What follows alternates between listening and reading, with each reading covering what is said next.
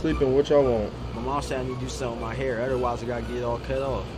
We booked the appointment at Style Kings at the barbershop. Let's go. Style King 4 blocks away? Yeah.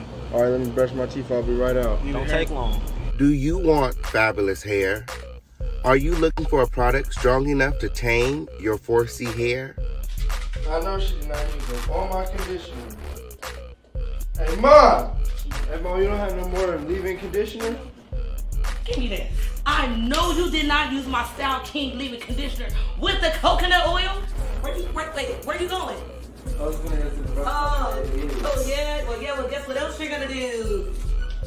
Well, you're going to the store, so I need you to go ahead and copy some more of this King Pain leave-in conditioner with the coconut oil.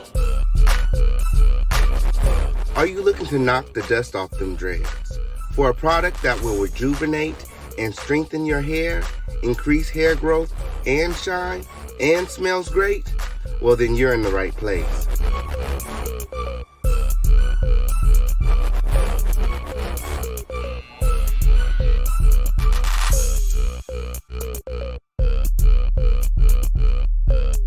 For the long, beautiful, healthy hair you deserve, choose Style King.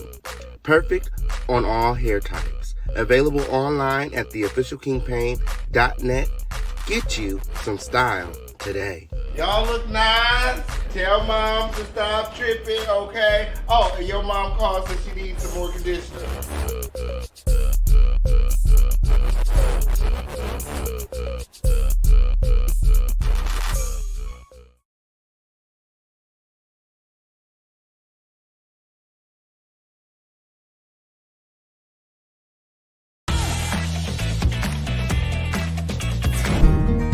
Are you looking for love? Tired of swiping left and right, spending countless hours reading online profiles only to be disappointed in the end? Then we may have the perfect solution for you. The Official King Pain presents Love Connections, a virtual blind dating show where the connection means everything. Are you ready for love? If so, apply now at theofficialkingpain.com. You might just find the love of your life on our show. We look forward to receiving your application soon, and remember that time is of the essence.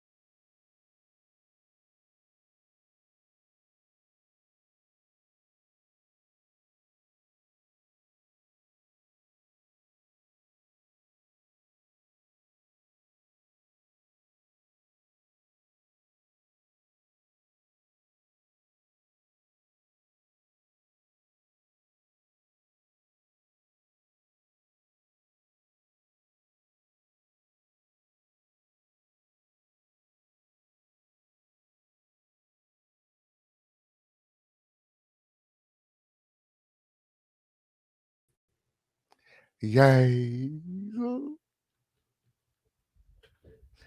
Yay. What's going on, everybody? What's going on, everybody?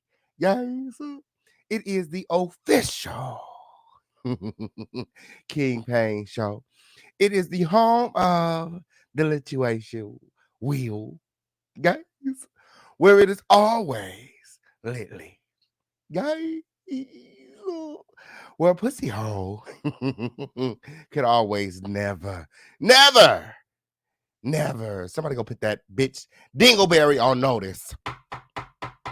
Everybody hashtag never. A pussy hole could always never. Did you guys see the receipts?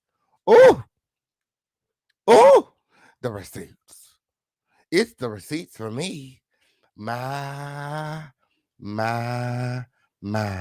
That's all I can say.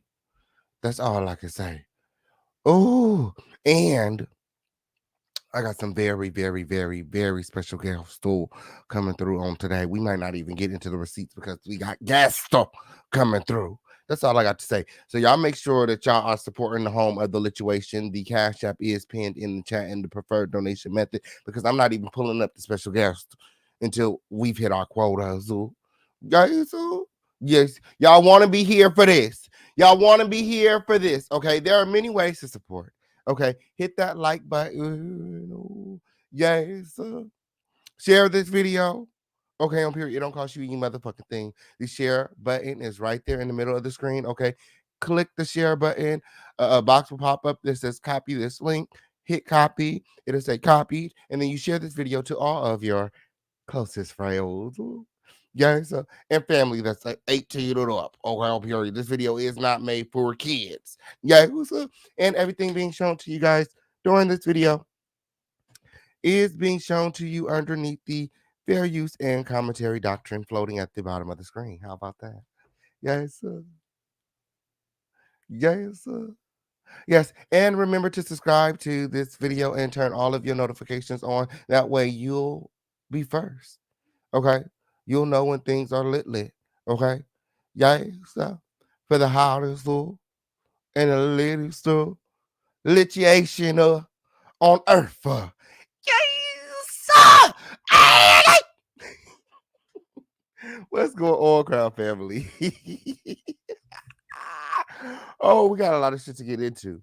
Okay, on period. You know, the for the past 2 days, the official campaign has been off. Okay, on period. We've had meet and greets and things going on.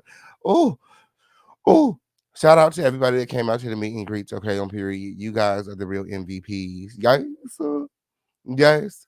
Um, who's ready to go dusting? It's time for our Crown Family roll call. Everybody hashtag let's go. Everybody hashtag let's go. It's up and it's motherfucking so cool. Who's ready to go dusting? We got a lot of things to get into. Okay, on period. Jaguar Wright. Okay, we got Jaguar Wright coming through later on tonight for the car update. Yeah, so because everybody been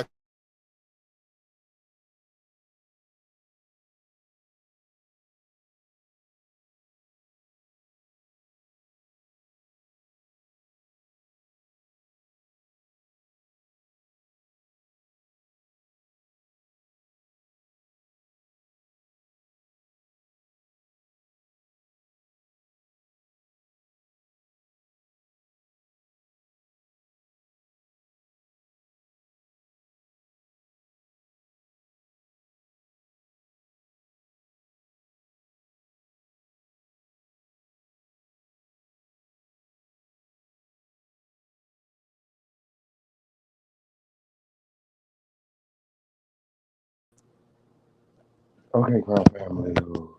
It seems as though we've run into some technical difficulties. Bear with me, Crown Family. Okay, on period. A pussy hoe must be over there hoping and wishing and praying and hoping and wishing and praying. But a pussy hoe could always never. Okay, on period. Guys, oh, bear with me, Crown Family. Bear with me, Crown Family. Guys, and make sure that you guys are supporting the situation. Guys, when there's a will, there's a way. A pussy hoe can always motherfucking never. Hold on, Crown Family. Girl, what did happen with? Girl, shield, shield, and shut my motherfucking shit down. A pussy hoe could always never restore all that shit. Bring it all back. Back it all up. Back to the back to the back to the back. The fuck done happened when? This is my shit. This is my shit. I done paid for this shit. You supposed to do what the fuck I say. Motherfucker just cutting off and shit. That's some weird ass shit. This some weird ass shit. Okay, not before the Crown Family roll call. Oh, not before we then went to fucking Dustin win. Hold on, Crown Family. Shit, there's some dusty ass shit thing going on right here. Win, girl, they trying to shut down the king, but a pussy hoe could always never. Oh, shit. About this motherfucking computer because it was high tech. Win, girl. Got YouTube fucking up my shit.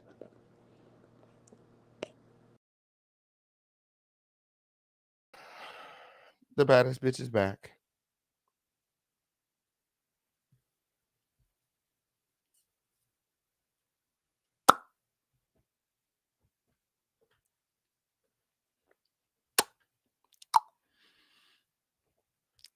What? But God. Guys, but God. Okay, on period. We're back. Welcome back. Welcome back. Welcome back to the official King Payne show. Guys. It's up and it's motherfucking stuck. It's up and it's motherfucking stuck. That's why they don't want us to start with. Okay, on period. Yes, It's up. It's motherfucking stuck. Okay, on period. We got a lot of special guests in the house. Okay, on period. I'm not gonna say who the other special guest is. Okay, on period, because I ain't spoke to him myself. Okay, but one of my peoples when then connected me when to somebody that I know that you guys all want to hear from. Okay, on period. Yeah, so Tasha K wins. Oh, oh, how many dusty bitches does it take to take Tasha K out? How many was it? It was one, two, conscious in them, bitch.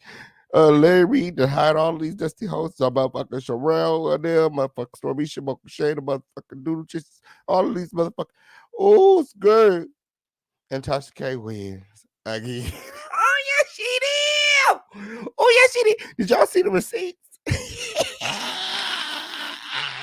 It's the motherfucking receipts for me. Motherfucking Dingleberry fucking sent motherfucking unconscious them sleepy asses some fucking doctor receipts. Half the motherfucking receipts wasn't even there. How motherfucking that sleepy hole out here windmilling and shit, girl. Didn't even have a story together with. Oh, she didn't even have a story together, girl. My.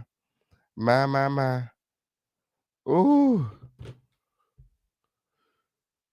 girl. Welcome back to the home of the Lituation, the one and only Dust Free Zone. Okay, yes, where there is no rusty, dusty, musty, crusty, raggedy, dirty, crispy, sissy, pissy, or pussy assholes allowed. Okay, if you come over here being any of those things, my moderators will escort your dusty ass out. Okay, this is the one and only Dust Free Zone, and we have a zero tolerance policy, so don't bring your dusty ass over here talking shit. Okay, because we have to escort your ass on to a dusty place to win. All that way. Yes, yes. Hey, everybody. Oh, let's get into our roll call win. Okay, on period before they try to shut us down again. Okay, before they try to shut us down again. Boots on the motherfucking ground. Hey, we got the truth. 305 in the motherfucking building. Yes, sir. Yes, sir. Yes, sir. We got Sheila Rice in the building. Oh, yes, I know that's right. Janet Guy, Miss Red Nose Pill. I know that's right. Lysandra Giller, Andrea Nelson, Dirty Walls. Y'all let me know where y'all watching from in the chat. Where my international peoples at?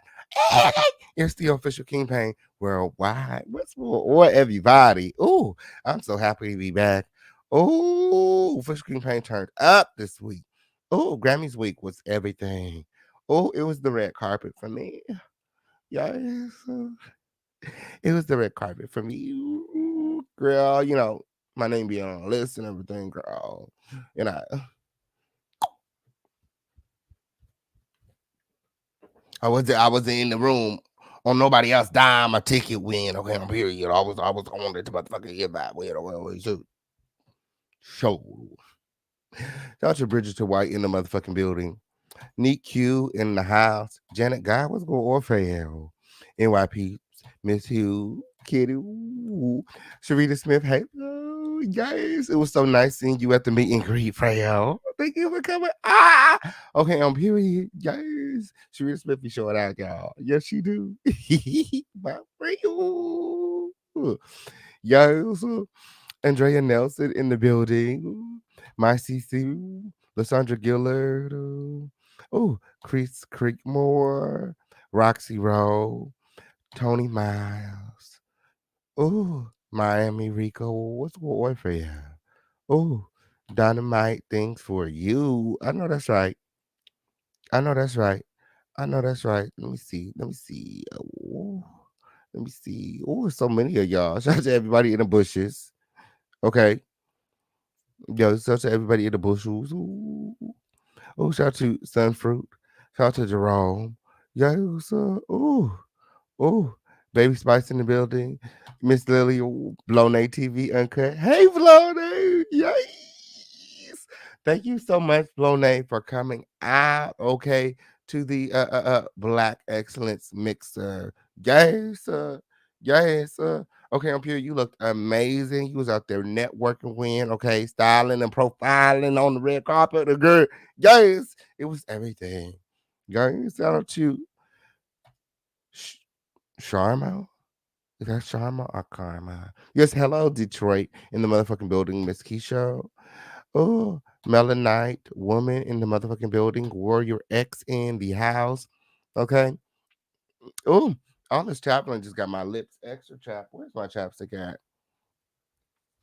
Extra chapped for no reason, girl. I hate it. That be the only thing about traveling. Okay, I'm here. Catherine Lee, Pensacola, Florida, in the house. Midnight from Chattanooga, Tennessee. Okay. Oh, we got Daryl Moore in the motherfucking house, all the way from Cleveland. Daryl Moore. Oh, Daryl Moore, you're gonna be your girl. You're gonna want to be here for this. Yes. Princess in the house. Chris in the building. Ooh, guys from the D. Okay, I'm here. What up, dog? We got Black Gal in the building. Ooh. What's going on for you? Yes, sir. Yes, sir. Alicia, I miss you too. Yeah. Okay, up here. Terry is from Kentucky. Carolina from Pittsboro, North Carolina. Yes, sir. Kitty from Tampa, Florida. I know that's right. I know that's right. Yes, sir. Yes, I'll be in Florida, Miami Beach this October. Y'all, y'all, who's coming out? Who's coming out? Shout out to Miss Keisha from Tampa, Florida. Oh, Georgia in the house. Vegas in the building. When? Yes, we was turned up in Vegas. Yeah. Patty Brown. Okay, on period. Adjusting we will go. Adjusting we will go. Hi, all the Dario. Adjusting we will go. Shout out to Monopoly in the building. Okay. Ashley Reacts in the house. Yes. Ooh. Ooh. Yes.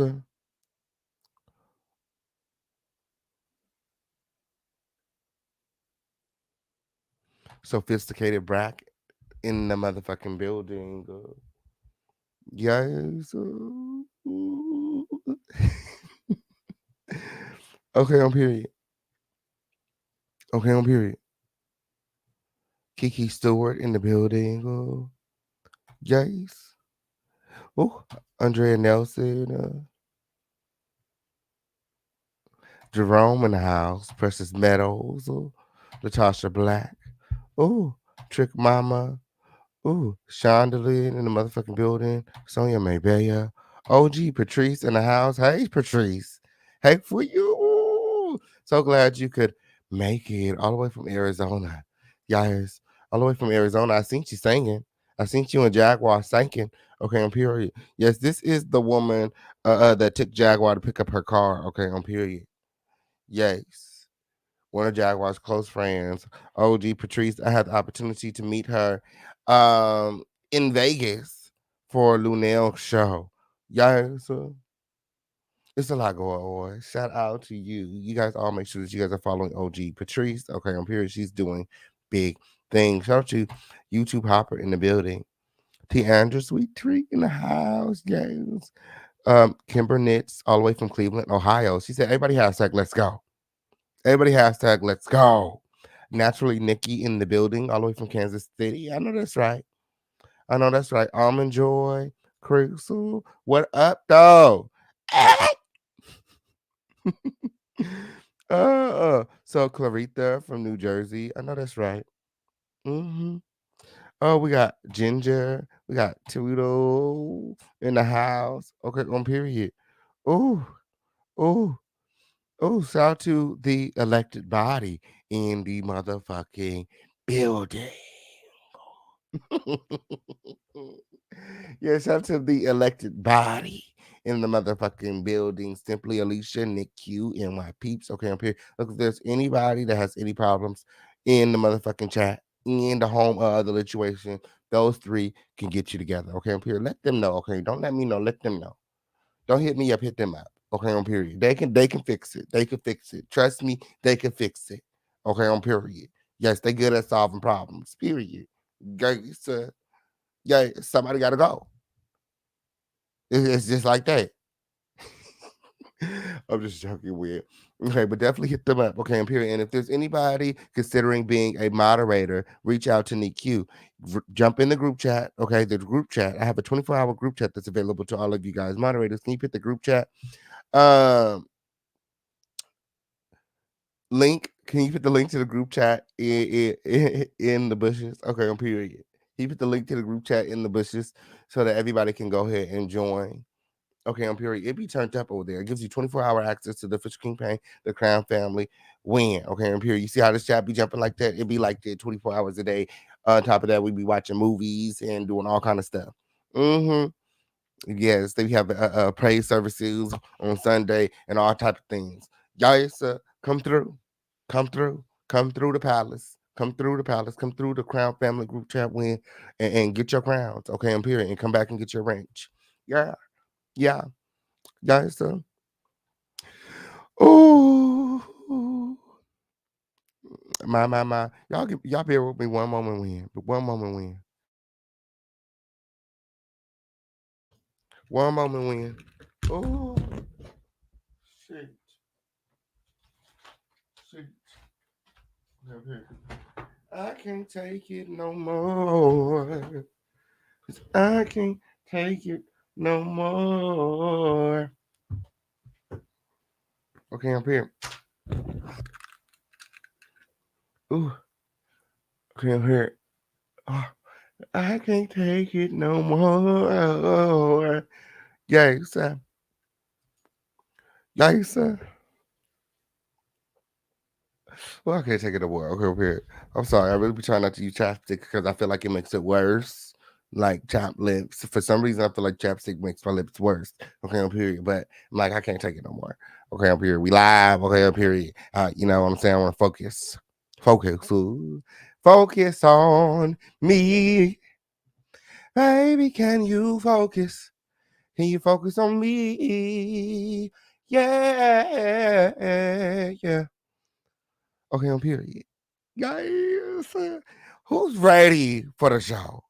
Who's ready for the show? Shout out to Phenomenal Angel in the house. Okay. Jersey Queen in the motherfucking building. Guys. Taurus in the house. JC in the motherfucking building.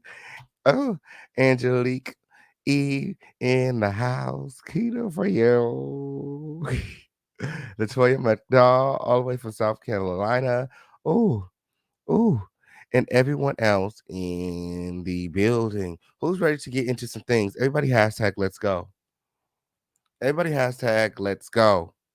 Guys, thank you, Freya.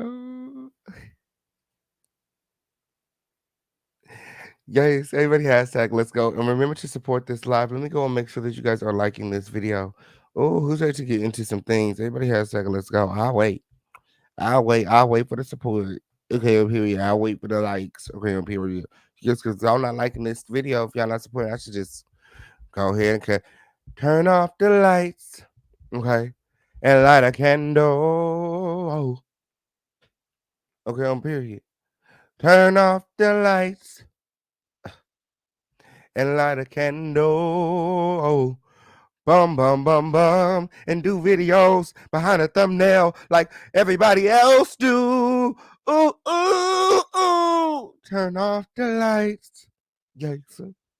And light a candle. Oh, they not supporting. They not hitting that like button. They not sending in them cash apps. So you might as well go behind the thumbnail. Go dark like everybody else. Woo, woo, woo, woo. Turn off the lights. Woo. And light a candle. Bum, bum, bum, bum, bum. You might as well. You might as well. You might as well. You might as well. Turn off the lights. Woo! And light a candle. Hit that like button already so we can get the show started. Turn off the lights. Woo! Did I say that this video is not made for kids? Did I say that this video is not made for kids? I know that's right, Kitty. It don't cost nothing to like this video. It don't cost nothing to like this video. Yay. Woo. Yay. So. It don't cost nothing to like this video. Like this video so we can get this show started. Okay, on period. Everybody hashtag let's go. We got some very special guests coming through tonight. Ooh. Ooh. My. And you guys remember to support. Okay, shout out to Angel in the building. Yes. And shout out to Quan, okay? Yes. Bringing the quota to $15. Okay. Yes, we're just $85 away from our cash app quota. Yes, you guys continue to support. You guys continue to support. Turn off the lights.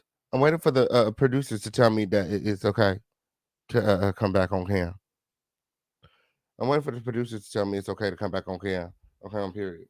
Guys, so turn off the lights and hashtag let's go. Everybody hashtag let's go. Everybody hashtag let's go.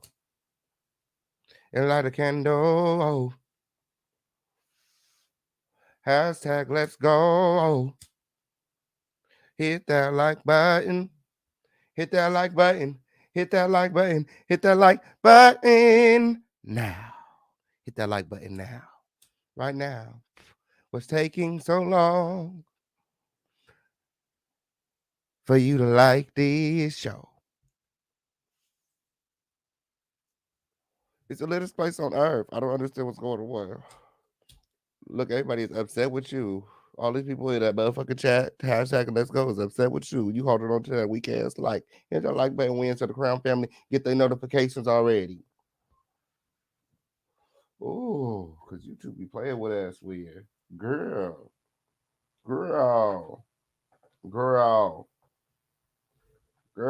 Turn off the lights. We wait. We don't have no problem waiting for y'all to hit that like button weird. Okay, over here.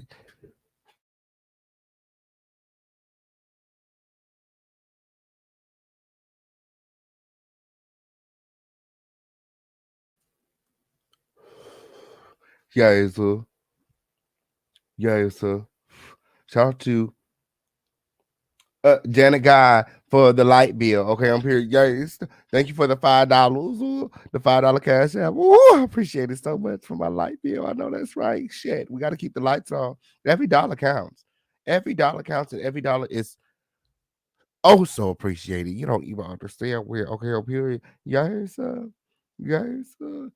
Guys, continue to support. Guys, turn on the likes. Turn on the likes. I turn on the camera. Okay, on period. A dusting we will go. They said change the song, King Fang. A dusting we will go. Hi-yo.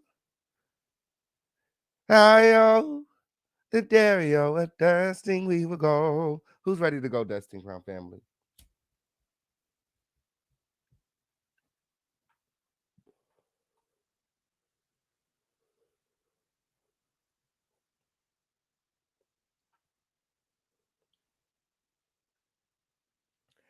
Shout out to Kimberly and Martina, okay, bringing the quota to $35. Now we're just $65 away from our quota. You guys continue to support Win, okay, on period.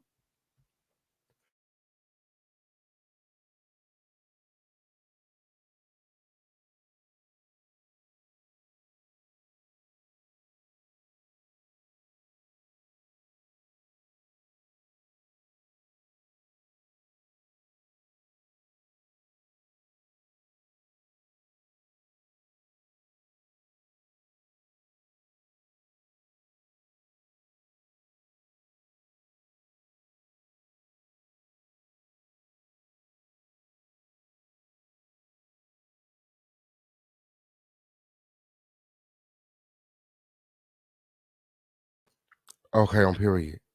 Yay, sir. Yay, sir. Are you guys liking this video? Are you guys liking this video? Yes, sir. Who's ready to get the lituation started? Who's ready to get this lituation started? Everybody hashtag let's go. Yes, sir. It is time for our All of the Blessings segment. Yes, all of the blessings. Yes. Sir. So, as you guys all know, it was Grammys week this past week, and the Fisher King Payne took over the Grammy. So, with style, okay, on period. I was on the motherfucking red carpet wheel, okay, on period. Uh, uh, uh, uh, uh, uh at all of the parties, okay, on period. It was definitely a lituation. On Saturday, I had my own Grammys party, and it was a success. Again, shout out to everybody that came out to my Grammys party. I'm waiting for the pictures from Dennis Byron, but when I get the pictures from Dennis, he just sent me confirmation that he just landed. Okay, I will be sharing the pictures with you guys as well. Okay, I also had a meet and greet in Las Vegas at Top Golf on Sunday, which was also a success. Okay. A few people showed up. Okay. Again, shout out to those that showed up. Okay. A lot of people said they was coming, they didn't come, but it's okay on period. Gangsta, gangsta. Because I'm a movement by myself. Okay, on period. So we definitely had a good time. Okay. We definitely had a good time. Shout out to everybody that came out to that as well. And we got a lot of other things going on. I'm on a new show coming out, The Retreat on Revoice Network. You guys all make sure that you guys are subscribed to that, as well as producing a show that's coming out on Jaguar Wright's new TV network, Philadelphia TV. Okay, you guys make sure that you guys are all subscribed to that. Where my single people at? Drop some hearts in the chat. Drop some hearts in the chat. Where my single people at? Guys, okay, on period.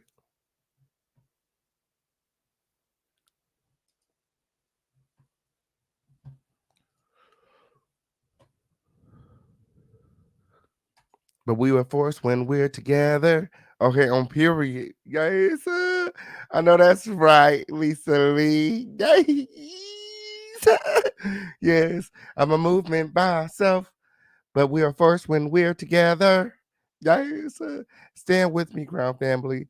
Yes, stand with me, Crown Family. Yes, yeah. Oh, yes, I want to see you applying for the dating show Nico Love, 901 Don Diva. Where your application at? Warrior X win.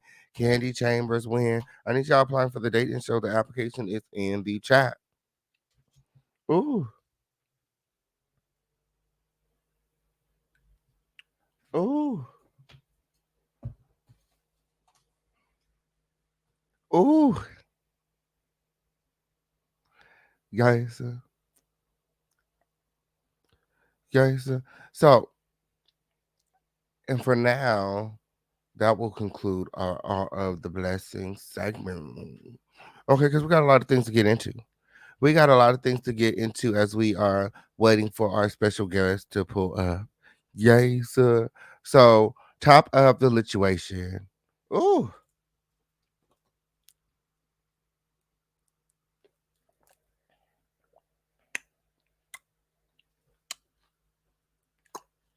Ooh. Ooh. Top of the lituation. Ooh. My. A dusting we will go. A dusting we will go. Hi-oh, the Dario, a dusting we will go. Let's get into some things. So, Larry Reid wants Contra TV to shut the fuck up already.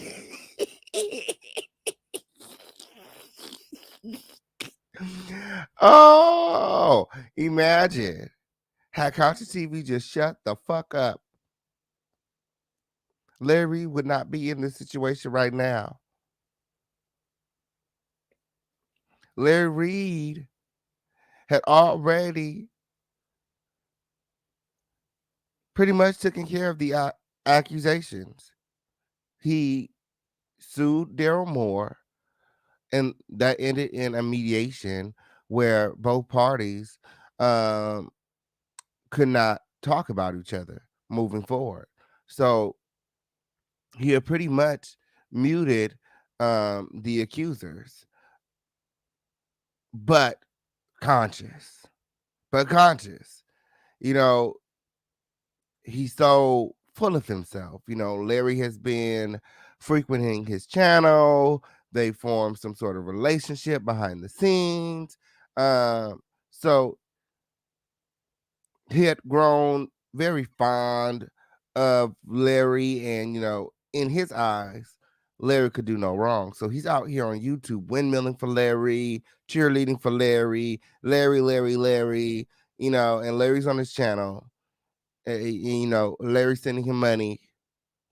Um, Larry's buying him cars, laptops, funding his content. And this is all alleged.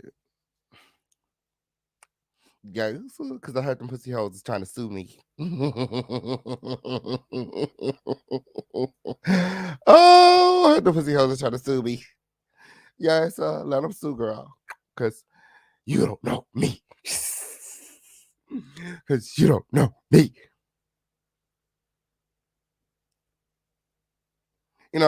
Conscious TV was out here wibbling and stuff, okay? And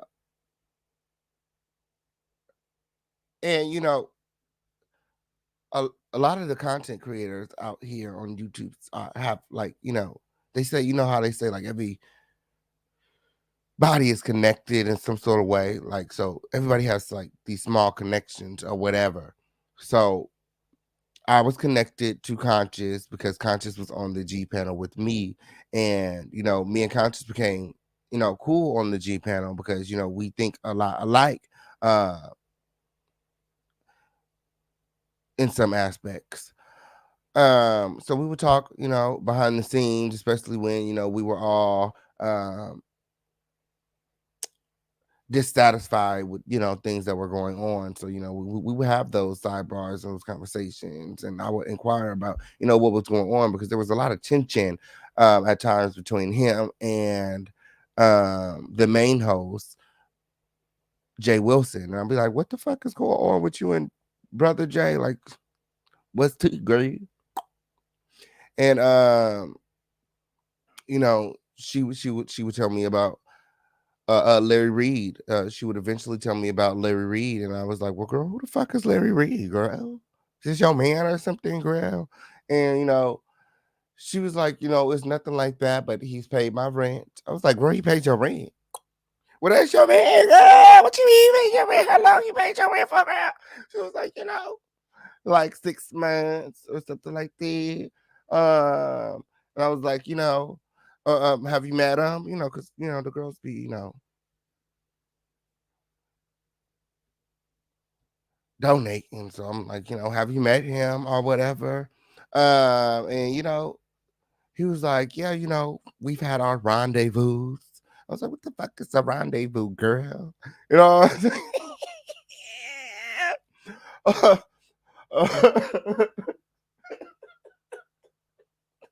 bitch. I was like, what the fuck is a rendezvous? Girl. And he told me about a time where Larry flew him out. And he was supposed to go, he went to a convention. He went to one of Larry's convention, but unfortunately, he didn't meet Larry. He didn't get a chance to meet Larry at the convention. Something happened. Larry was too busy to take pictures with him at the convention.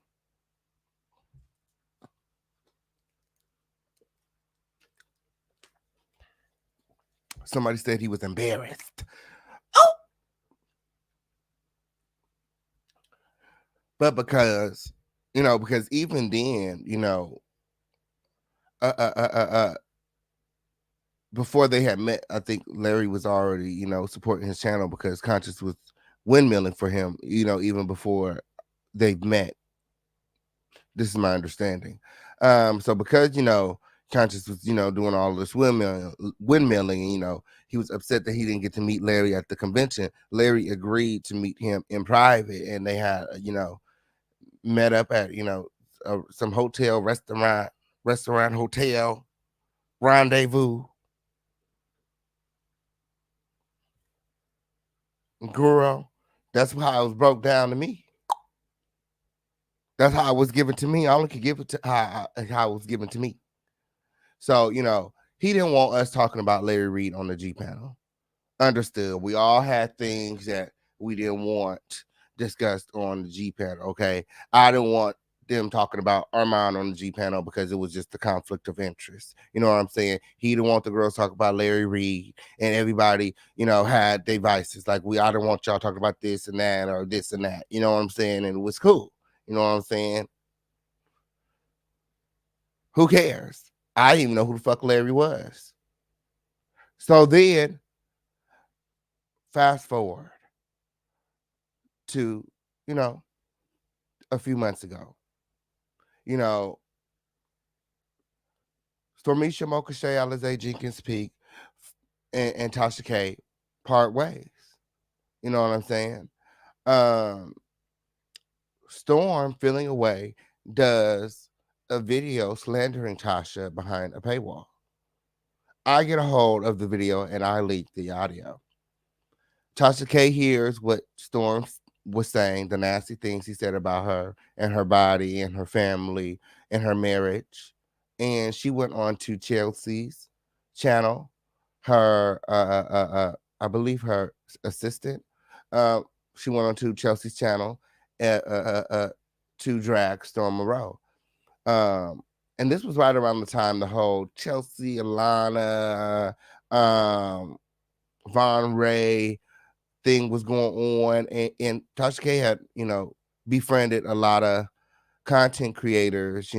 They were frequenting Conscious channel, so I believe she felt like they were cool, or he was privy to her and Storm's relationship.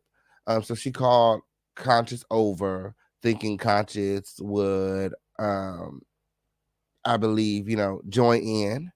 And instead, Conscious took this opportunity to drag Tasha K, which, took her, off guard, because, she felt as though they were, Tasha K says she don't have no friends on YouTube, but they were cool, because she was, sharing his content, frequenting his channel. Her, Chelsea, Vine, everybody was over there. Remember, his numbers was up. That's when his numbers was up. That's when he should have monetized his shit. But he didn't. He's still over there unmonetized. Okay, I'm here. Second Larry's golden ping to pay his rent. Oh, allegedly.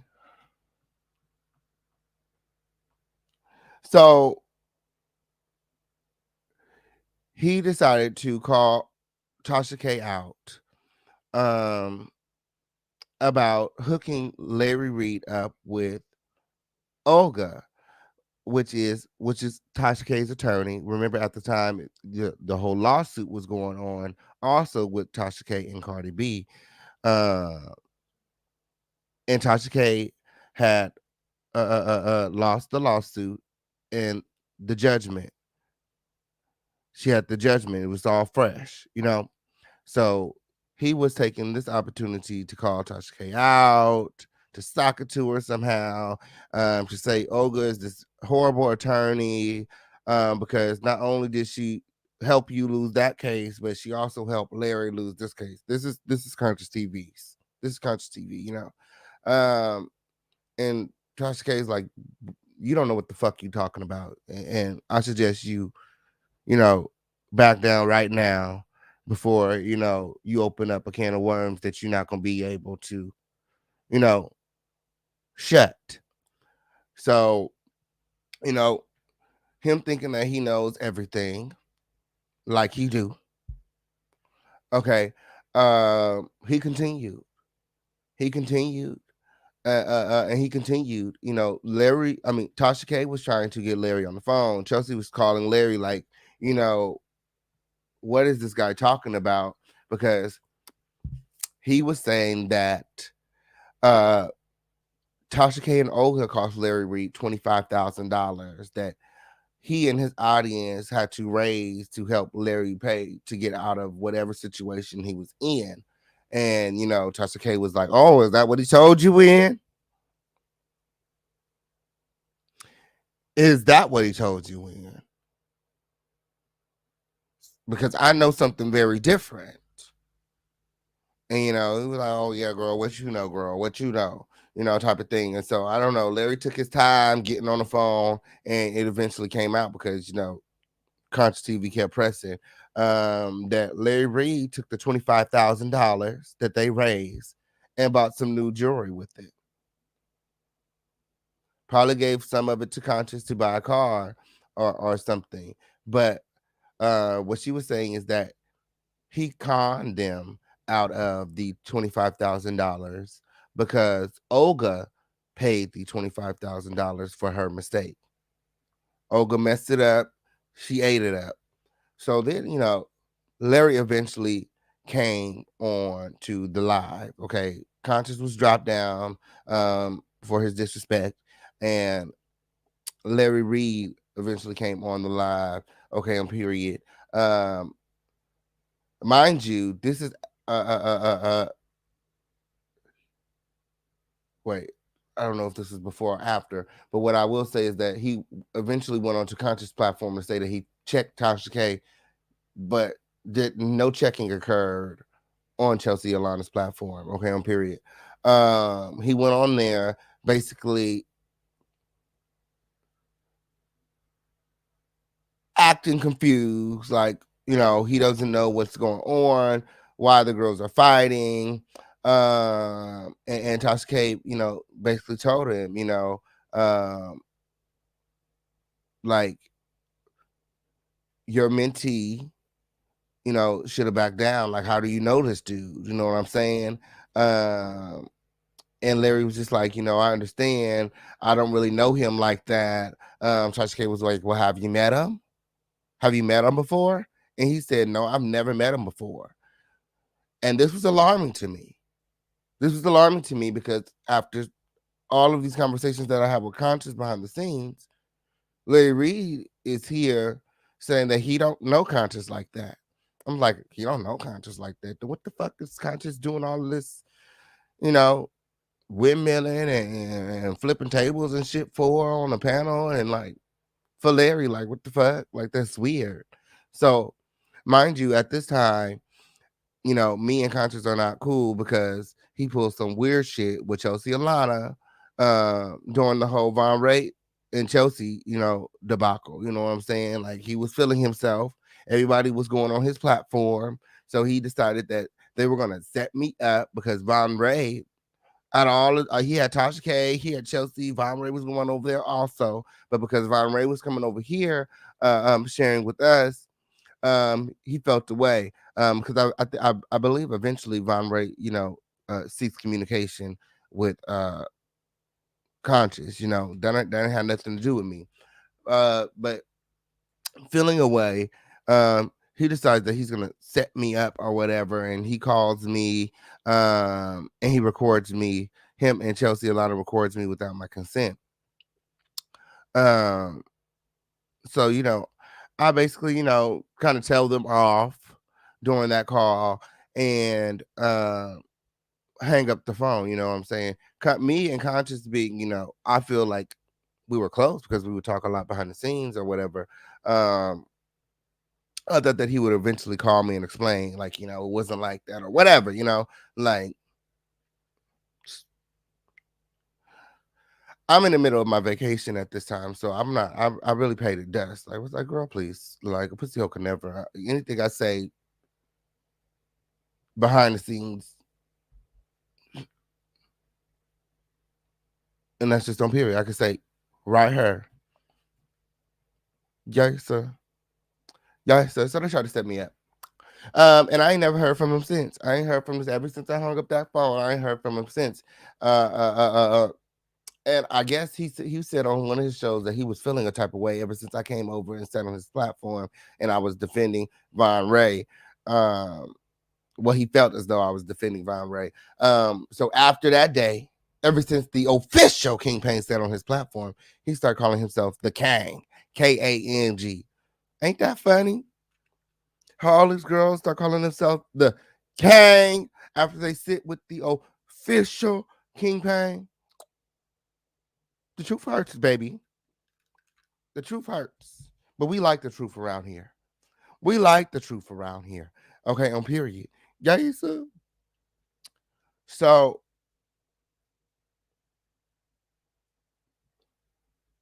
all of this, again, stems from Conscious. Okay.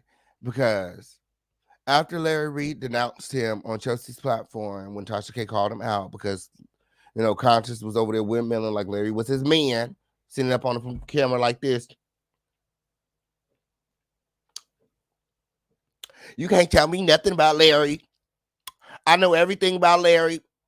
All of his finances, all of his business, all of his tea. I read the court documents. I know everything. Bitch, I could have been a fly on the wall, bitch. You don't know. That's what he was giving. Lips puckered up and everything. Long red weave, girl. Nails done, girl. Full beard, bitch. It was definitely giving Butch Queen. Okay?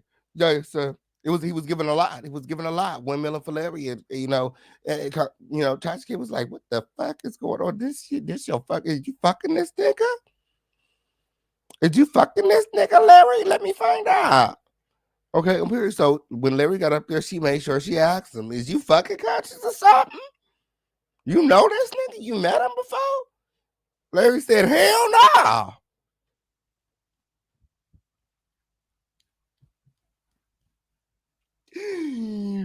Bitch! Larry said, hell no.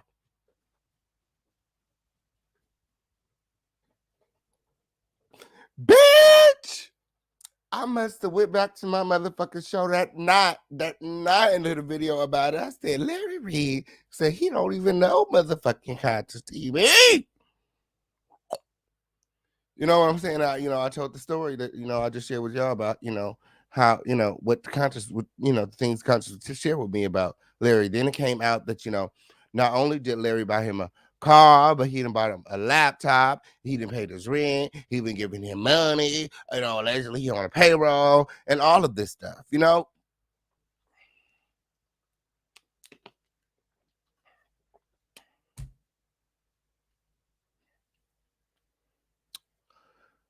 So Tasha K seen the video that I made, and she reached out.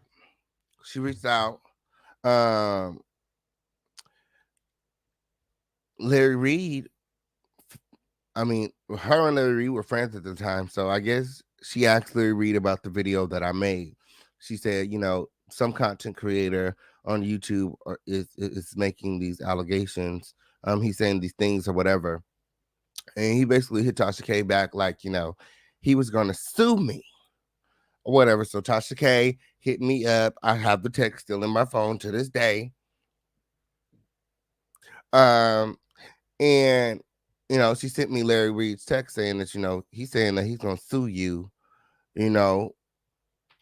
or whatever. She said, do you want to speak to Larry? You know what I'm saying? I'm like, do I want to speak to Larry? I don't give a fuck about talking to that pussy asshole. If I want to speak to him for.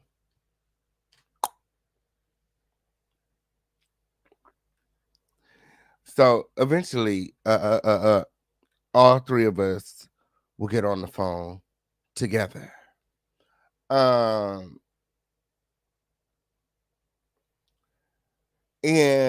we would ask Larry about Conscious. Everybody was cross-examining him about Conscious TV. And, he would pussy pop and backpedal out of, majority of the accusation, like, what we were throwing at him or whatever. And then Armand got on the phone for whatever reason. I don't remember why Armand was brought into it. All I remember is Conscious TV told Larry Reid to call Armand because I'm Armand's friend and that he was going to check me or something like that. So Armand was supposed to come in to check me, is what's my understanding.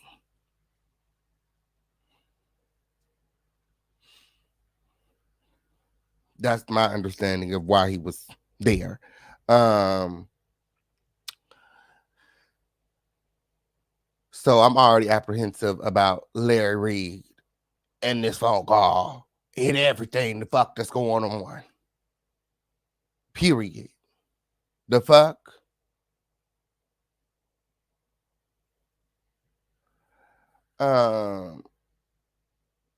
So Armand's on the phone, and again, we're questioning Larry about Conscious TV. And he's adamantly denying, his relationship with Conscious. I don't know Conscious, Conscious, I've never met him. I never met him. And then Armand says, well, I remember there was a picture. I think I still got the picture that you guys took together. Yeah. Yeah, Larry. I said, you don't know, I've been following you for a long time or something like that. I got the picture or something like that. Or there's a picture floating around or something to that effect. Don't quote me. Don't quote me. But he says something about a picture. There's a picture of Conscious TV and Larry Reid. This was the conversation. No lie. Okay? And Larry Reid then said, oh, well, maybe we have met. But it was nothing like that. That's what he said. And then, like a day or two later, that's when he, dropped all that money on Armand in his video. And I believe that Armand took the video down that he had made with the accusations about Larry Reid. Mm-hmm. That's what had happened. Because Armand knows, like we all know, the truth.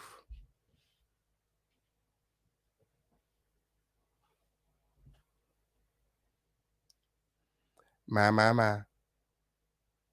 So, mind you, it was a lot of phone calls. Okay, on period. There was a time where I was on the phone and it was just me and Armand and Larry. And then there was a time where I was on the phone with just me, Tasha, and Larry. Okay. And Larry is a snake, y'all. Larry is a fucking snake. He's a fucking snake. Like I don't know what the fuck he expected from me.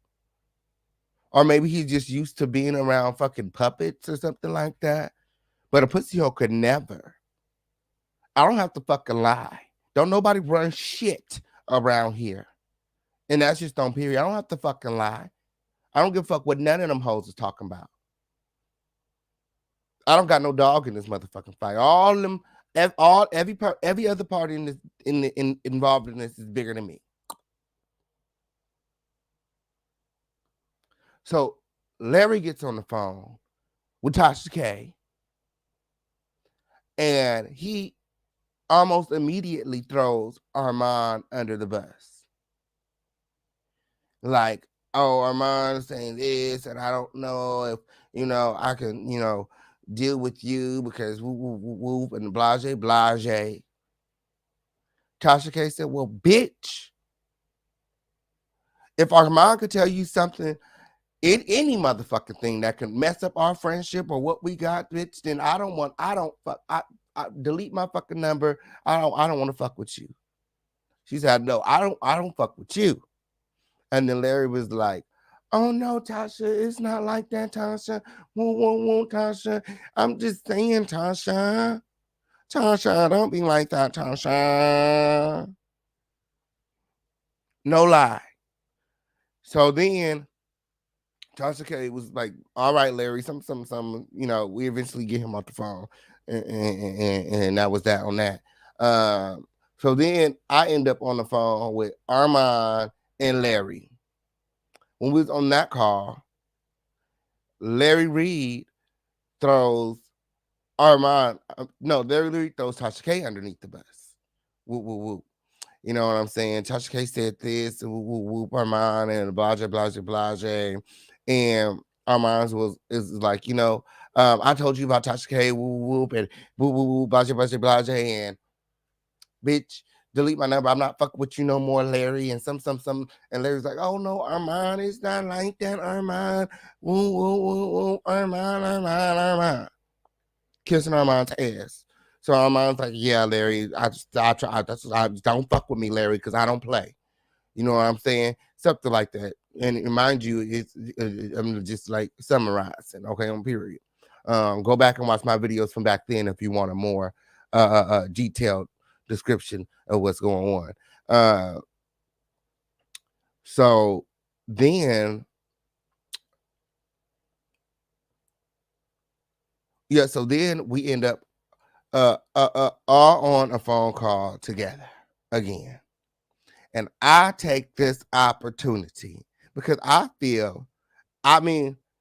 would feel like a pussy hole if I didn't say nothing. I would feel like a pussy hole if I didn't say nothing, and everybody can feel however the fuck they want to feel.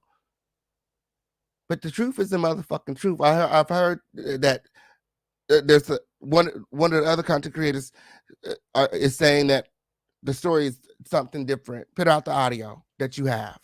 But what happened when? Because there is audio. Put out the audio that you have. If this not the truth. If this not the truth. If I'm a fake ass friend and I was motherfucking Team Tasha and all of this. Put out the audio. Prove it. Because what happened when we got on that phone call, I let Tasha K know and I let Armand know that when Larry was on the phone with you, Armand, I said, I told Tasha K, I said, when Larry was on the phone with you, Tasha, he was throwing Armand under the bus. And when he was on the phone with you, Armand, he was throwing Tasha K under the bus. And they both had it with Larry. And they both went the fuck off on Larry. That's what the fuck had happened. That's what the fuck had happened.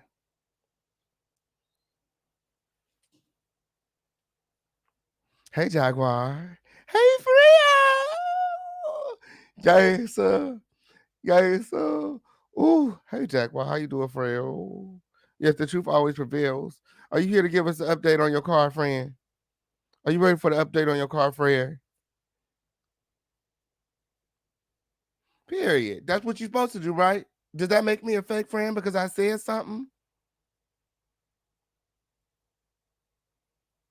How's that fake? I'm so fucking lost. And why would anybody say that? My. So, without further ado, yes, my very special guest is backstage. My very special guest is backstage because this brings us to present time, okay? Now you guys know why Larry is being exposed because after that phone call, he was, bumping his gums, talking about motherfuckers being sued. He was the one being fake. He was being a fake friend to Tasha K, talking about her badly during the Cardi B and Tasha K trial, and then being fake behind the scenes, dragging her to Armand Wiggins. That's the truth. Mind you, Tasha K is somebody that he knows personally, who they families know each other. You know what I'm saying? Like, you're going to drag Tasha K to Armand, and then you're going to threaten to sue Tasha K over something that Armand or anyone else told you? Like, you were being fake. So without further ado, okay, on period, I bet y'all think that I'm about to pull up Jaguar, huh? I bet y'all think I'm about to pull up Jaguar Wright. Y'all share this motherfucking live. Y'all make sure that y'all are supporting this video. Okay, y'all make sure that y'all are supporting this video, okay? Because I have a very special guest for you guys because I know that you guys have a lot of questions for this person. Okay, I want to thank this person personally because I mean it takes a very bold person to make these accusations and stand on them. Okay, and you guys know we believe in that over here. You know what I'm saying? Standing on it. You know what I'm saying? If you're gonna say it, stand on it. And that's just on period. So without further ado, let me bring up Lavontray Andrews. Hey Lavontray, what's going on? Hey, what's up, champion? Can you hear me? Hello? Can you hear me? Can you guys hear Lavontray? Because I can't. Can you hear me? Can you hear me? My. You guys make sure that you guys are sharing this live. Share this live, like this video, subscribe, make sure all your notifications are turned on. Share this video. I don't think I can you guys hear Lavontray? Yeah, I can hear you good. Can you hear me? You hear him? Y'all can hear him. So it's something with me. Bear with me, Lavontray. Bear with me. Okay. It's something with me. Let me make sure I'm all together when. Okay, let me check my stuff. Hold on 1 second. I just got back from vacation win, so bear with me, Lavontray. We are free. Ooh.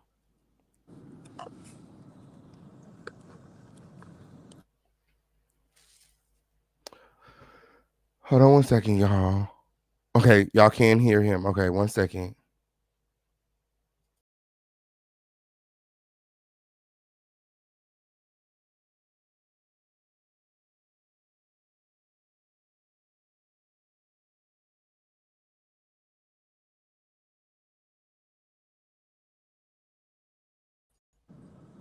Hello? Yeah, can you hear me? Okay, so they can y'all can hear both of us, but I can't. Hold on 1 second. Hold on 1 second. Wow, what's going on? I'm gonna drop out and come back in.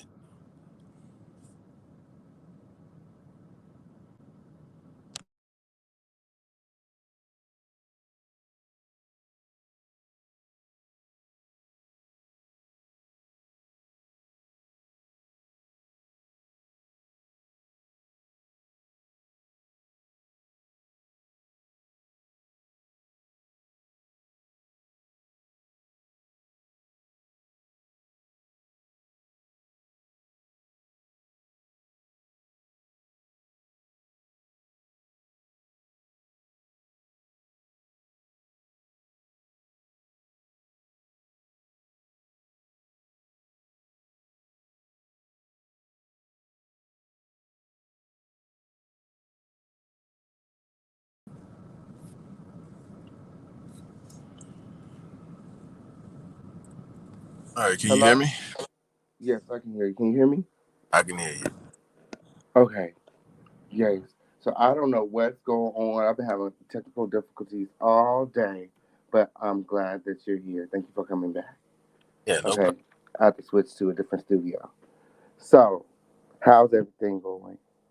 I'm doing well, man. Hold on, let me make sure I'm on Do Not Disturb. I'm doing well, man. I'm doing well. How about yourself, bro? I'm doing well as well. So the PPP documentary. Thank you so much for you know being bold and standing on your truth and coming forward. Larry has been doing a lot behind the scenes for a while now. I think it's quite strange that all of the people that he has been getting to manipulate the accusations and target you in the media. How did you feel about everyone that was coming against you? Did you receive any threats? Nah, no threats. I don't think they not even really built like that, to be honest. Um, so I didn't anticipate receiving any threats. Um, it was expected, to be honest. I kind of expected for people to respond, and in the way they did on his side in his camp. He has a way of just manipulating people. I was around him for long enough. I know how this works, and yeah, man. Um, I mean, it didn't bother me. I mean, it was one of those things that hearing my family been spoke about in a negative way. Of course, that was a little more difficult. I can take it. I'm a big boy. I can take it, but when you bring my family into it feels a little different for me. And so, yeah, man. To answer your question, it was what it was. I expected it. Is so in the documentary, you said that Larry Reed, the reason that his people, kind of defend him is because his doctrine is, a person who doesn't defend you while someone slanders you is your enemy also. You said that in the documentary, and then subsequently he posted that on his timeline on Instagram. Do you feel like Larry Reed is taunting you? When you were explaining it, and then you broke up. You said I said what in the documentary? You said in the documentary that the reason that Larry Reed's people, defend him is because Larry Reed, he preaches, that a person who doesn't defend you while someone slanders you is your enemy also. Oh, Um, that's After you said that in the documentary, he posted that on Instagram. oh, okay. Do you feel like he's taunting you? Taunting me? Yeah, or like poking fun at what you're saying. This whole time he's been saying you're obsessed with him. This so let me answer the first thing. Do I feel like he's taunting me? He could be. I mean, I don't pay attention to him, man. Like I don't feel like you're on social media like that. I'm not really, to be honest, man. Like I'm on it, just because I'm at what I do. Like I need to be on social media, but I'm not really active like that. I mean, social media is like it's smoke and mirrors, man. Like it's all robots at the end of the day. Do you follow No, Larry no, Reed? no, no. Do I you haven't still I haven't follow followed. anybody from the church? No, none of them. I haven't followed any of them in years. Years. I don't even like. I don't watch his content. None of that stuff. The only reason that he's come across uh, my stories and things of that nature now is because of everything that's happening. But yeah, I don't pay attention to him, man. I don't pay attention to him. None of the gossip stuff. Like he's just not somebody that I'm even separate from all this. Like who the person that he is and who he's become is like not somebody I would even entertain. Like he's just a goofball to me. I mean, I'm just not interested at all, man. At all. Absolutely. Have you ever been attracted to Larry? No, man. Like No. I'm not gay. You know what I'm I saying? understand that. So I'm not gay. So I've never had an attraction to him. Like it was never that. And to speak to that whole obsession thing, I wanna kind of give clarity on what he's doing. So if you listen to the documentary or the series rather, now I explain like my background as far as like not having my pops in my life, etc. Right? And so when I met these guys, they took on that role of being like a father figure.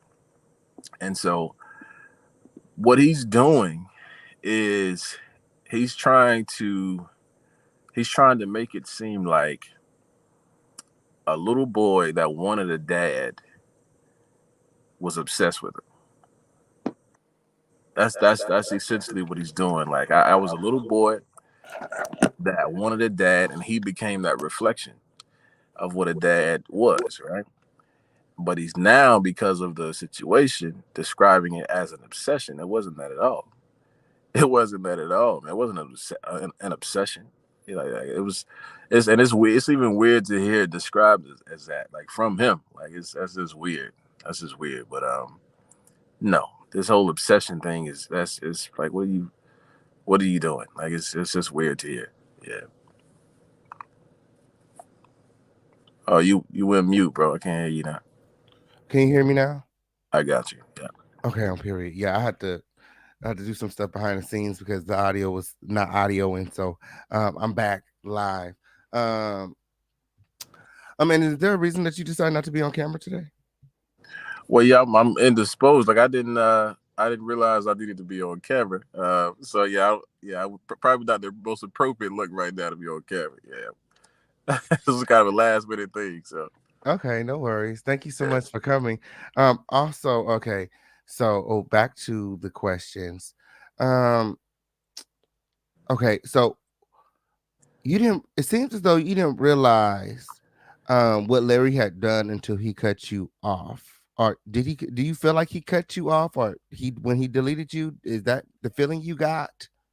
Because he So keeps this go ahead. referring to this cutoff. So this cutoff is a deflection.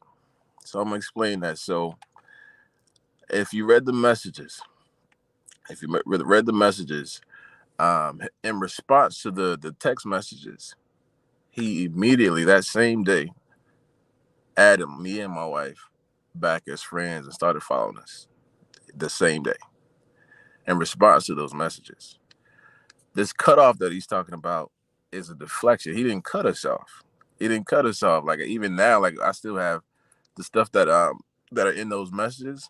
There are other things that he sent my wife, audio, voice recordings of him, like trying to like mend the relationship. And this whole cutoff thing it's a deflection, bro.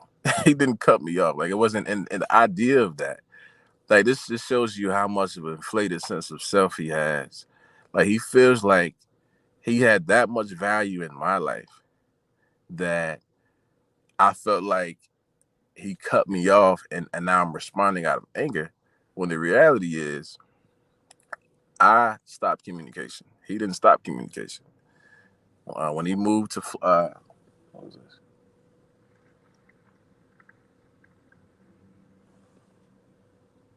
Oh, sorry, man. I'm sitting in my car and a car was pulling up behind me, so I just had to pause for a second to make sure Okay, I was period. straight. All right, cool. So yeah, so this whole cutoff thing is something that he's just trying to use as a deflection. I stopped the communication. I stopped following him. I deleted his number. I deleted him off my friend list. I stopped following on Instagram. He followed me for 3 years secretly. He didn't know I saw it, but I saw him following me on Instagram from those messages that I sent when we were going back and forth in the text messages up until I had my first conversation with Daryl Moore. Then when he sent me the cease and desist letter is when he stopped following me. I noticed it that day. And it was in 2020. So from 2017 up until that day, he was still following me, but I wasn't following him. So what stopped you from pursuing Larry criminally? So at the time when I initially did the Police report.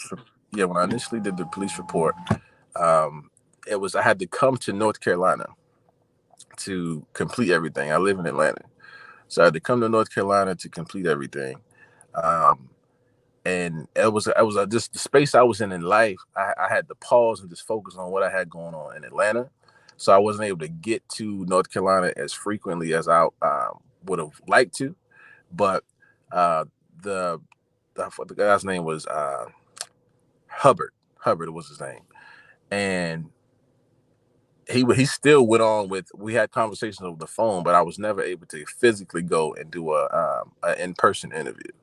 And so that was the only reason that it never went further than that, because they just halted. I halted it, he halted, and that was just what it was. But and then I needed time to really process everything as well. Separate from the police report.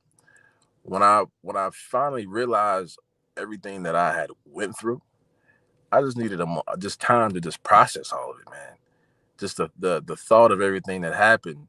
That was a lot. Like to come into, and that may even come off kind of strange when you hear it that way. But like if you're familiar with mental manipulation when it comes to like the church world, I was under so much mental manipulation that I wasn't able to see what was plain to somebody that was outside of it. If somebody was to see it from an objective perspective, they would plainly see like this is what this is. But because I was so engulfed in the culture of what it was, I needed to be removed from it to even see. what was happening. And so when I finally saw everything for what it was, the black and white of everything, like that was a lot, man. That was a lot. And that's when I had to do the counseling, and that's a lot. That's really when my spiritual journey started in a different way. I had to just sit with myself for a minute because it was a lot. It was a lot. So Absolutely. Somebody said something about why does the police report say the incident happened in 2018? nah, it shouldn't say that. That's just when it was filed. So it can't say that it happened in 2018. It was just that's when it was filed. It shouldn't say that at all. That's not what it says. It's not even a matter of if it shouldn't Yeah, say that part. Yeah. Absolutely. Anyway, I'm out of the comments. Anyway, let's talk about the receipts, okay? Because Larry Reid has sent these receipts out to several content creators, but they don't have all of the text messages. You know, he edited the messages or something because there's a lot more that these other creators just miss. So I'm gonna read the text messages and then I'm gonna because his number is in here and I don't want him trying to strike or flag my content. So I'm gonna read them for now. If anybody wants these texts, they'll be available via my Patreon. Okay, moderators, put the Patreon in the chat if you guys want these messages. Okay. So this is via Instagram, correct? No, Facebook. It was on Facebook, yeah. Facebook from Larry Larry G. Reid. Yes, it is. It says our relationship isn't the same because of life, but I still care about you and hope the best for you. I know I was a big part of your life and we are not as close, but you can always talk to me. Just thought you needed to know that. And that's from Larry Reid. That was sent on March 5th, 2017. Can you tell us about what happened before this message was sent? So that wasn't like an event that happened. Like, what do you mean? So what led to him sending this message? Our relationship isn't the same because of life, but I still care about you. Why does he feel like why is he explaining the context of your relationship? Well, because at that point, like we weren't in communication. It wasn't beef, anything like that. We just weren't talking. And I guess that was just his way of saying like, I'm still here if you need me, kind of thing. But it was no, there wasn't an event that happened. Like we just weren't talking. Is all. So this is Larry Reid feeling like the reason that he needed to reach out because he had kind of disconnected from all of you, in his words, cut you off. I don't know what his thought process was. I mean, because I could reach out to him as he could reach out to me, but I wasn't reaching either. You know what I'm saying? So it wasn't like he stopped communication and I was so hurt by it. It was just I was living my life, he living his. That's all it was.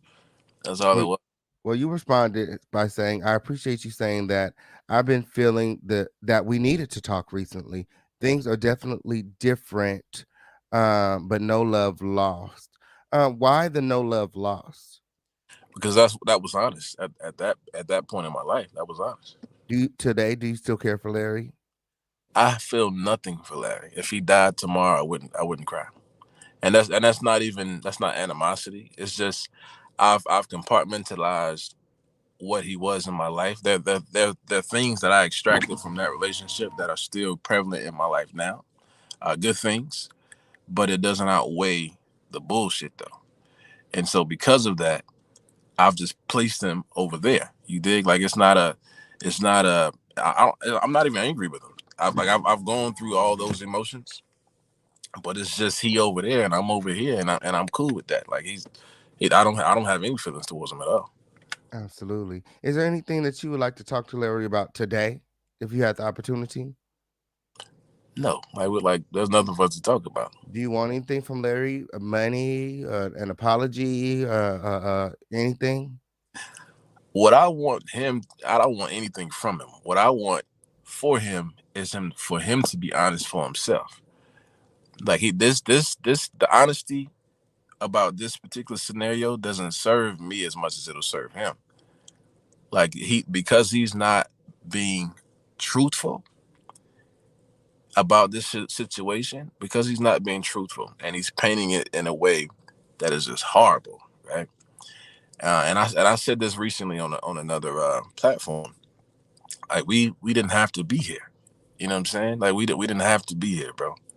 Absolutely. Could have Acknowledgement. And he's throwing you and your family and everyone else underneath the bus and painting you guys in these horrible lights to try to save his own ass. to try to save his own, and that's what's crazy, because it's like, bro, all you had to do, because it's gonna be what it's gonna be at this point. Like it's too far gone, for him to be. I kind of retract at this point. He's too deep in it now. You dig? And so because of that, like he just digging the hole for himself even more and more. Man, I'm not the only one, man. And some of the things that he's saying, like that, I said this too, like because I was around. It's just shit that I know, man, and that he know I know. So I'm like, why is you playing with me, man? Like, why is you playing with me, bro? Like, out of all people, like, why are you separate from the things that I've described have happened with me? There's specific things that he knows I know that has happened with other men that were in the church at the time that were married. My. The women. So you're privy to Larry Reid messing with other men in the church. Did he mess with any other boys from the house? I don't have definitive evidence of that, so I can't say. I don't know. But you do have evidence that he was messing with other men from the church. For sure, out of his own mouth. Yeah. My. What about the other accusers? Do you know any of them? Yeah, I know both of them. Wow. Yeah. Okay, so Larry responds to your message by saying, "Okay, then, I'm ready when you ready, nigga." Did he call you nigga a lot? That was just like that was a thing. Yeah, he did. He would just say that randomly. Yeah, that was a thing back then. That's so weird for me for a pastor to be using the N-word freely like that. Like, yeah, he did a lot of weird stuff, man. But yeah, that was a part of like our dialect, like where I come from. Like I spoke a certain way, and he would do the same, like back to me basically. So you said you would respond by saying "cool, LOL." He responded by saying "laugh out loud." So I guess that was funny. He said, "Check out Empower Broadcast on branding. You would soap it up like you do with Biscuits and Ashley too." Your response is whatever. LOL is that the new page on Facebook? To me, it feels like you didn't like him bringing up your wife. I mean, I don't like nobody bringing up my wife to this day. Watch your fucking mouth, man. Like, just generally speaking, like I like when it comes to my wife, man, like don't play with me, man. Absolutely. What did he mean that you would sop it up like you do Biscuits and Ashley too? Just like if you watch him or pay attention to him, I've like some of the things that I've heard him say since all this is kind of unraveled with me doing this interview. Because like I said, I hadn't been watching this dude, and some of the things I've heard him say, I'm like, yo, like, are you all right, man? Like the sexual innuendos that he uses are like so outlandish. It's like what? And so what that is just a continuation, like those moments where he's like he was just choosing them to make some fishing to see if it's still okay, or if you know if he can continue, if his secret is still cool with you or something. No, it was just he has this way of like just like making moments sexual that are like unnecessary. So that was what that was. Absolutely. Yeah. So you asked if that's the new Facebook page. He said yes it is, and you say okay, cool. He again inquires about your wife. He says she still has her business, right? I don't know why that's any of his business, but he wants to know about her business. You reply, she is focused on working for now, but the business is still happening. It just isn't the immediate focus. His reply is, I understand that. Okay.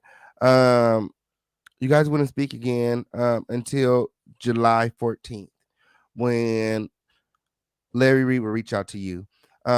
He said, hey, Trey, I spoke to Mako, who is Shamako. Larry Reed's best friend. He said he saw you and you asked why I deleted you and consequently Ashley from my friends list. I explained I had LOLOL.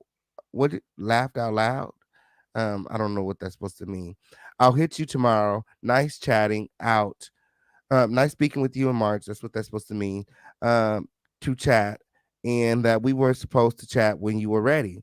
I later had a vision the first week of May where I heard a combo you were a part of concerning me and the church that I would think that you would elect to have with me, especially because of our last communications on here on Facebook.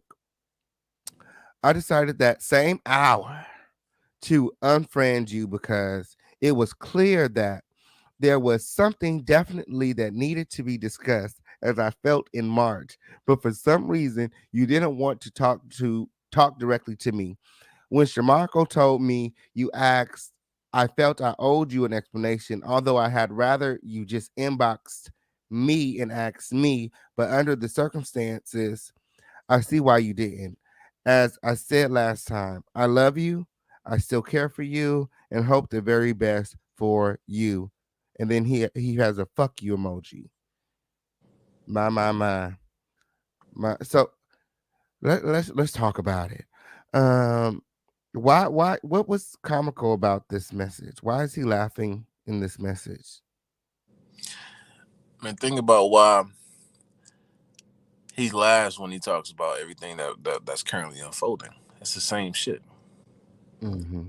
Like when he has conversations, like I've watched some of the response videos he's tried to do, or parts of them. I haven't watched all of them, but if you look at, like, this is a very serious accusation, right?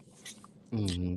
If someone was accusing me of something so serious, ain't shit funny. When I'm talking about this particular thing, it's not funny, man, because it's a lie, right? It's a lie. If Absolutely. you're lying on me, I'm not gonna talk about it and be laughing about it. Like I'm dialed in. Ain't nothing to laugh about. Like you're saying things that aren't true. Like I'm not laughing. You know what I'm saying? And him laughing is his way of, it's like a self-protect thing with him. Like he laughs to try to hide the how he's actually feeling. He try to laugh through it and like make the moment comedic, or he'll try to turn it into like a he deflects with comedy. That's just a part. That's who he's always been. And so that's just an example of what I'm describing now in the message. That's just how he is, man. He deflects from comedy. Larry Reed said that in his paywall video that he made in response, called Rumors, Lies, and Allegations or something like that. He said that I'm sorry, hold on one second. He said that he had a vision. Okay. Well, no, this is what he said. He said that these things happened to you, but it was another pastor that did it. He was alleged, this happened to you before you came to his church. Did something happen to you before you came to his church by another pastor? Nothing ever happened to me with any other pastor. He's lying. Like that. That's another deflection. This whole, I don't know what the hell he's talking about, to be honest, man. Prior to this, Hello, you cut out. Lavontray, are you there? Can you hear me? Yeah, I can hear you. Cut out. You said prior to this? Yeah, prior to me even coming to his church, I'd only been at two other churches in my entire life at that point. The first church was a old Baptist church in a little small town in North Carolina. And then the second church was from in my hometown. And he actually knows this pastor. I've heard him speak about him negatively over and over again. I won't mention his name because I don't want to bring him in this, because he hasn't done anything like that. So you never accused another pastor of anything? Never. Larry's the only one. Only. My.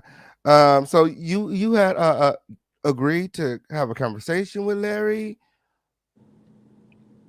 About what we when He said that you said that you would talk to him when you're ready in this message. He no. said, "Nice chatting with you in March. You were supposed to chat. We were supposed to chat when you were ready. I later had a vision the first week of May where I heard a convo you were a part of concerning me and the church that I think that you would elect to have with me, especially because of our last communication here on Facebook. Um, so you were never supposed to um talk to Larry when you were ready." No, so what he's alluding to is that initial message that you read when I said he reached out Mhm. randomly and was like, I still love you and all that. That's what that was. So that's what he's referring to. Like we didn't have any other Oh, so conversation he about it. kind of opened the door and then shut it in your face. Like, oh, if you ever need to talk, reach out to me. Whoop, whoop, whoop. And then when you didn't reach out, he kind of deleted you. No. So, well. In the context of what you're saying, like I can see why you're saying it in that way. But he opened the door, but I didn't really care to have no conversation with him about nothing I at mean, that yeah, point. why would you? I mean, this is the guy that was molesting you. Like, why would you want to go there and talk to him alone or anything or any kind of communication? So Yeah, I yeah. totally understand. Um, Again, he says, "I love you. I still care for you, and hope the very best for you." Um, do you feel like that for towards Larry? Do I feel like what? I mean, do you love Larry? You care for Larry and hope the best for him? I know you said earlier that you don't, but I mean, he's constantly saying this in every message.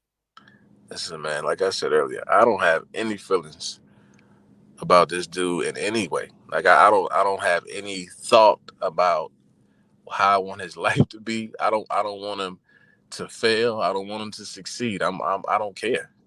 Like I don't care, bro. Like it's like I don't have any opinion about how his life is. As far as emotional, if I love him, like he's not present in my life in any way. Like it's like asking me if I love a stranger. Like I just don't care, bro. Do you believe that he should be Like charged that's what it criminally? is. Do you believe that he should be charged criminally for the things that he did to you and others? No, for sure, man. For sure, because it's criminal. I definitely Absolutely. do, man. I definitely do. Um, yeah, I do. I definitely do. Yeah. So, if there was a case, maybe the feds picked this up, would you participate in the trial? No, it's a fact. Absolutely. Yeah. Your reply to Larry's is, "Hey, Reed. So it's clear that the convo I had with PB, who you said is Pastor Bryant Shamako, Yeah. was misrepresented. So let me clarify. I didn't ask him why you deleted me. I told him I noticed you deleted me. When I went to the messages, you and you the message you of when I went to message you a few weeks ago. Okay. You don't owe me an explanation for anything you decide to do with your life. It's not that I was uncomfortable asking you why. I just wasn't interested. Uh if deleting me in Ash is one of the things it takes to make your life more enjoyable, then I encourage it. Honestly, if a vision was enough, which I don't believe, for you to make in a moment decision to delete me from your social media without pursuing a conversation after almost 10 years of relationship history, we were never as close as I wanted to believe all these years anyway, bruh. So let's stop right there. First, let's talk about the vision. Okay. Was Larry known to have visions? Does he have a lot of visions? Yeah, that was like so. That was the nature of the church, man. It was a very spooky spiritual environment in terms of every major change that would happen in the church, it would begin with a vision. The My, church my, moved my. around several times. Even moving to Atlanta, the church when the church moved to Atlanta, was supposed to move to Atlanta. It all started from a vision. When the church moved from uh, Fayetteville to Raleigh, it started with a vision. Everything always started with, and he would give it a spiritual connotation, and go from there. So yeah, that was very very prevalent at that time. My. So these visions, did they oftentimes come true? Yeah. A lot of times they would come true.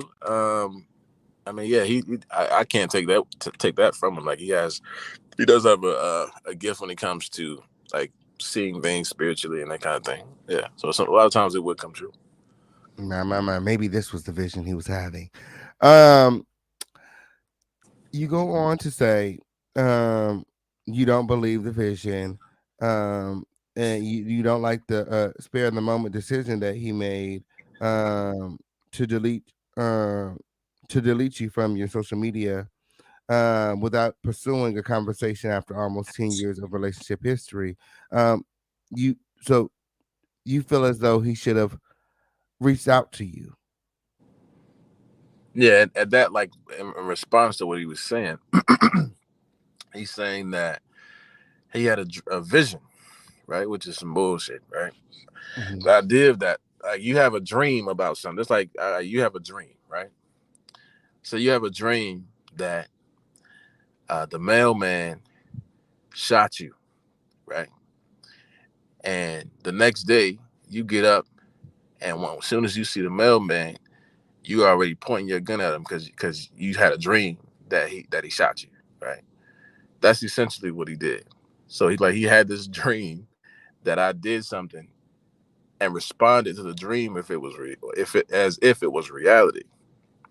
And what I told him, I said, based on what you're saying is bullshit. Like you can't tell me you had a dream and off the dream alone that was enough for you to say, okay, I'm going to delete them from my friend list. And that's why I said in the quotations, which I don't believe. I don't believe he just had a dream. He was already feeling the way, which is cool. Like and No, above. his dreams and his visions. Was his way of manipulating the people in the church and Oh, young facts. boys. That's a fact. That's a fact. Everything was given a spiritual basis. Everything surrounding the things that happened with he and I was given a spiritual basis. Had it not been, I wouldn't have been with it in any way. He had to give it a spiritual basis. He gave it like the spiritual thing. And Yeah, he said that God wanted him to. God gave him the what he said. This is how God, has was God gave him this to give to help people in this way, type of thing. Um, I forget his exact words. This is gonna come to me in a second. The wording that he used, but yeah, he definitely was putting it in a biblical context on the show. Um, you go on to say that you guys were not as close as you wanted. Um, what did you want the relationship between you and Larry to be like? yeah, so you got to read that with the right context. So read that full sentence again, and I'll respond to it. Okay, you said you were never as close as you wanted to believe all the years anyway, bruh. Um, how did you guys how did you want to believe that your relationship was? What did you believe? I guess you got to read the sentence above that one and that one, right? Because like Okay, I'm gonna read it all together. I'm gonna read it if you all just together, and read then I'm that, gonna allow then you to yeah, respond. yeah, Yes, then I'm gonna I'll read it all respond. together. Yeah. I'm gonna allow you to respond. Okay. All right, cool, Yes, he did. cool. He said, for you to make a in the moment decision to delete me from your social media without pursuing a conversation after almost 10 years of relationship history, we were never as close as I wanted to believe all these years anyway, bruh. Right. So it wasn't a matter of me wanting a certain type of closeness. It was just that I was responding, and it like with his response, it kind of redefined what I thought our relationship was in terms of that father son thing. Um, if for you to say that I'm a son to you and you're like a dad to me, a dream isn't going to cause you to delete someone from uh, from your friend list or etc. Right? Absolutely. A dream alone, and so that was the point I was making. Like Yeah. if a dream alone can say, oh, okay, yeah, well, I had this dream, so I need to delete you.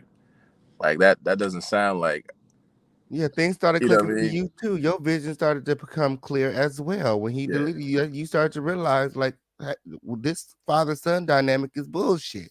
yeah, for sure. And you started to think back of and you realized like you had been molested. Yeah, Absolutely. I totally understand that. Um, So let's get through these messages. You go on to say, um, you don't owe me anything. Even your explanation for why you deleted us agrees with my logic. You were able to rationalize that a conversation needed to happen, and in response to that rationalization, you decided deleting us was best. That's not the way you respond in a relationship that has value to you. At least that's what you told me. I'm not sure what you meant by under the circumstances. I see why you didn't. I was never aware of a circumstance being created. Um, we don't talk. My initial intent for wanting to inbox you was to let you know I forgive you. The last 18 months have taught me a lot about my relationship with myself and every other relationship in my life. I have had to swallow some really hard truths. One of them is the fact that for the past 7 years, I have assisted in helping you believe that you did not molest me as a teenager. You have probably already internalized this on some level, but never enough to apologize. So I did the work for you. I don't I I don't need it though. So you basically are saying here that Larry molested you, and for the past 7 years, you had been helping him internalize that this was okay, and he never apologized for it. And in the very next message, Larry's response is, I've apologized until I'm blue in the face. He's apologizing in the very next message, and we're going to get into it in just a moment. But I want to speak to some of the stuff that you said here. How did you help Larry internalize that it was okay what he did to you? So when the Eddie Long situation happened, right? Mm-hmm. Like I remember having conversations with him, and the guilt that I could see on his face, right? And like I said, keep in mind, this is a very cultish environment. This is the culture of this church is very cultish at the time, where the mental manipulation. If you haven't been in the type of environment that I'm talking about, you're not going to really be able to understand what I'm saying when I say this. But like it was very, very, very cultish, very cultish, very, very cultish. And so when the Eddie Long scenario happened, I can remember having conversations with him and seeing the look on his face, and it would be like this guilt thing, right? And we would have conversations about the exchanges that he and I had, Mm. and because of how I viewed him and how I viewed him specifically, and then also how I viewed what actually had taken place, because I viewed it as a spiritual thing. Like I remember like encouraging him in a way, like, no, don't, because he was having like feelings like man, like that seemed like the same thing I did. I remember him actually saying that to me. That's kind of like that seemed like what I did, and so I remember saying to him, I'm like, no, like it's like our situation was different. It wasn't that. It was a spiritual thing. It wasn't that. And so because I was so influenced by just the culture of what the church was at that time, that's why I made that statement.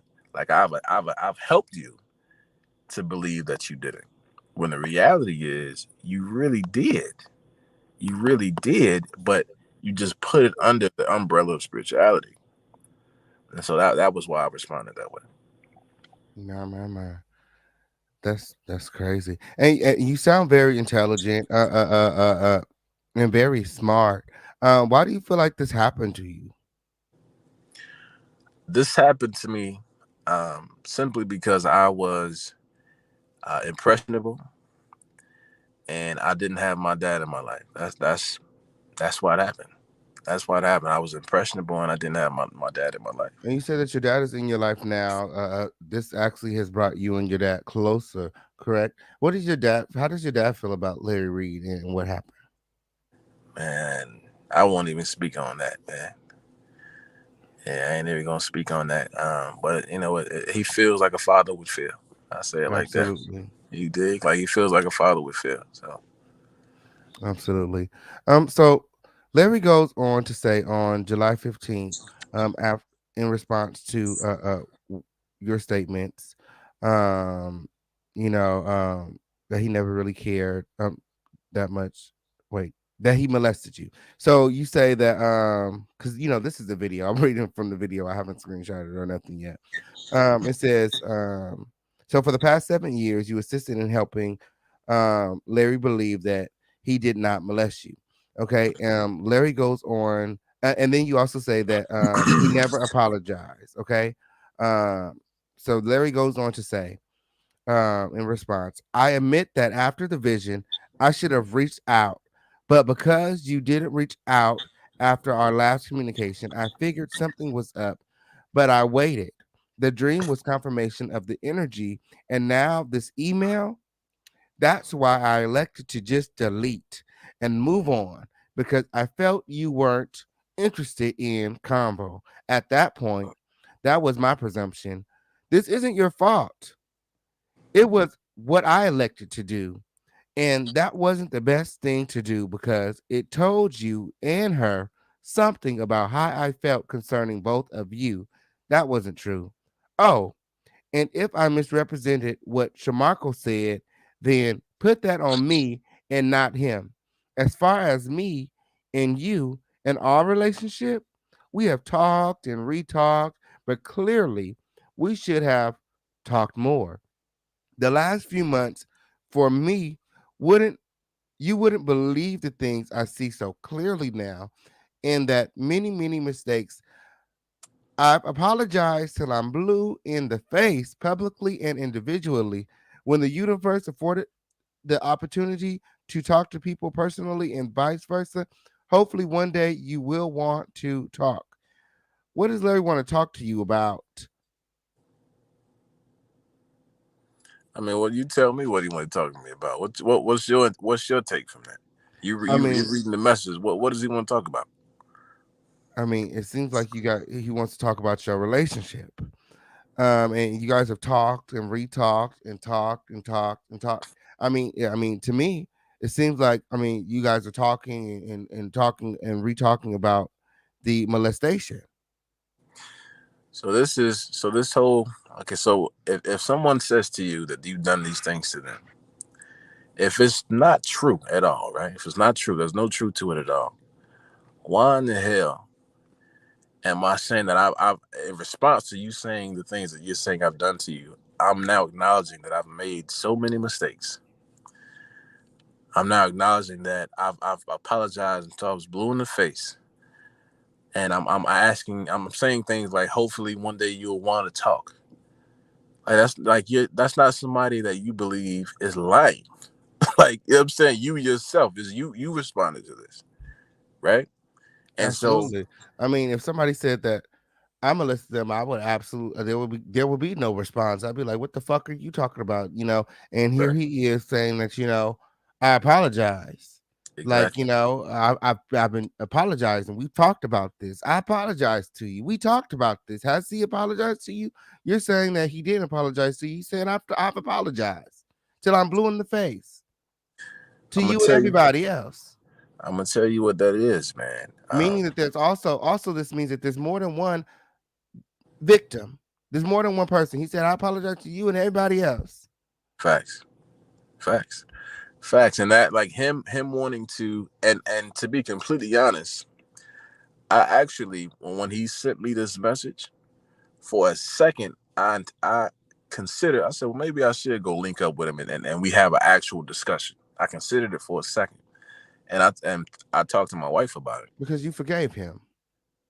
It was I was that was the whole reason of me reaching out to him. I'm like, I said I've come into terms of what this was, and I'm gonna choose to forgive you for me, right? And so after this conversation on in the messages, I talked to my wife. I said, maybe I should link up with him so I can look at him in the face. You dig? And my wife, in her infinite wisdom, she said, you don't owe him that. He doesn't deserve an opportunity to look at you in the face, because what's going to happen is he's going to try to do the same shit he's been doing all these years. He's going to try to emotionally manipulate you. That's what that was the whole reason of why he sent me his number. He wanted to control the situation. And honestly, I feel like that's why he kept me close to him even after the fact. When I got older, he kept me around so he could control the way I viewed the whole situation. You know what I'm saying? And so that was what that was. That was why he wanted to talk. He wanted to try to mentally manipulate me. He even attempts to do it now. Like he'll say certain things. He'll call me. He used to call me Lavontray, right? That was his nickname for me. And like back home where I'm from, my family, like some of my family call me the same thing. And he'll say that, and he'll say stuff like, "I still love him" and all that. Like, man, get the fuck out of here, man. Like what he's trying to do is he's trying to like plant seeds of like, well, if he still is the same person that he was back then, if I say certain things, it'll pull on his heart in a way that makes him reconsider what he's saying. Nah, you dealing with a different nigga. And a lot of that ain't what that is, man. That ain't what that is. I'm not that guy. I'm not that guy, bro. I know that's right. And a lot of the interviews, I catch him talking directly to you. I guess he has no access to you now. Nah, at all. After that last message where he apologized to you, he sent you a few more messages, and it seems as though you weren't responding to him. He says, had a few typos, misspelled a few words because I responded quickly. When you get time, let's meet up to talk. I stay near Lenox Mall. He sent his number. He said, this is my private cell on July 26th. Mind you, this is sometime after. He says, hey, Vontraye, thought of you. I know you were enjoying doing all of what you're doing. It's certainly part of the dream you've dreamed. Big ups. Mind you, this is after Lavontray has told him, you molested me. Facts. You molested me. Hey, Vontraye, thought of you. The fuck is you thinking about? What is you thinking about? What is on your mind? You need to get help, sir. Exactly. You're like, what are you thinking about? That would really, really ruffle my feathers. Like, does it bother you? Did that bother you at that time? Like, did it make you feel, were you creeped out? Like, I'm thinking of you, Lavontray. At the time, I can't remember what the experience was with reading it, but my eyes were so open to who he was. I just knew where to put it. I said, I see what you're doing, nigga. I see what you're doing. Like, you doing the same thing that you've been doing. Right. And so I remember this was actually right before I moved to Atlanta. One of the last sermons I heard him preach. He did a sermon about witch pastors. Right. And this is something I've said on other platforms as well. If you just listen to Larry talk, he gonna expose himself, man, over and over again. If you just listen to him with sober ears, man. Like, if you just listen, he gonna tell him himself every time. That's just who he is. I don't know. He's an Aquarius, so I think he doesn't want to be who he is, and so that's his way of like self-soothing. You dig? Like he'll tell the truth a little bit. So he's like, I'm not completely a bad person. I'm just, he'll try to re-represent whatever the thing is. So it's like comfortable for him, and it's because it feels better to him. It's more digestible. He's more digestible for himself, right? And so one of the things that he talked about in this sermon was how pastors they'll use praise and affirmation to control you. So they'll talk about how great you are, how amazing you are, all with the intentions of, as long as I'm praising you, I'm able to control you. Mm. And then when he lost control, he started claiming that you was smelly and dirty and all these other things. Exactly. That's all that is, man. And so to come back to the context of what you just asked, him reaching out in that way, that was his way. That was just one of his tactics of like, I'm still here. Like I'm still me. Nah, it's over with. It's over with. So that's why my responses were very limited, and just straight to the point. Like, we ain't got nothing to talk about. I'm good on you, man. Like, good on you. We ain't got nothing to talk about. What is he talking about when he says thought of you. I know you're enjoying doing all of what you're doing. It's certainly a part of the dream. You've dreamed big ups. What were you doing? What dream is he talking about? Well, I'm a musician, man. So I've been doing music for a while now. So yeah, I'm a full time musician. So that's what he's talking about. Oh, okay, so he's seen you like on the road in a band or something like that, and he was like, big ups Yeah. type of thing. You said thanks, man. I'm definitely enjoying it. So much more to be done. Okay, so it sounds like you're living your best life, and he kind of just reaching out. And you like thanks. He reaches out again on July 28th. He says, "Hey Trey, about to send you something. I copied and pasted to a few people. Give me some feedback after you check it out. I want to know what you think." It is, "Hey, this is Reed. I want to share this with you ever since I wanted to share this with you ever since 2014. Yeah, hold on a second. Ever since 2014. Um, as he had even prior, God has spoke to me and to you about his mind toward the world and the part we play, the clarity, direction, and understanding of what he said was discerned. Now it can be, now it can be. Take about 30 minutes and watch all these links and then speak with God and yourself about them. There's something here for us to see. I've seen it and I got it this morning. The links are in order." So then he sends you a bunch of links to scriptures. It looks like some of them are his sermons. He says the last video I want you review is from February 2006. Let me finish school. Okay, because it's not me, y'all. I promise it's not me. Larry is illiterate or something. This just don't make no damn sense. I'm trying to put it together. It's not me. I promise you. It says explains what would happen in our soul on a personal level during this period. When the soul is being worked, life takes turns and twists that teach lessons, cause discovery of core self and much more. I think that process some have gotten lost in. Hopefully this video and also make things clear that weren't before. What's he trying to make clear to you? But I don't even know, man. Did Like you I watch get the videos? hell nah, man. Like what? Like no, like at all, man. Like when he sent it to me, I'm like, bro, like I'm not looking at this shit, man. Like at the time, that's I remember like I talked to my wife about it. I'm like, yo, why is he even sending me this, bro? Like I didn't look at this is my hand to God, bro. I didn't look at one of them videos, man. To My, this day, my, my. I've never and like what that was though. If you notice how he said I sent it to a select few. So Mm-hmm. he has this way of like he was still reaching. He was trying to make me feel like I was still a part of his circle. So he like I only sent it to a few people. You know, you were one of those people that I wanted to share this with, and because that's just what he's always done. Like he'll have um, a thought about something, and he'll create a private message group and send it to only a few people, right?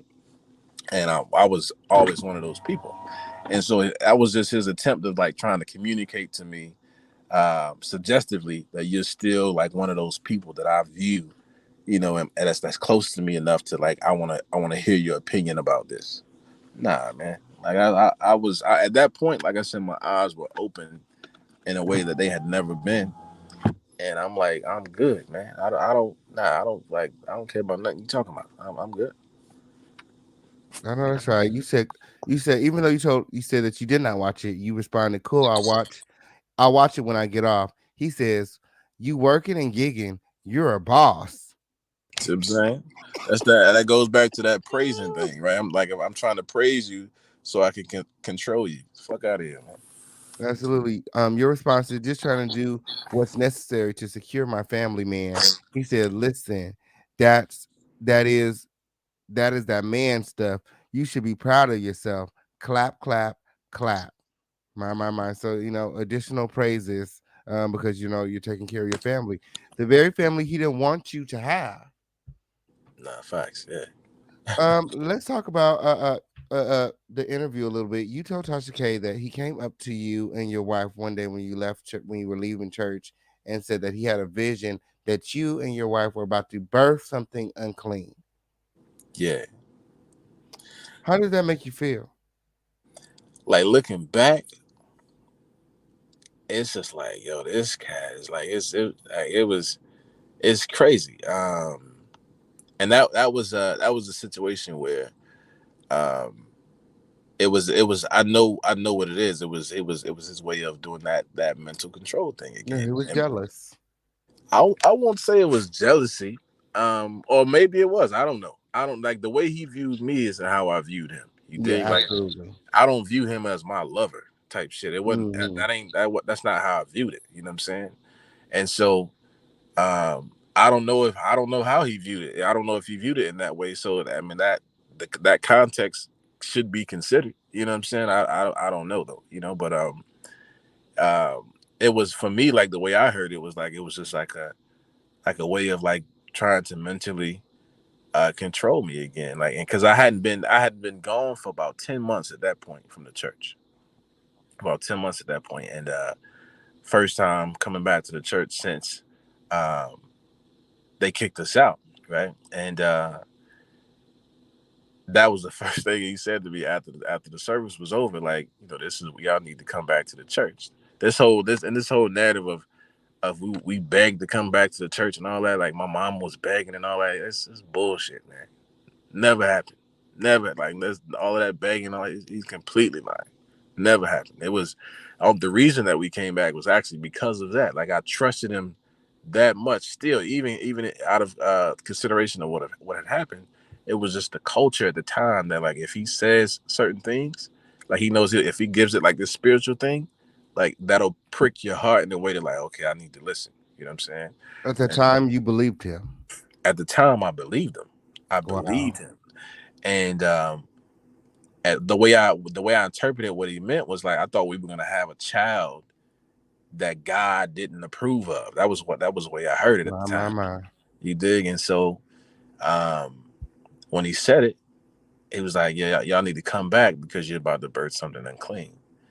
And out of consideration of that and just trusting that, you know, because he's always presented himself as the voice of God for my life.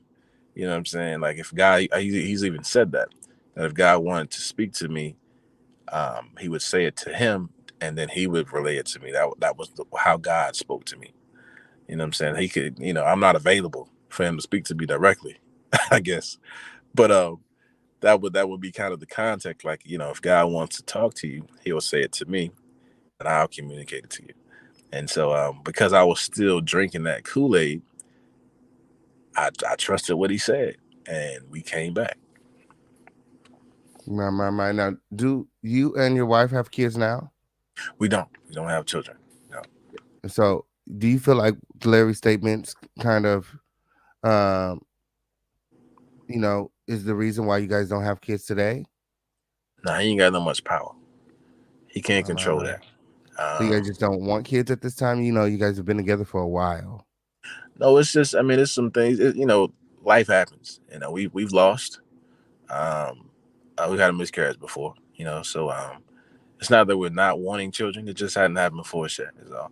You know. Okay, it's not in God's plan right now. Yeah, I mean, Uh, when it happens, like we'll be grateful and excited about it. But at this point, it just hasn't presented itself full, all the way through. So, yeah. okay, and let's talk about Shamarko. You said that Shamarko.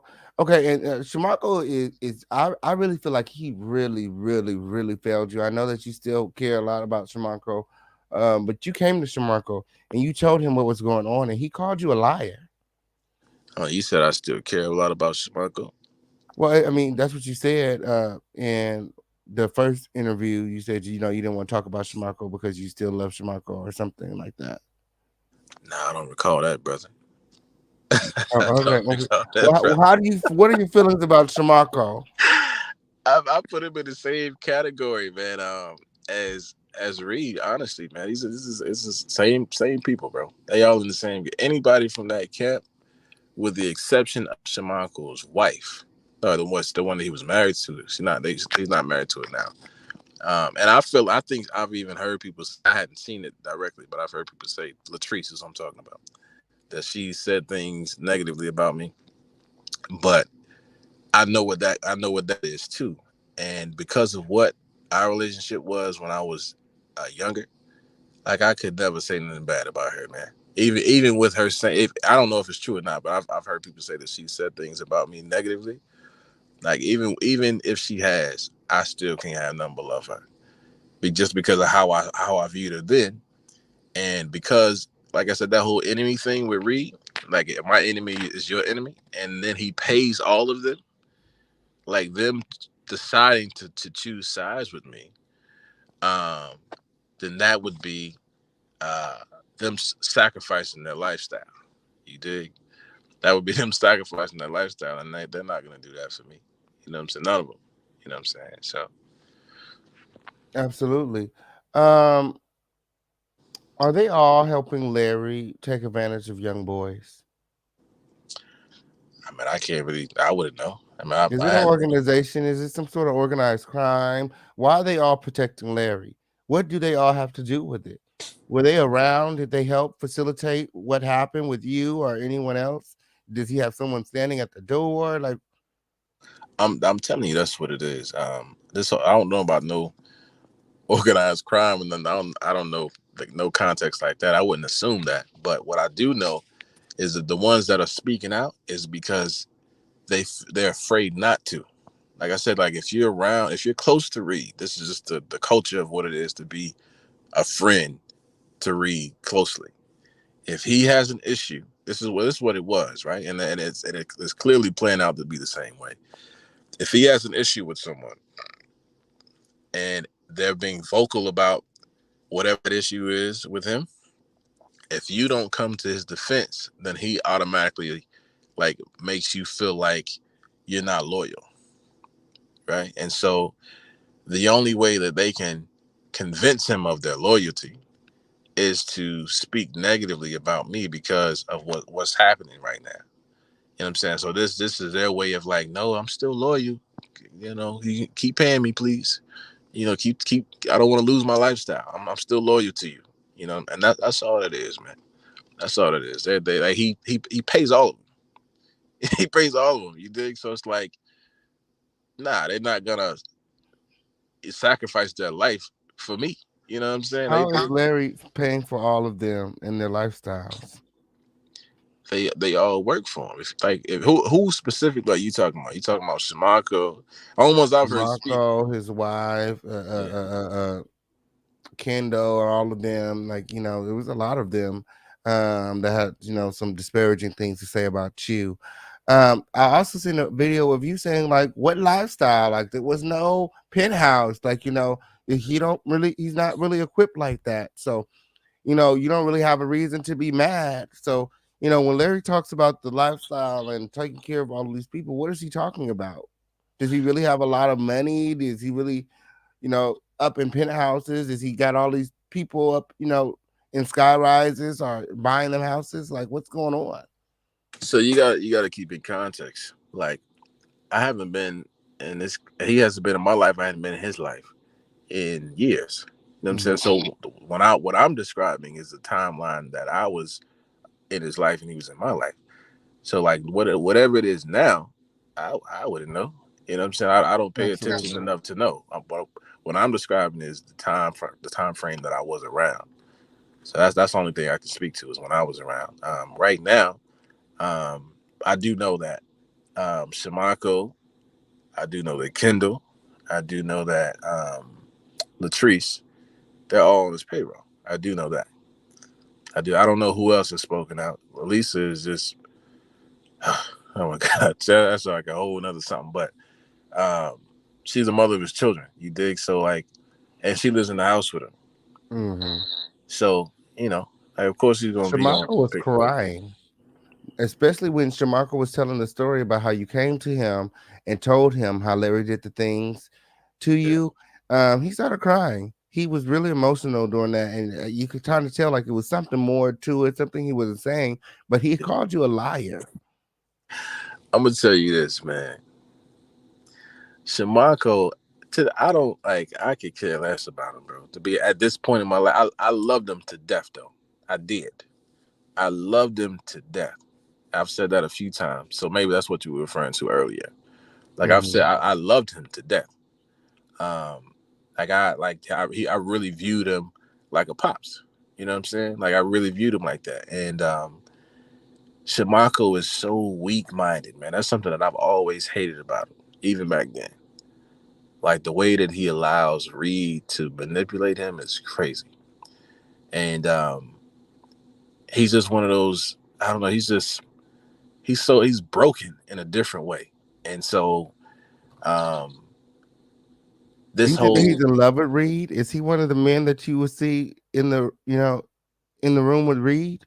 I would say emphatically that Shamako is in love with Reed. To the extent I said this on another platform as well. Like Shamako, the Latrice, the one they married, and they're not married now. He and I would have conversations. This is after this. I'm married at this point, right? And I would have to defend her to him. Like he would say like some of the craziest things about his wife to me. And because of how I felt about her, I'm like, yo, like nah. Like I would always bring it back to like, no, it's you. It's you. Like, nah, like don't talk about her in that way. You know what I'm saying? Like, and furthermore, I'm like, why you even feel comfortable even talking to me about her in that way? You know what I'm saying? We would have several conversations like that. I'm like, nah, man, like, nah, you ain't gonna do that.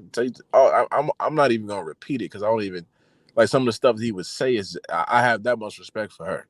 Like I wouldn't even repeat some of this because she didn't deserve it. Even then, she didn't deserve it. What about But, God and the Bible? Why would nobody ever refer back to what God said? Why was it always what Larry said? There's a lot, in the Bible about marriage and relationships. Why was nobody was the Bible when he would preach? Was the Bible being used? Would he read from the Bible? yeah. So you got something. Let me see. Yeah and no. Like I remember a period where like when the iPads first came out, he would just use his iPad. But even he had his own interpretation of the Bible, right?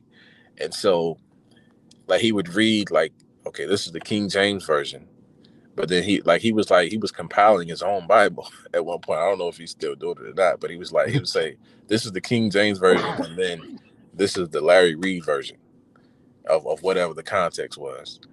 And so yeah, man, like if whatever Reed said, like during the space that I was around, like that was the Bible.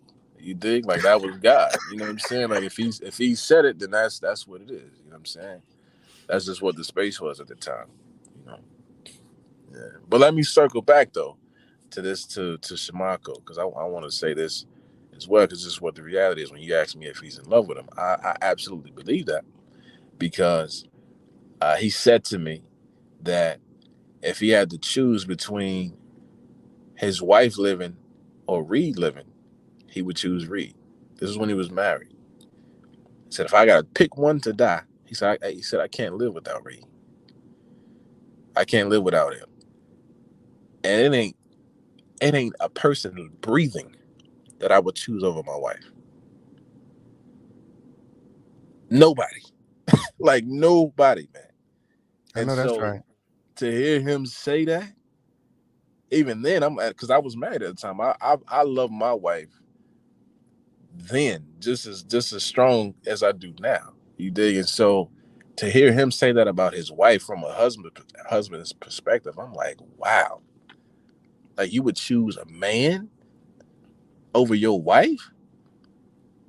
It was like, yeah, man. So like to further my point, like I for sure believe he's in love with Larry, man.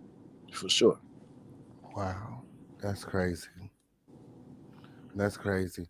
So moving forward, you're gonna continue to share your story, or what's next for Lavontray? Man, I'm just out here living, man. You know what I'm saying? whatever presents itself, it presents itself. I'm not looking for anything in particular. I feel like there's gonna be some sort of documentary or something. Very much so surviving something coming soon. Yeah, man. If it presents itself, we'll see, man. We'll see what happens. My main reason for wanting to even have this conversation was for accountability, man. It's not about vengeance. It's not about, like, if I wanted vengeance, then y'all wouldn't even know I existed. You know what I'm saying? And he probably wouldn't exist no more if that's what it was on. Like, this ain't about vengeance. You know what I'm saying? Like, I don't need to be loud to get vengeance. This was about accountability.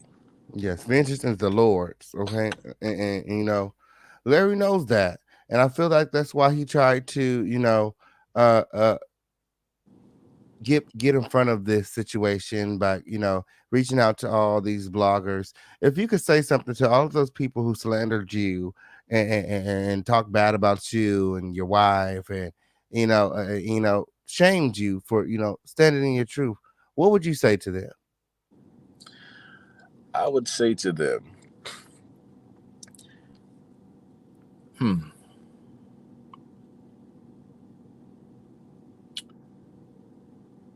I would say to them, well, let me. It's a lot that I would say to them. We got time. It's a lot that I would say. I mean, one of the things that I was actually recently having a conversation with my wife about concerning this situation is the idea of like toxic masculinity. Right? We've all heard that term before, Mm-hmm. and what people don't realize is what I'm currently experiencing is one of the things that causes toxic masculinity. Here I am as a heterosexual male describing things that happened to me sexually as a teenager with a male. And because I'm having the conversation, people are taking the opportunity to use that against me to say that I'm a gay. I'm closeted gay because I've experienced these things, and they don't realize that when you do that, you create. If I was a different kind of individual, if I actually wasn't healed through this, right? If I hadn't done the work prior to having this conversation, this could translate into me becoming an abusive husband, because now I'm trying to convince myself that I'm not gay, so I have to be overly masculine as a way to convince myself. When the reality is, this is something that happened to me as a teenager, and it wasn't a scenario that I pursued. It was a very manipulative thing, and I don't think people really consider that, like the whole idea of like this toxic masculinity thing. This is a part of it.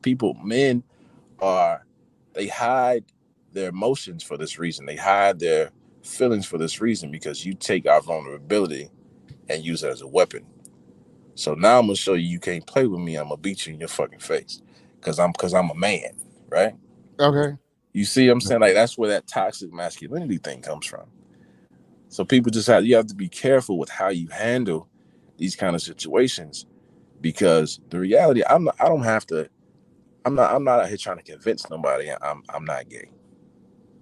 I know I'm not gay. You understand what I'm saying? I'm not. That's not a battle for me. I'm not out here trying to windmill about me not being gay. If you feel like I'm gay, then you live with that. I know a woman I've been with for 13 years that know I ain't gay in a lot of different ways. I know that's right. So like they could kill that, man. Like they could kill that. It's funny to me, man. It's funny to me, man. But yeah, man, that's still in my mind. Recently, we were just having this conversation yesterday, me and my wife. So that's freshly in my mind. But yeah, man, just I think the most appropriate response, man, is just to be quiet, man. Like, if you don't know for sure, just be quiet. Like, to suggest that somebody when they're describing certain things that have happened to them, and then you're bashing them for describing experiences that have happened to them, like that's horrible, man. That's horrible. That's horrible. So yeah, man. And I would also say keep it on me. Keep it on me. Absolutely. Don't bring up my family, man. Yeah. Keep it on me. I can handle that. I can handle that. Keep it on me. Don't bring my family into this though. Yeah, I don't like how they was bringing up your wife and your family, and they was just making it. You could tell that they was just making up stuff. Like when she was saying that your wife is a liar, she couldn't even think of anything. She's like she would say that I said it. Like, girl, shut up. You talking about Lisa? Lisa, yeah, Bruh. Man, we have messages right now from Lisa talking about REID, man. Right now. Like right now, bro. Like Lisa is one of those. She's one of those. She's just as broken as Schmacko is. And is there a reason that you guys are holding on to some of the stuff? Are you saving it for court or something? Or? It's not even a matter of holding on to it. It's just there. Like it just was never deleted. Like from like Instagram and Facebook and that kind of thing. It's not even the thing of just holding on to it. It's just it was just never deleted. Is all. Yes. Absolutely. And at this time, I just want to say that, we really appreciate you for coming through the home of the Lituation, Lavontray. We respect you so much here and just commend you for, being bold and standing in your truth. I know that this is taking a lot to do, to work to go through the steps and to be able to speak out, the society that we live in, like you said, they condemn men for speaking out about things like this. A lot of people aren't as strong and as bold and don't have the wife and the relationship that you have. So I just we want to thank you, you know what I'm saying, because this needs to be said. Because Larry needs to be stopped. There's another content creator out here whose cousin alleges that Larry raped him. And this content creator has been keeping it a secret this whole time. Another content creator had to record them without their consent just to get the information, just to get to the truth. So, you're not the only victim of Larry. There's other people out there that are alleging that Larry did much, much worse things to them. So, I mean, this needed to be said, and this definitely needed to come out. No, for sure, man. And that's really what it was about. That's really what it was about, man. It was just about accountability and really for himself, man. You know what I'm saying? He needs to be accountable for himself, man. Shout out to my man, Daryl Moore. Yeah, Man. shout out to Daryl Moore, okay? Shout out to Daryl Moore, man. And condolences to his mom, man. She just passed as well. Oh, wow. My condolences. Yeah. Condolences to him, brother. His mom just passed. But yeah, shout out to you, man. I ain't got nothing but respect for you and love, bro. But yeah, it needed to be said, man. Because there's no telling how many other people that I don't know this has happened to outside of him. To be honest, like a lot of people reached out to me, like, man, like I can't believe that this happened to you. People that know me. So like it's just conversations that needed to be had, man. The church got to stop playing and have these conversations with these people and these pastors in a different way, because it's still happening. I'm certain of it. Yeah. So you think that it's still happening? You think that Larry Reid is still victimizing people? Well, I was speaking more generally, just the church in general. I know that's still happening for sure, but whether it's still happening with him or not, I mean, I wouldn't know. I mean, he is who he is, though. A leopard doesn't change his stripes. So if it is still happening, I wouldn't be surprised. Absolutely. But I can't really say yes, it's happening because I don't know. You know what I'm saying? That's like the same thing that people are doing against me. You know what I'm saying? In a different direction. Like it didn't happen, but they don't know. You know what I'm saying? So yeah. Well, I'm sorry that happened to you. We are praying. We've been praying for you for a long time here. You're literally on our prayers list. And I, when this opportunity came to speak with you, I was more than open to speaking with you. I was like, oh yeah, absolutely. We all want to speak to Lavontray. Yeah, because this is the biggest story on the internet. Yeah, I get it, man. I get it. And that's even weird too, man. Like when people see me before this situation, it would be something related to music or something different. But like I've had someone walk up to me. Like this has happened a couple of weeks ago. A lady walked up to me in the grocery store and apologized to me. And I'm like, I've never seen in my life. And she's like, I'm so sorry what you're going through with Larry Reid right now. And like, so to experience those kind of moments is like what? You know what I'm saying? So it got me kind of like on edge a little bit. I'm watching it. You know what I'm saying? So it's interesting, man. It's definitely interesting. Definitely interesting, man. Yeah, definitely interesting. But like I said, the conversation needed to be had. So, and I appreciate you, man. You know, sharing your platform and taking the opportunity to kind of speak for what you just believe was the truth. You know what I'm saying? I'm not even gonna say I appreciate you for advocating for me. Like if Reed was more correct, I would rather you advocate for him. If what I'm doing to him is wrong, you should advocate for him. You know what I'm saying? If I'm out here just lying on this man, you should absolutely advocate for him. And so I'm not gonna say that. Larry Reid did this to himself. Don't for 1 second feel bad for him, or he did this to himself. And the reason this all came about is because he was, doing other nefarious things, behind the scenes. And then, when that was coming to the light, he started, like he did with Daryl, started saying that he was going to sue people. And I was one of the people that he threatened to sue. Oh, okay. And just so I'm clear, I'm like, that ain't me showing empathy. I'm just trying to create content. It's still fuck you, boy. It's still that, right? But like what I'm saying is, if I was lying, then he deserves that support. You know what I'm saying? In reverse. You know what I'm saying? Like I'm not talking to you because you're advocating for me. I'm talking to you because you were able to decide based off of just what was presented that this happened to this young guy. Absolutely. And so just because of you being able to just be unbiased and not being uh, drunken off of the whatever Larry Reid Live is, you know what I'm saying? I appreciate that. You know what I'm saying? Absolutely. Yeah, so thank you so much for coming through. Anytime you feel like clicking the link, you're more than welcome to come up here and sound off. Whenever you need a voice, if anything, we support you around here. And if there's anything that you need, just reach out. My man, I appreciate it, King. Absolutely. Any last words before you go? Just everybody, man, in the comments. I was reading a few or They three. said why they haven't arrested him. Man, you gotta just wait to see how it play out, man. We'll see. We'll see. But I appreciate the support, man, from everybody. I see you. I see you. My family sees you, and we appreciate you.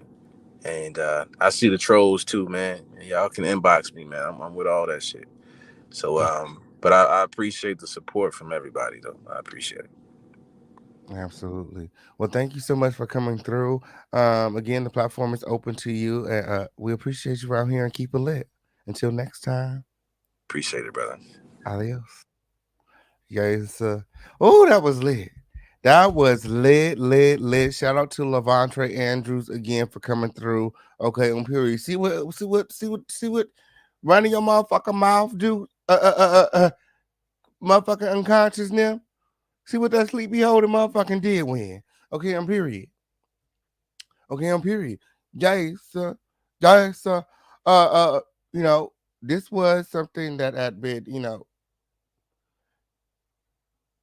put away for the most part. Again, Daryl Moore. Shout out to Daryl Moore in the motherfucking chat. Daryl Moore had came to mediation with Larry, and they both had agreed that they were not going to speak about it. And but God, Conscious and Tasha got into it, and it was just a chain of reaction. It was a chain reaction effect, and now the situation came back to the light, and the truth is out. The receipts are out now. Lavontray You know, we've seen him, you know, sit with Tasha K. We can put a face to the voice, and we can put you know, the actual receipts are out. The actual receipts, you know, and I seen that sleepy hole over there talking about that the receipts were doctored. The receipts are not real. This is a video. Like, this is the video. This is not doctored. This is real. This is a real conversation between Larry and Lavontray. Larry apologizing until he blew in the face about molesting Lavontray. He said he made many mistakes, i.e., one of my mistakes was what I did to you, Lavontray. Larry said these things. The receipts, if anybody wants to see them, will be available via my Patreon. Patreon.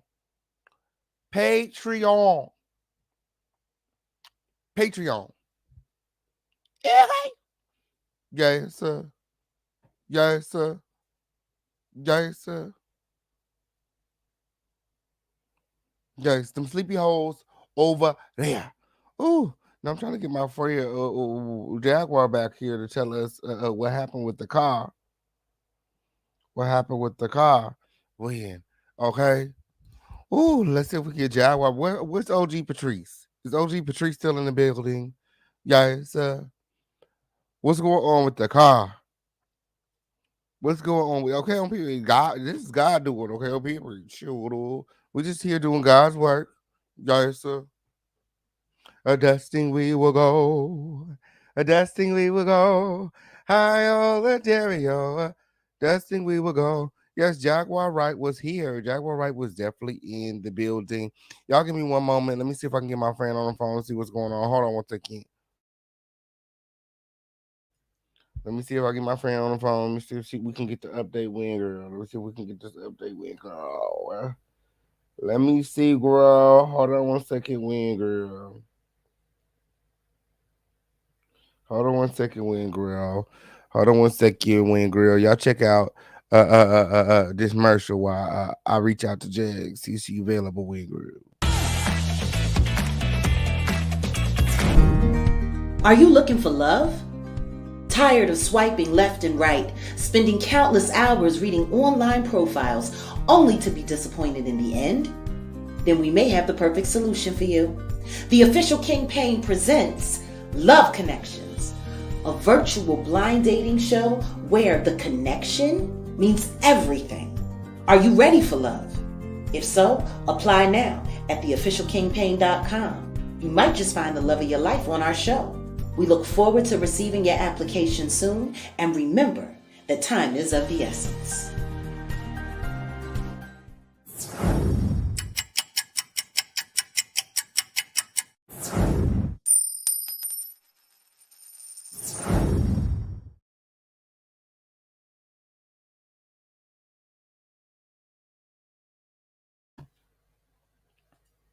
Okay, on period.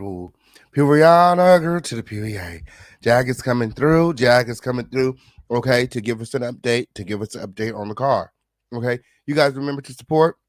We have Cash App, Super Chat, Venmo, Zelle, Crypto, however you want to do it. Let's try to make sure that we are hitting our quotas. Crown family, hit that Cash App and support. Okay, the Cash App is the preferred donation method. Although we have many ways to support. Okay, you can like this video, subscribe to this video, comment this video. Okay, and we got Cash App, Crypto, Venmo, Zelle, Crypto, however you want to do it. Hold on a second.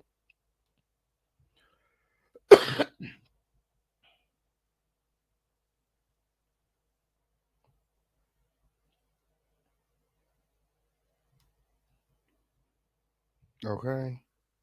Period. Period. Go to the period. Yes.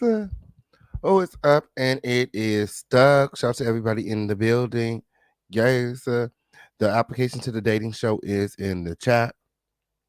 Where my single people at? Yes, the link to Philadelphia TV network, where the dating show will be at, is in the chat as well. You guys all make sure that you guys are supporting. Okay, on period.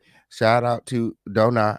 Okay, on period. I think that's how you say his name. Okay, the newest member of the Lituation. You guys be looking out for him, okay, on Period on the G panel Sundays. Okay.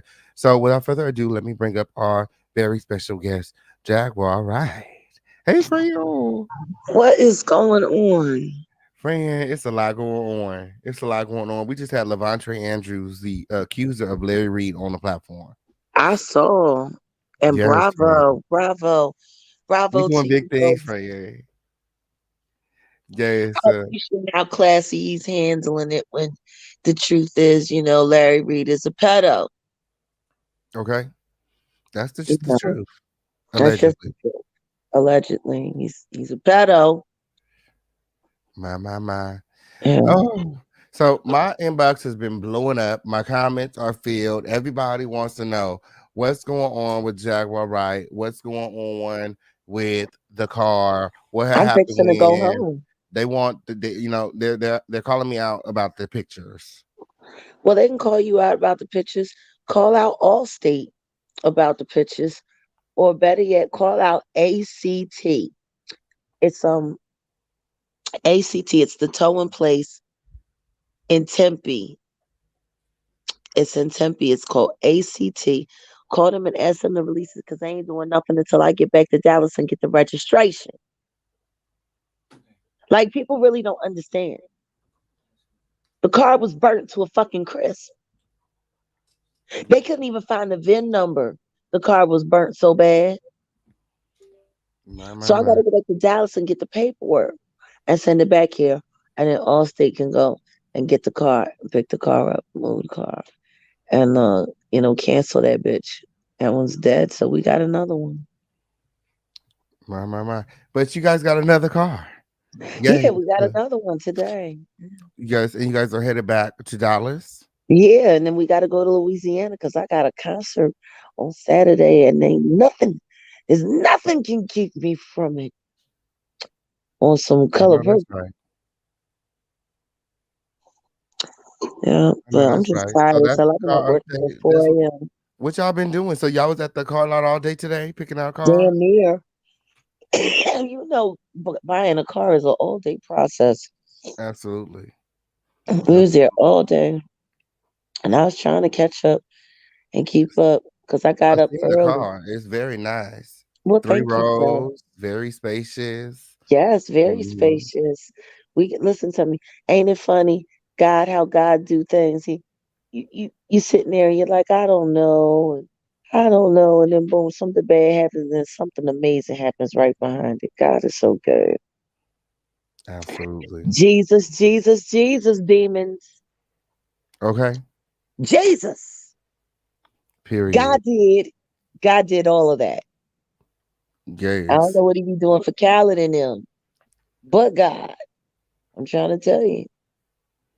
And you've had a So, very eventful weekend because you were stuck in Arizona over the weekend. You I went out know. and you had a performance. Yeah, I did. It See, the was Grammys was going on, and I said, I'm really not going to be watching, but I wanted to have something to do with music and community music. So I went to an open mic of some really talented artists, local artists in the area, and we had a time. yes, and you're going viral right now for some of your comments about the Grammys, particularly about Black China's outfit. Well, she looked like the dead penguin. Oh, my. And I told her mama that. Her mama said worse. My. Lord, we thought it was Little Kim. We didn't know that was China. Because Kim has been getting daring with her costumage. Oh, But my. um we said, look at little Kim. Why they do that to her and them long arms and all them feathers. And when I found out it was Angela, I was just blown away. Oh, I was blown away. And my. not in a good way. Because they literally trying to make her dress up as a mascot for the matching bar of the marching band to hell. My. Sam Smith looked like Boy George. I'm like, where's Boy George calling Boy George? Because I don't think Boy George is dead. They're just going to steal his whole look and everything. Nothing original. So, how did you feel about Beyonce winning all those Grammys, Lynn? Well, I mean, she's won a ton of them, and she should, consider how much money they paid to make sure that she keep winning. You know, I think it's great for her. I guess I don't know. When you stack the deck and you rig the game, is that really winning? Oh, Did she really win 80 million Grammys, or did she just make it impossible for anybody else to win them? What she did to Lettucey was wrong. I'll never forgive that whole thing. She had nothing to do with that movie, Selma. Lettucey was in the film. She was supposed to sing Precious Lord. If Lettucey had sang it, it would have been amazing. Instead, Beyonce sang it, and she did some oh, weird hand choreography, and it was a mess, and it was last minute, and she did all of that to silence and sideline Lettucey, who's nothing but a class act, and will sing her through the floor. Through the floor.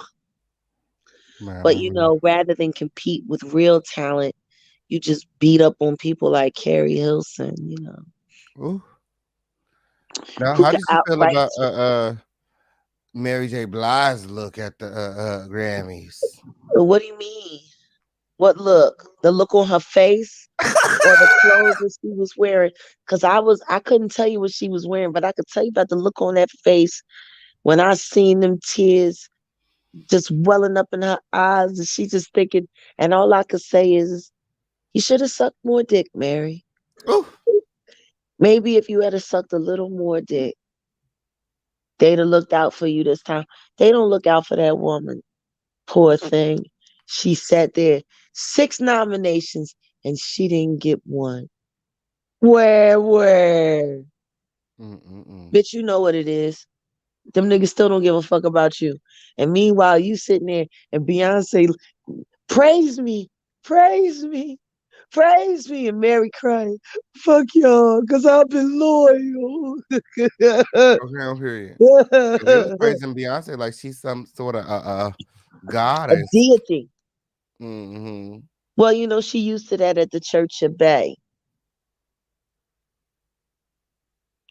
I ain't worshiping her ass. I ain't watched most of that shit. I wasn't trying to be conjured up. People said I was already hypnotized by Solar. I wasn't trying to be hypnotized by the Grammys too. Okay. I saw what I could see. I was very grateful for Kendrick Lamar, who I am now officially calling the Miles Davis of hip hop, period. Hands down. He is an artist. He has turned rap back into an art form. And it's been a beautiful thing to watch. Congrats to Lizzo. Watch your back. Beyonce don't like winners. That ain't her. My. And all I can say to Angela is, don't let them dress you like dead animals. Ooh. What about Sam Cooke's performance? Did you see that? Sam Smith, Sam Smith, yeah. I turned it off when I seen him leaned over because it started making me think of the Silence of the Lambs. You remember the trans guy in Silence of the Lambs?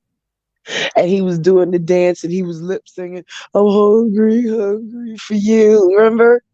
And he was sitting there talking to himself and flirting with himself. Remember the one that was skinning everybody? No, I didn't watch that movie. I was scared. Yeah, well, that's what it reminded me of. That's what his performance was giving me. It was giving me Silence of the Lambs. Man. Yeah. Yeah, it was a lot going on, and they were saying And that they didn't. everybody was wearing dripping blood red and black. That's crazy. No, It's it crazy ain't. that was even at the Grammys. A lot of people were saying that they don't even allow people to, do that type of stuff at the Grammys, and that he was given some kind of special priviles You because realize there was a Caucasian. full moon this weekend, right? Yes, I seen the full moon During the midst of all of this blood, on the day of the red. Grammys. Yeah, Yeah, it was on a the full day of the moon. Grammy, the full moon. Hmm. Ow! Everything was, all the magic was working for everybody except for the Mary J. Blige. Poor Mary. Mary. Mary started stomping in her seat. Give me an award. I got dressed up. Ah, yeah, Mhm. yeah, poor Mary. 6 9. Now she know how she used to laugh at India Irie because India didn't win, and Alicia, Clive bought Alicia all of those awards, and Mary J. Blige used to tease India Irie. Now she know what it feels like too to be nominated for so many awards and win nothing, bitch. Ooh, Poor Mary. Where? No Grammy for you. There's a my, Grammy my, for my. you, and a Grammy for you, and a Grammy for you. Not you, Mary. Sit down. And a Grammy for you.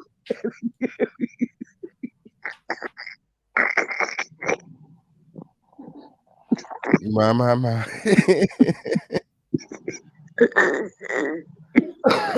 Oh, oh, oh, you poor thing. Them niggas ain't got your back, boo. Maybe you should snitch. My. Maybe you should talk about all that shit that you see happening Bad Boy in Uptown. Cause Lord knows you know what happened to Father MC baby mom when they trampled her to death. Lord knows you remember her, don't you, Mary? Mm. Or maybe that bodyguard that got killed. Or maybe you should talk about Blue Cantrell because you had a problem with her. You was mad that Jay-Z wanted to fuck her and not you. And used to snitch on everywhere she was so she could be followed. I don't know, Mary. Maybe that's why you ain't win shit. Karma's a bitch. My. Did So Blue moving Cantrell right ever reach out to along. you? Who? Blue Cantrell. Did we ever get in contact with Blue Cantrell? I can't talk about that right now. Oh, my. I keep telling people I'm not passive aggressive. I'm just aggressive.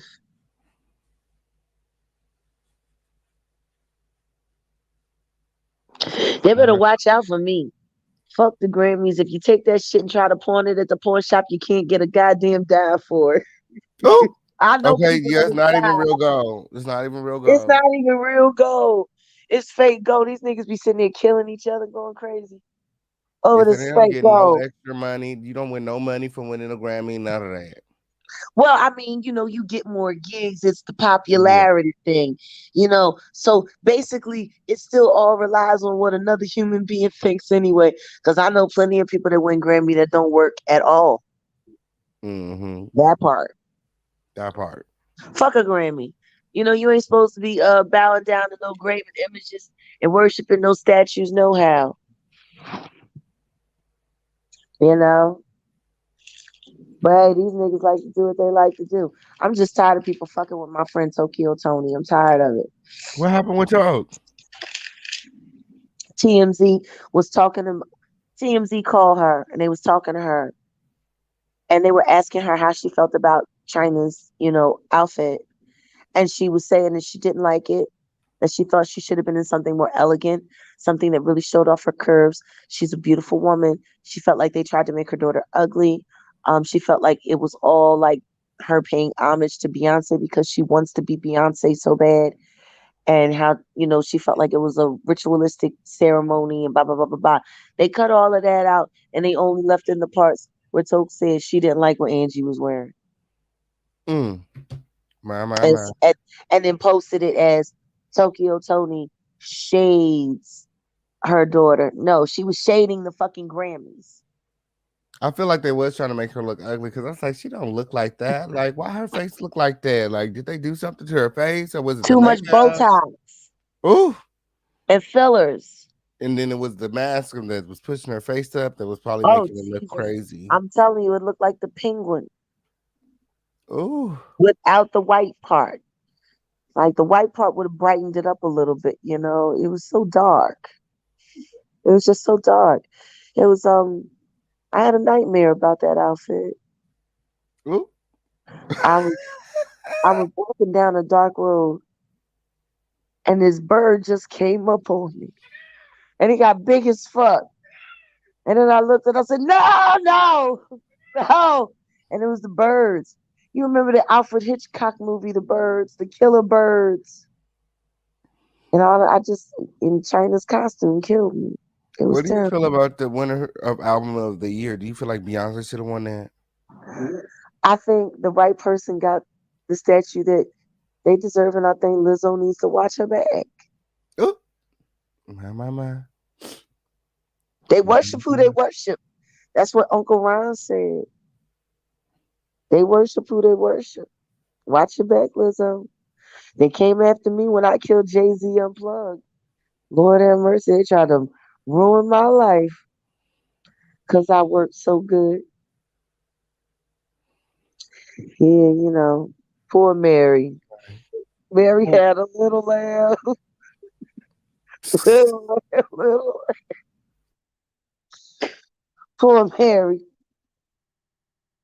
Lord Jesus. All them years of kiss assing and lying and sucking dick and fucking just to sit there on television all dressed up with no awards to take home. Poor thing.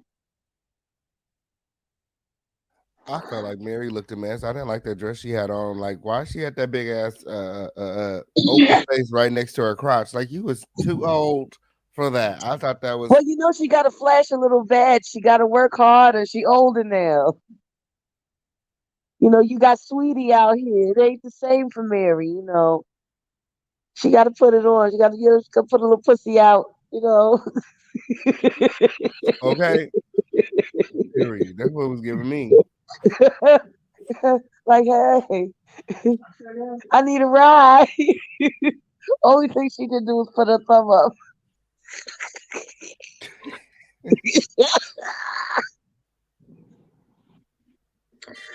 Oh, friend. Yes. I can't. I can't. They done. Listen to me. And that tribute, all them dead people. Is it me or does the dead people memorial get longer and longer every year? What's the Dead People Memorial? When they acknowledge all the people that have passed away in music from the Oh. last Grammys. No, I missed that part. I didn't even watch the Grammys. I was doing my own. I had my own meet and greet in Las Vegas, so I Thank missed the God. majority of the You might have been hypnotized.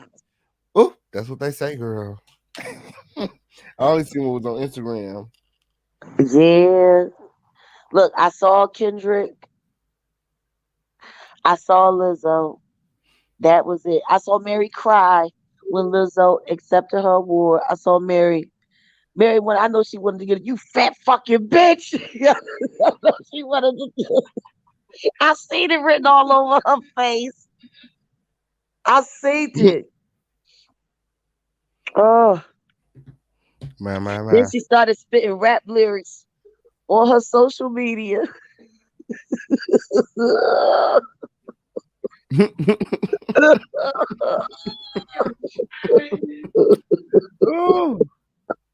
Green within me. Green. Mine. It's my precious. They turned their ass into Gollum from Lord of the Rings. My precious.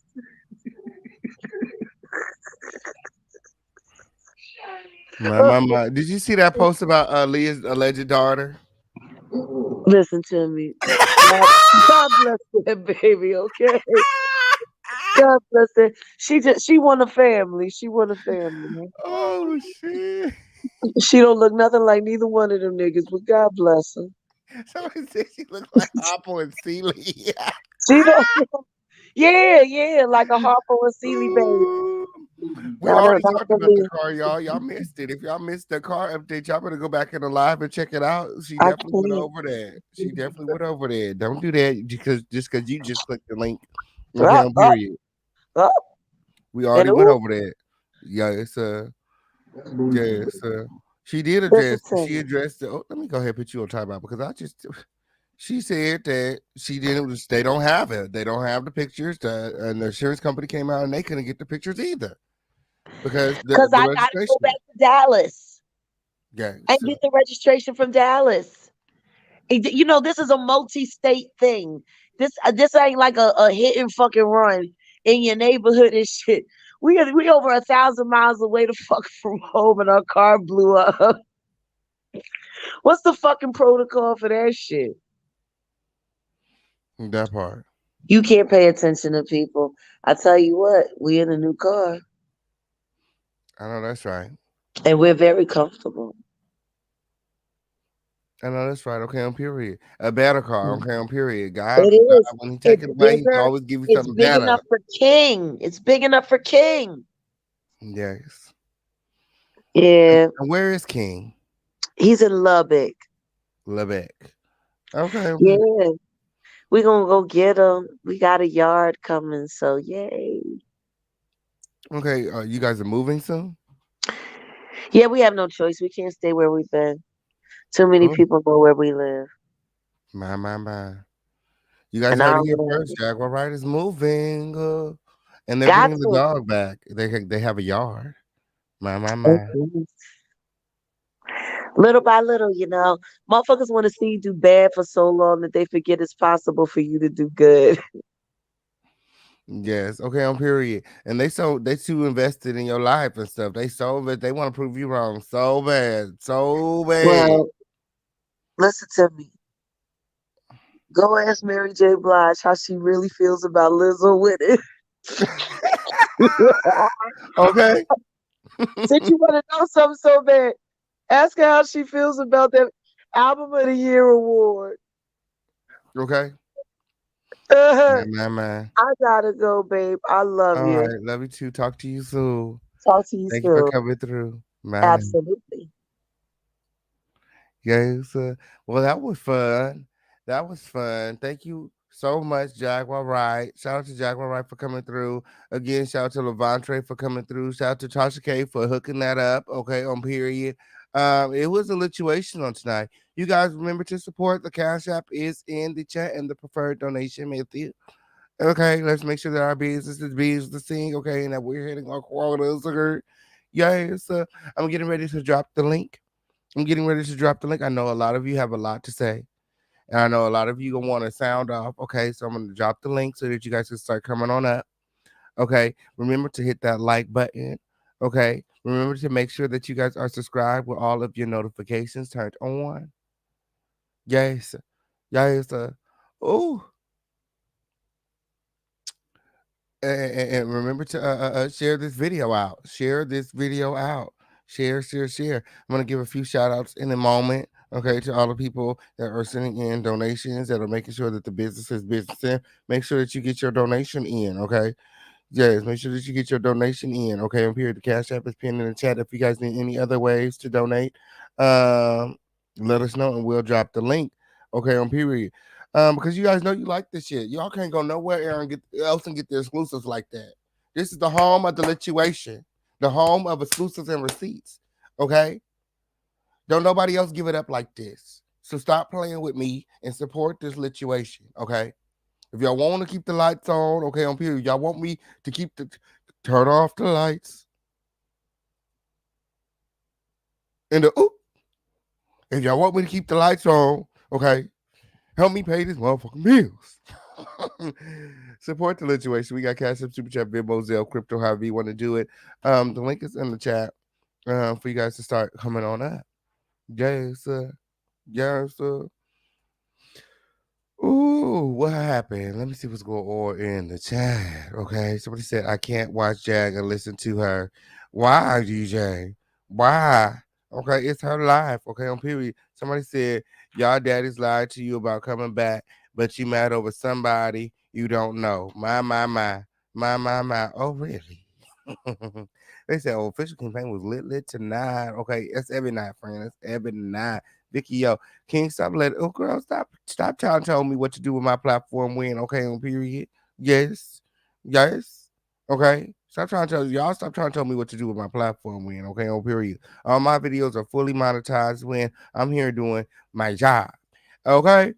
Guys, shout out to everyone that came through the situation. Shout out to everybody supporting the show. Shout out to all the moderators. Shout out to the elected body. Okay. Shout out to all the haters in the chat. Shout out to all the dusty bitches that came over here to be nosy. Shout out to all the lame ass bitches that ain't hit that like button yet. Shout out to everybody who has supported this situation. Sat here the whole time, didn't like this video. Yes, I'm praying for you. I'm praying for you, dusty bitches that sat here for 3+ hours, okay, and didn't like this video, not subscribed to the video, ain't commented, been in the bushes, okay, and haven't hit the support link, haven't sent in no monies, okay, but got a lot of things to say. Let me go check the cash apps if Vicky sent any cash apps. Let me go, Vicky O. Let me see if I got a cash app from Vicky O. Not a fucking cash app from Vicky O. Don't come over here trying to tell me how to motherfucking run shit. Okay? You and your dust can go that way. Period. Take you and all of your dusty ass comments that way. So I don't need that shit. Okay, oh, period. First time your ass done been over here. I'm trying to tell me how to run my motherfucking platform. I ain't sent in no motherfucking support. Okay? How could you talking about when? Oop. And I don't support dust. Take your ass to the dusty place. And oop. And oop. Then ask your dusty ass to come over here. You don't like my content, you can go elsewhere. You don't like hearing it from the source, you can go elsewhere. Okay, where else you gonna go and hear it from the source? We had Lavontray Andrews on the show. We had Jaguar Wright on the show. It's Jaguar life, not mine. I'm not in Arizona. I'm not in Texas. All I know is what she told me. Okay, on period. And I gave to y'all what I was able to find from my investigation. So that's all I know. It is what it is. It's the home of the situation where it's always lit. Okay, so I'm dropping the link so you guys can come on up. Okay, up here we got some people gathered backstage. So let me go ahead and bring them on the show. Period. Hey, what's going on? What's up? It's Denied, man. My name is goddamn. Okay, and what's going on, Yasha? Peace. Peace. Hey, how you doing? How y'all doing today? Pretty good. Just chilling. I've been on today, but I woke up just in time to catch the end of the conversation with you and Lavontray. I had to fast forward it just a little bit, but other than that, got a little slight cold, but I'm good. But I'm happy that he came on to share his story with people and what happened in the situation and how he's not holding on to it, and just moving on with life. As well as for Jag too, she's not stressing or really worried about anything that the world has to say. She just moving and flowing accordingly to life, so yeah, that's great. Well, my thing is, when you was going through those receipts with Lavontray, is I'm like, what is this thing about a victim continuously putting themselves in harm's way by constantly communicating, interacting with their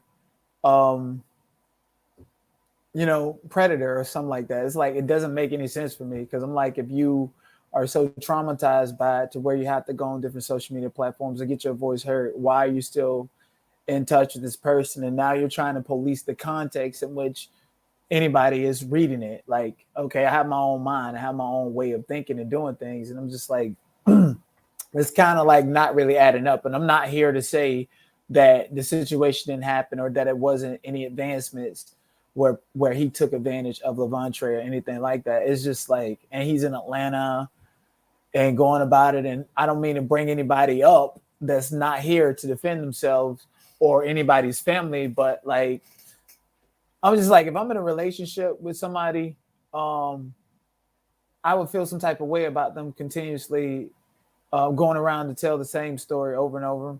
And then on top of that, when Lavontray was talking about the police report and not pursuing it on a criminal level, it seemed to me, and maybe you can correct me if I'm wrong, that he may have tried to pursue it in a criminal direction, but the law enforcement over there didn't give it much attention because even if he didn't want to pursue it anymore, the state would likely pick it up. And so I'm like, is this a situation where a part of me is like, eerie with some things that I hold back on right now, but at the same time, it's just like I could be coming across as biased as well, because it's just like anytime a black man is complaining about sexual harassment or expressing himself, we as black people oftentimes look at it like this person is not telling the truth or this person is wrong. So I'm kind of confused about the story. I haven't been following it. This is my first time actually hearing him, and I try to be as objective as possible. So I have my own thoughts and opinions about the interview and what he was saying, and some questions of my own. So yeah. Hey, Lady E, what's going on? And shout out to Knockout Media in the building. Don't come over here with your shit, friend. Oh no, I'm good. I'm just listening. I'm listening. I was listening to House of Cloud. I thought that was a good question that he has, or a good statement they posed. No problem. This is the home of the situation where everybody's opinion is respected. Okay, on period. All you got to do is be respectful of the other hosts, and we gonna respect you too. Okay. For sure. Yeah. Period. So what's going on? You got to see the interview today with Lavontray. Have your thoughts changed about Larry at all? Not necessarily. I've never had. Okay, so I would be somebody that would be more objective towards the situation. I've never necessarily been a Larry Reid supporter necessarily.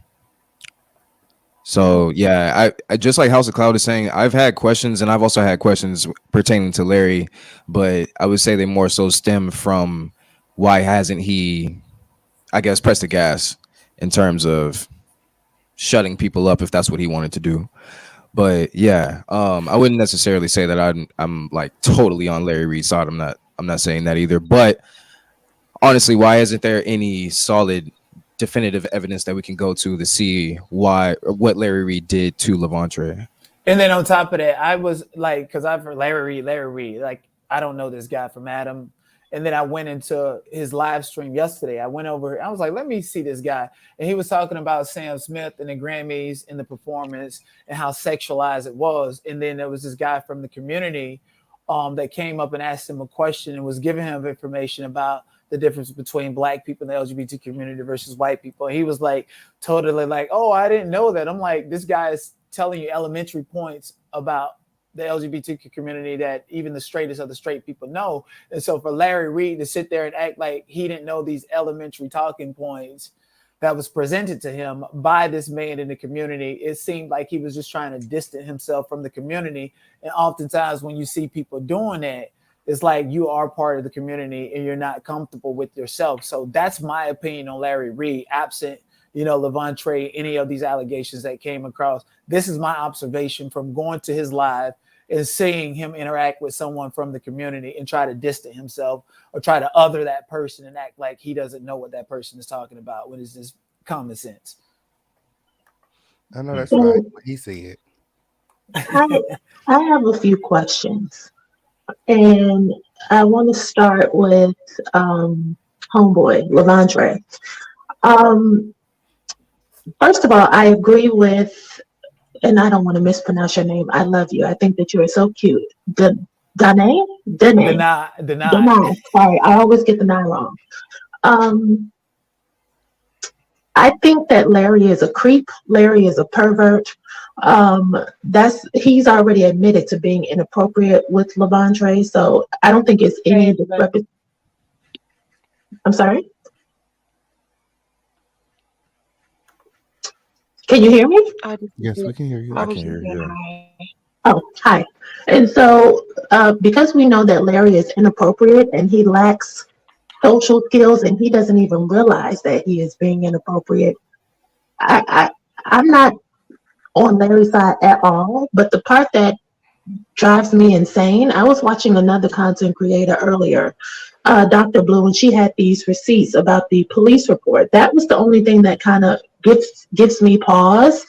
Do I believe that Larry preys on boys? Yes, I do. But when we look at the police report, did Lavontray offer any clarity as far as if the report was done in 2018? How old was he? Because if he was born in 1990, how old would he have been in in 2018. That's the only thing that gives me pause. Do I still believe that Larry is a creep? Yes. Do I still believe he's a pervert? Yes. But that is the only part that gives me pause with Lavontray. Did he address that when you were speaking with him earlier, King Payne? Because I came in at the tail end. Yeah, he said that the report was filed in 2018, but it did not happen in 2018. He said if he said that on there, that was a mistake. It did not happen in 2018. He said the report was filed in 2018. Okay. Well, I can go for that. So to me, it's onus up to Larry to produce some form of receipt. I don't think that Lavontray needs to produce any receipt, because the fact that Larry tried to hide evidence when he did not reveal the complete message thread, that's a problem for me. And if he didn't delete those messages, and if there was other content creators who he gave that to, then I have a problem with all of them, because don't spoon feed me the information. Give it to me in one dose with everything, and let me filter out what's important or not. So that's my assessment on Larry. I think Larry needs to stay away from children completely. And Denai, when you said that Larry distances himself from the community, from listening to Larry seems like he lives this lifestyle where he really loves the other community as far as white men, and he really wants to be a white man. And this is why he wants to use his influence as a weapon to seduce men who are less fortunate, who are dependent upon him financially. And I think this is why we keep hearing people like, I don't even want to say their names, the other people who keep saying, oh, this is about money, he doesn't have any money, this, that, and the third. I haven't heard Lavontray ask for any money. I haven't heard him talk about money, but I keep hearing Larry say this, and people who defend Larry, oh, but this is about money, he doesn't have any money. Until Lavontray files a lawsuit for money, I don't want to hear that argument anymore. Does that make sense?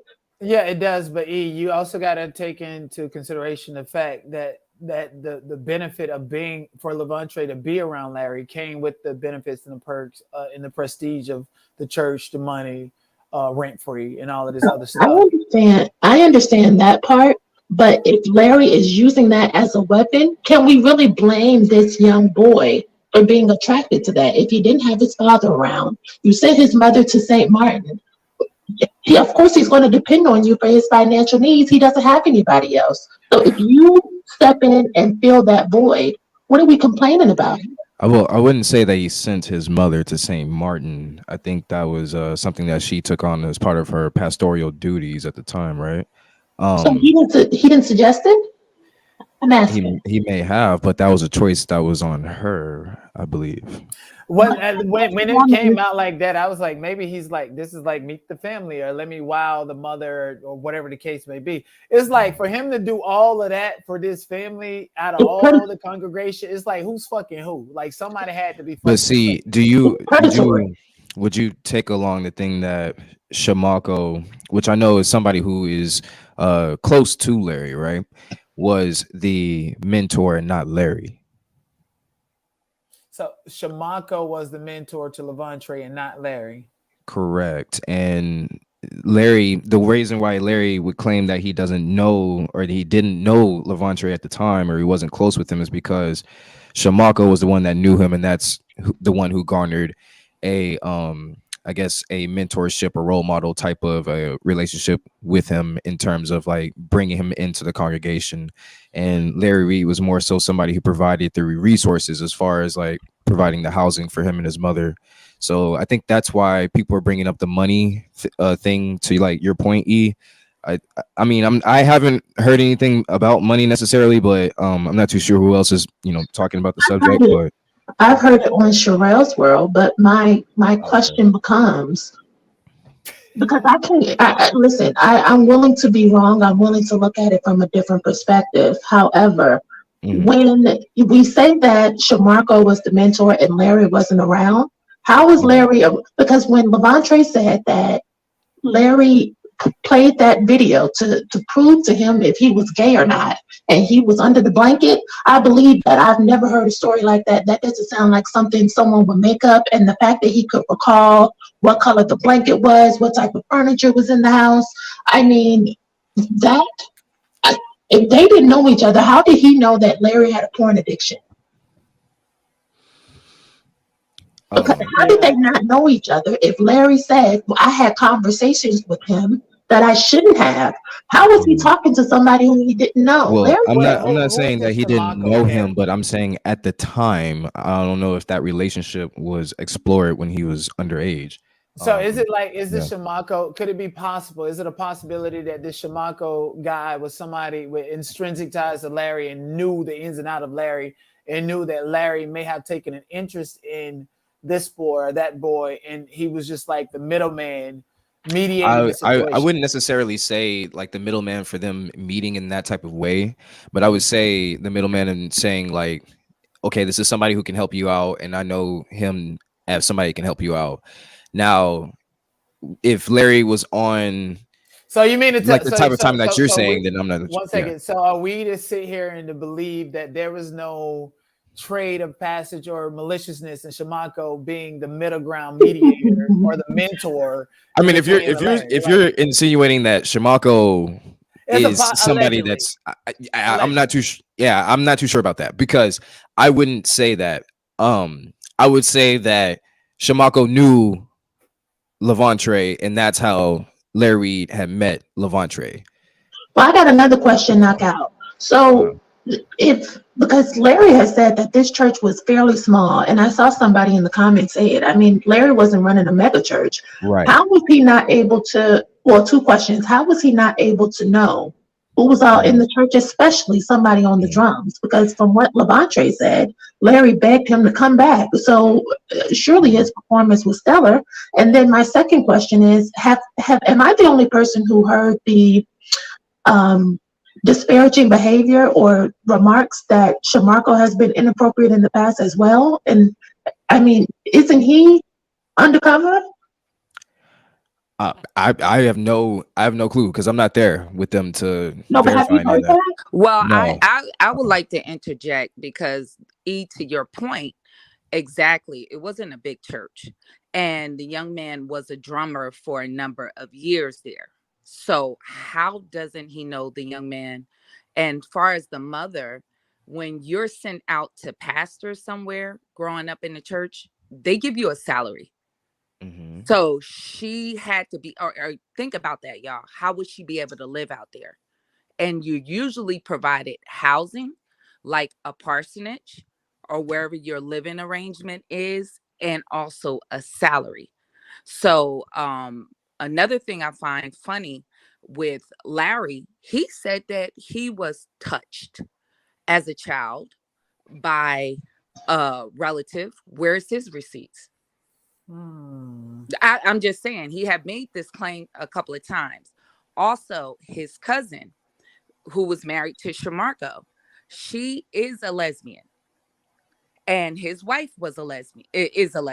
Admittedly, this is not rumors. And they all live in the house together with Shamar. Nobody finds this weird.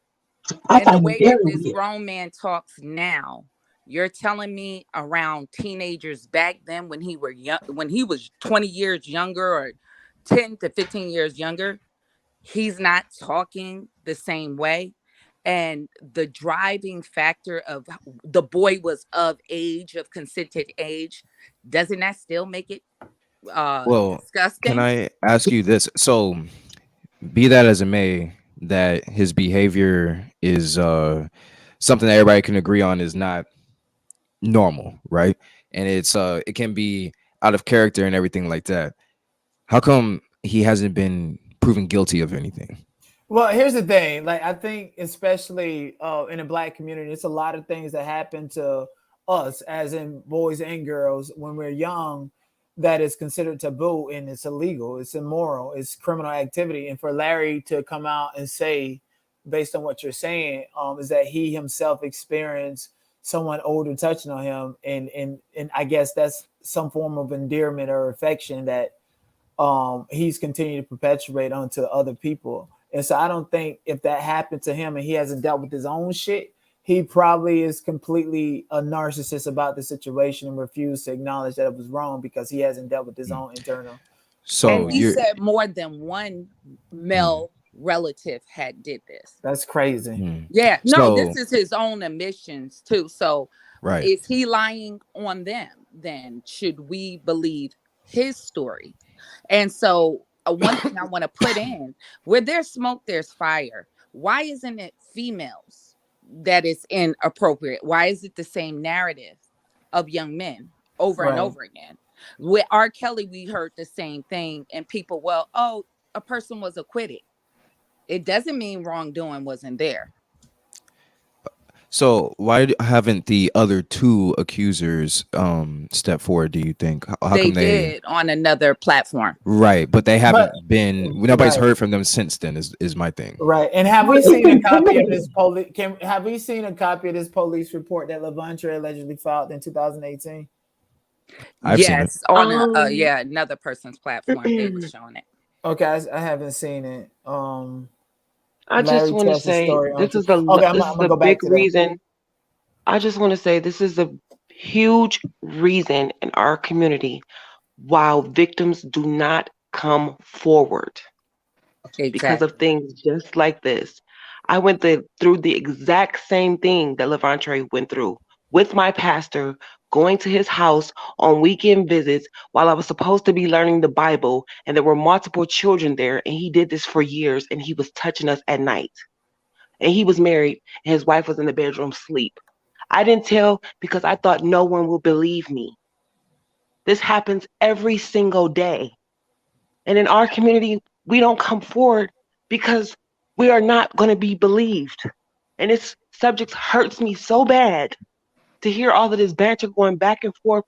Why not this? Why not that? Why can't we believe the victim first? We're children. And the first thing they tell you when you're touched, don't tell because you're going to get in trouble. Nobody's going to believe you. So nobody comes forward. This happens all the time. And I wanted to ask Lavontray, why didn't he come forward? Because it could be more children and it could still be children to this day. He told his story. Why can't we believe him? Larry Reid has all of these actions on the internet where he has different characteristics of somebody who's completely off. And why are you going towards all of these boys, bringing them to your house that have nothing, have no clothes? He said when he first saw Lavontray, he was dirty and he wanted to take him shopping. You don't know this little boy. Why do you want to take him shopping off the first night?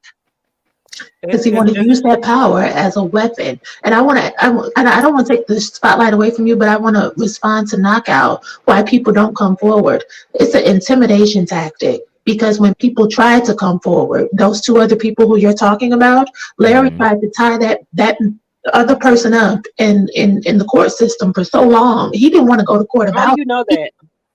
How do I know that Larry was trying to tie that other blogger up in court? About the other two victims. It could be more than that. So it could be hundreds. The thing is that there were interviews by Lavontray and two other accusers. So Lavontray is still out here talking, but I'm saying the other two that were. I'm sorry, E, to cut you off. Go ahead. Well, no, my only other point was going to be the thing that really disturbed me was when I started seeing that they were doxing Lavontray's wife. This has nothing to do with her, but then we want to talk about where she works and what she does. She's not even in this. And so it's almost like Lavontray's whole life is on trial. And I know this is what they do in the court of law. You know, the victims, they examine your whole life, but it is nerve-wracking because you have to think about, yes, I want to come forward with what happened to me, but do I want to put my family through this? You know what I mean? Yes, of course. Exactly. But I think it was a recording another person had did with another blogger that their cousin admitted that he touched them also. Okay. So do you think that is an admission of guilt or that has anything to do with Larry? I understand what you're saying, that does impact the psychology and the way that he goes about treating people and that he might inflict that same damage on other people. But do you think it's a character trait? Like it's a character trait, but I'm saying, do you think that it's a definite thing that he had violated Lavontray based off of just how he acts? Well, I will say this: his cousin that was in question of cooking allegedly was supposed to have something at that time with a younger girl in that organization. From my understanding, even on his platform. Which would also be terrible, but what I'm just trying to pull the relevance to him and Lavontray and the accusation. The relevance of the ones that's backing his story also have issues too. That's all I'm just saying. So if I have did that, am I going to tell on you when it's already documented I was doing something with somebody else, a younger female? Am I going to judge you? That's all I'm just saying. And so see, Keish Wash, I hear you, but the thing is that I think a lot of times, especially it is a butted thing, because I think a lot of people attach their personal traumas and their personal things and actual stories, you know, from victims and survivors to the situation because of the accusations.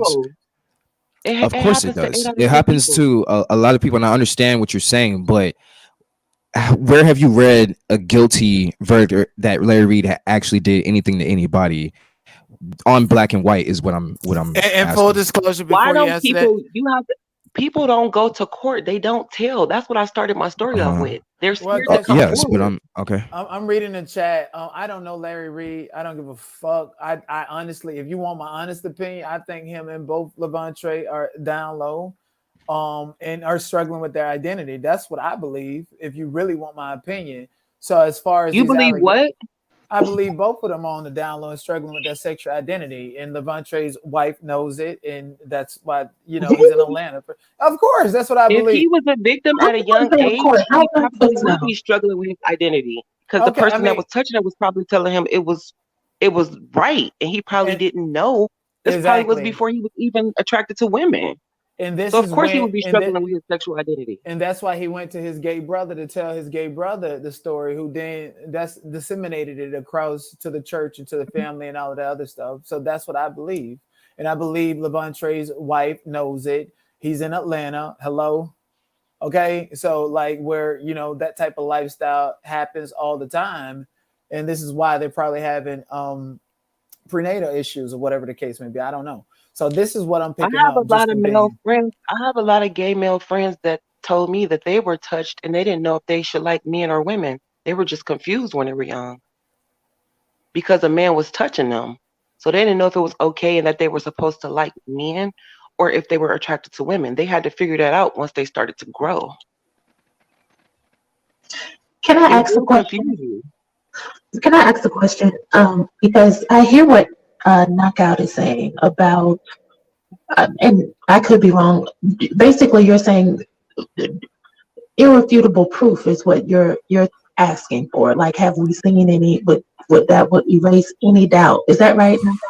Correct. Yeah, that's really what I'm looking for, because at the end of the day, I think when it comes to looking at, you know, somebody's background and, you know, even going down to like the lower level, just even in prison, people look at people's paperwork before they'll, you know, actually be like, okay, you did this or you did that. And based off of that, that's when, you know, people start making their judgments, are like, okay, yeah, this guy is that, this guy is this. So I'm just saying, like, for me, that's exactly what I'm looking for. Well, the thing is, you're looking for it to be on paper. Wait a minute, you're looking for a sexual assault to be on paper and for them to be proven guilty before you would believe the victim? Is that what I'm getting from you, sir? Looking for beyond a reasonable doubt opposed to a preponderance of evidence. Wow. But wait a minute, I don't want us to beat up on him. I have a question because I wanted to follow up on that. You have a lot of questions and you're getting nowhere.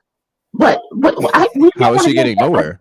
We want to hear his opinion though, because he feels differently, and somebody in the chat may feel the same way. My only follow-up question, and then I'll let it go. Have you seen the video of Larry saying, I could understand how a pastor could sleep with a student and how feelings can evolve, or whatever he said? And he said that if it ever came out about him, he would lie. Did you see that video of him saying that? Yes. And so if we have this type of verbiage of his mindset and how he would respond if claims like that were to ever come out, and him saying that he would deny it, but he can understand that, implying that he's been in that situation before, is it really far-fetched for people to write him off as guilty because he behaved guilty and he's given us these sound bites in his own words? I mean, So we're in a court. We're in a court of public opinion. We're not actually in court because what Knockout is saying, you're talking about beyond a reasonable doubt, which is criminal court. If we was in civil court, it's the preponderance of evidence, such as the text messages, the circumstances, the timing, and everything that he's saying. And I think when it comes to the public opinion, we are dealing with the preponderance of evidence. And so what you're saying, Knockout, is far-fetched. And it is actually why a lot of victims don't come forward, because it's like you need solid date, time, all of this other evidence before you say something. I think you need to stop. Well, no, I don't think that it is before you say anything. I wouldn't say that. But okay, so take for example these other high profile cases to where we've seen people get proven guilty, right? And justice is served upon them. Do we not see certain specific instances that are mentioned in those cases? Or am I wrong about that? Well, you're right, I know one thing, your character is part of a case. So they have a character witness, and he's putting his character on display. And look, I'm not disagreeing with you. With the hold on, sir. Even with the Tory Lanez case, they were going to bring up if he hit the stand, his prior fights, his prior other incidents, which he wasn't convicted on yet. But they were going to bring those things up. So his character right now is on display. Okay, look, and look, I'm not going to disagree with you, because I think that's why you have Conscious TV who's coming and, you know, essentially jumping out the window defending him, because he kind of needs a PR in a way. Not going to lie to you. But, and I'm not, like I said, I'm not disagreeing with you. But to your point, House of Cloud, yeah, I mean, I would need some kind of specific instances and all these other things, because that's where you're going to have to come. It's on the burden of the victim to prove that Larry is wrong. Am I right or wrong about that? It's right, but okay. One second. But Larry, he admitted to it and apologized. So he admitted to it and apologized. Okay, so if he admitted to it and apologized, then why hasn't been found guilty? But one second, because what happens in this situation again, when black people, women or men, come out with allegations like this, it either has to be against somebody that's powerful and that the system wants to take down, and nobody really wants to listen and believe it. But I will tell you, even if this was the court of law, I firmly believe that there's enough evidence out there based on what Larry Reid has said on YouTube out here. They're using rappers' lyrics and songs against them. Why they can't use what Larry is saying against them, to put that circumstantial evidence into position in the play. And all you need to get an indictment for somebody is enough credible sources, and it's not necessarily it's the preponderance of evidence that gets an indictment. Right? My question to you is, why hasn't that happened? Totally agree. Why hasn't that happened though? That's my question too. Because why hasn't that happened though? That's my question. It's not Lavontray closed. said It's it's still being to come. investigated. So It's you're still to acting come. like they dismissed the case. It's still open, sir. Well, It's you still can. open. But no, that police let's report that was in let's 2018. be You're saying real. that's still open? Lavontray is a big, can appear scary because of his size type of black man going to tell white people about another black man. Like, and come on, they're not listening to him. If they was going to do something, they would have already done it. So you think that him going to YouTube is the answer? Yeah. Him going to YouTube, yes, is and I can That's where get it why started he's with doing R. what he's Kelly, doing. didn't it?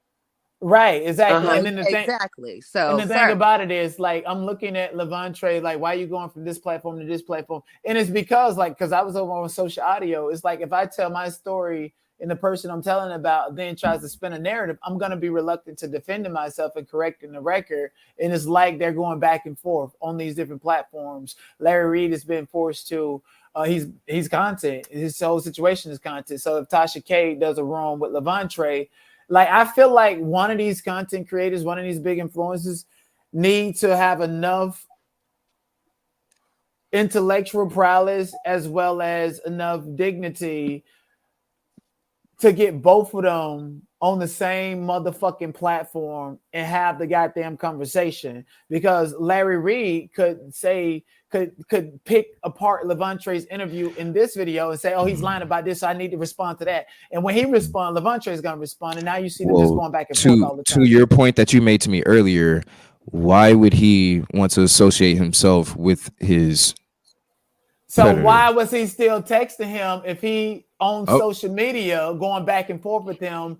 Why was he still texting him at that point? And now why does he feel like, okay, I don't give a fuck if he's dead? Okay, you don't care. So that means you don't care about his reputation. You're going to keep answering and responding. So if the internet, like, I'm all for it. If the internet wants to keep this conversation going, it's great. But if the internet wants some type of resolve, it's best if both of them get on the same motherfucking stage together on a neutral platform. That's the only way that we're going to get to some type of objective. Why not? Why not court? Why not court though? Is court too? Absolutely. He said it's still to come. He said the case is still open. That's what he said when he what case though tonight. is like The thing case is for I think the 2018.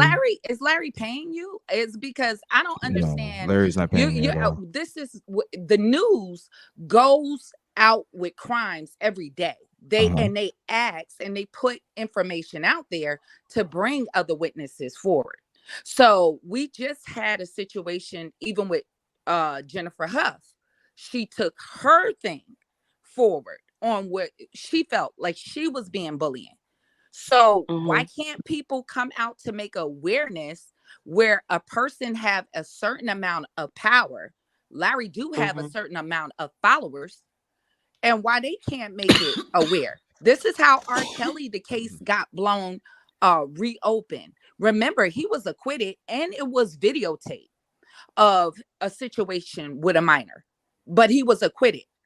But now he's convicted. So yeah, people can make awareness because it empowers victims. When one person speak out, then other people step to the plate. But I don't know why y'all are misconstruing what I'm saying, because I never said that victims shouldn't come forward. That's never what I said. But you said you needed damn near a video in the room to be recording the assault for you to believe I didn't say that either. I said that there should be some it. substantial evidence or some kind of like, there should be something more than just going on YouTube. So it has to be and on spreading a paper story. and the man has to be found guilty. So Sure, that's yeah, for sure. But I would say I wouldn't say that. Oh yeah, victims shouldn't come forward. Where did you hear that? Well, see, now you're adding on to it because you have a personal trauma that you are associating with the story. You have to detach from that, and you have to come from it from an objective standpoint. I'm just saying, like, if somebody's coming forward and accusing you of something, I would hope that they have some kind of evidence that you did it, so that way you get locked up for it or whatever the case. Like, that's my thing. And you're saying that I said victims shouldn't come forward. I think that's bullshit, if you ask me. I didn't say that. No, I didn't. And y'all are upset because y'all are associating your personal trauma with it, and I'm not doing that. I'm not. You're gaslighting because nobody never said platform that. to platform. No, because she literally just told me that I said that victims shouldn't come forward, and I didn't say that. I didn't say you said that. Nobody. Yes, you did. You did. So now y'all are gaslighting me. See, that's a weird thing to me. Okay, so I never said that. And that's never been anything that I put out there. I never said that victims shouldn't come forward. I know exactly. I would always say that a victim should come forward when they're ready and when they're willing to tell their story.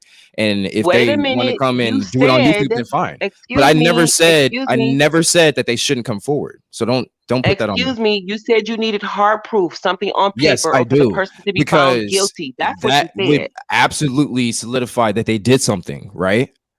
I couldn't come to you and say, okay, well, there's hearsay and that they have to come on the same platform to argue it out and pull out their points. There would be something I can go to and say, he did this, and I couldn't argue with you, could I? You have a lot to learn. No, I don't have a lot to learn, because if anything, I could read a fucking paper and it would tell me what I should learn, right? Or what I should know about the situation. But where is that? It's people in jail that are not guilty that say they're guilty, and the court said they were guilty. So that piece of paper doesn't prove anything. How is that relevant to what we're talking about? Well, you said you needed something to say that they were guilty, and if the judge rules that they're guilty, it doesn't mean that they're guilty, sir. Yeah, usually it does. Usually in a federal court of law, it definitely does mean that you're guilty, right? So you don't know. Well, how about the RICO? How about the RICO? You don't know they can just with association. People that's in jail today that are not guilty. Do you? Okay, so since we're talking about RICO cases, you think Young Thug is innocent? Pay attention to nigga. Young Thug was taking drugs in the courtroom. Yeah, well, yeah, that's what I'm saying. So like, this is the thing. A lot of people, again, I think y'all are associating your personal stories with this, and again, if it's a trigger, then I understand that. But I'm not saying that victims should come forward. That's what you're doing. She just told her story, and now you're projecting on the rest of the panel that that's what we're saying. That is not what we're saying. What I'm saying is you made a comment on why is he here on YouTube telling his story, because a lot of people want victims to shut up. And this is the problem, because now you'll turn it around and say, well, why didn't they speak earlier? So No, I didn't say that. And see, that's the thing. I'm not turning around and saying nothing. Well, can I ask other than what I said? Can I ask a legitimate question? And just, it was from Lavontray when he was talking about his relationship and the the prenatal issues and stuff like that. Do y'all feel like a man consistently coming forward day after day, platform after platform, is a masculine trait? Or do y'all feel like it's normally women who society has deemed appropriate to continue to do that? Because I'm like, you're a man, it should happen, talk about it. It's what it is. Let me move forward with my family and stuff like that. And I'm like, I know that if I was a man and I was coming out with some type of traumatic experience, I'm doing it for healing and give a fuck about somebody's opinion and what they're thinking. So oftentimes if I go to crying, especially for the world to see, I don't need no sympathy and empathy, because that was my healing and my growth right there. But for Lavontray to continue to dwell in that, it's probably problematic for his relationship and other people that are just watching this stuff happen. I'm not saying to shut the victim up, but I'm just saying I don't think it's masculine for a man to keep on complaining about the same situation. We are supposed to express ourselves and move forward. Masculine. He said that he said he forgave him. He's moved on, and he did. Obviously, he did it because he's still on the internet talking about it like it's his first time talking about it. Yeah, he just did tonight. No, I don't believe think that he's it should matter when he do. I think that the series just ended, and I think he's following up with questions. So remember that. Okay, but let me ask you a question. So if Larry Reid comes out and defend himself, and Lavontray says or doesn't think that he's telling the 100% true, is Lavontray going to come back and correct the record? And is that what's been happening this entire time? If he does, Larry Reid has never denied it. He's never denied it, though. Yeah, he has. I would definitely say he has. In a roundabout way, not. Well, no, because somebody even in that lawsuit between him and that other blogger, he definitely denied it in that lawsuit. If you go and look at those in that paperwork. I want to piggyback off of deny, because I get what you're saying, and it makes you wonder, because when you read the text messages, and like I said, I think 100% Larry is a pervert and he is inappropriate, and I believe something happened. But when you look at that text message thread, it's definitely more than what meets the eye. There are a lot of it's conflated. It's a lot of things. Can I ask you this? I'm sorry to cut you off again, but can I ask you this? Do you have a personal? Do you have a personal like thing against Larry? Because I can understand if you like. Okay, I'm trying to ask you a question real quick. Do you have a personal thing against Larry, or could you separate your opinion about him from what you're seeing as well? I was getting ready to separate it, because I've seen and heard things from Larry that are alarming, and I cannot ignore that he is problematic. However, what I was going to say in those text messages, despite me feeling that way and seeing what I've seen and being alarmed, it's still something beneath the surface that neither one of them are being honest about. Now let me.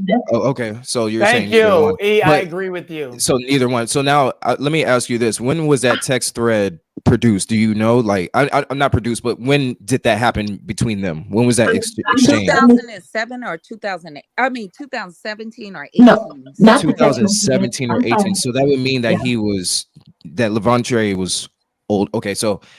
And he's apologizing for a situation that happened, but he doesn't necessarily state specifically when, right? Because I think I had read a glimpse of what he wrote, but I'm not just sure if I saw a date. He said he apologized, and it was not his fault. It was not Lavontray's fault for what happened to him. Now, he apologized. If that was the case, then wouldn't you think, to House of Cloud point, that maybe Lavontray was exploring something when he was older, past his age of 17 or 18, and he had a relationship with Larry in that way, and maybe he's apologizing for whatever happened in that relationship to make it break off, and not talking about a minor or a situation happened when he was a minor. Do you think that maybe Lavontray and Larry may have had a gay relationship at some point in time, and that's what he was apologizing for, is maybe a breakup that went bad or something like that? Wait a minute. He was grooming him from a young age. Can I and I don't say think something? they ever did any type of intercourse. I thought the man just told him to stand in front of him, and he just like, jacked it off or whatever. So I thought he sucked him. Can I ask KOM and the guy with the arcade background? I can't see because my glasses. But can you guys prove that Larry didn't do it? And listen, let me tell you something. One more thing. You KOM, he said, oh, he keeps talking about it. Well, how did we black folks get the vote? You know what I'm saying? If it wasn't for Martin Luther King speaking up for our rights, if it wasn't for Subi Anthony casting that first vote, if it wasn't for Malcolm X, they kept speaking. I think it's not really relevant. Right? They kept speaking. This is a victim. It takes a lot, and he's a very masculine dude. So it takes a lot for somebody like him to come forward like this. And I see you guys just consistently shooting him down, and that's not good. That's not good. And I hear one of you guys be on. Listen, if you was in the room with me, you would not have that same and you're energy talking because about, you don't know what you're talking about.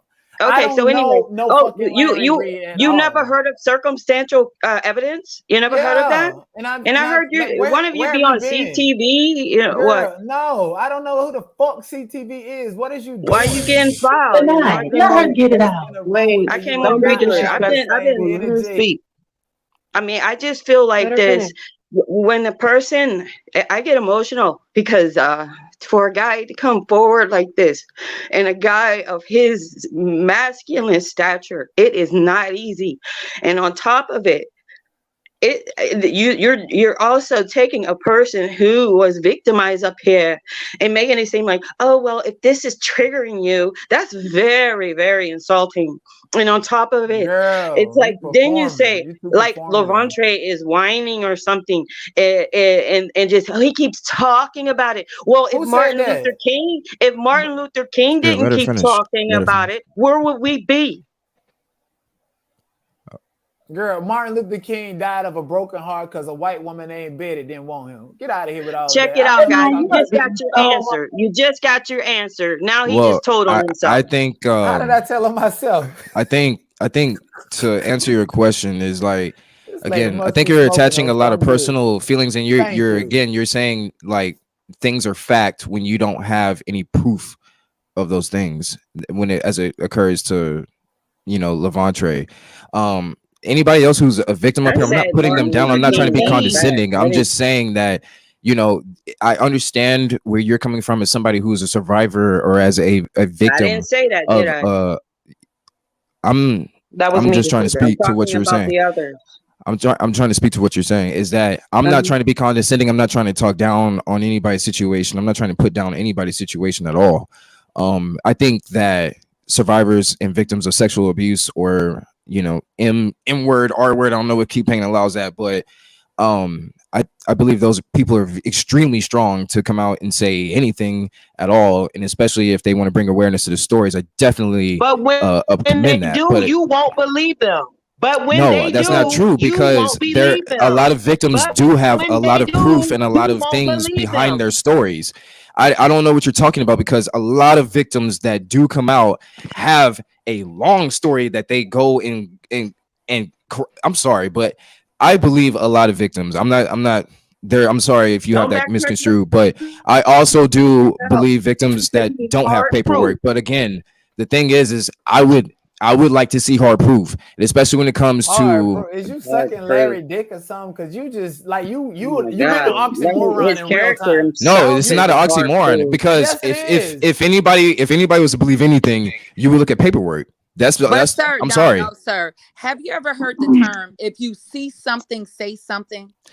I'm not gonna You hold accuse on, anybody of anything I'm not listen. seeing them You've do. been talking the whole Have time. you been in the room? House of You've Cloud, been were you in the talking, room where sir, when he molested Lavontray? sir, I'm you've asking been you a question, a talking the legitimate whole question. time. No, let me ask y'all a question. Were y'all in the room where he molested Lavontray? Were y'all in the room when he molested Lavontray? Then you can all shut the fuck up about the shit. Then that's what I'm asking. That's what I'm saying. Listen, if you That was in shit the is room crazy. with me, you won't have this energy, bro. You won't be having the same energy you got on the Guys, it's Oh, the he must have been discernment on for Larry me. K. You know what I'm saying? You gotta have discernment. You don't need receipt when you got discernment. Right. He Right. getting I all wonder, emotional about it and as shit. far Like, as Yeah, the bro, guy, you're right about ass up that, out of here. King.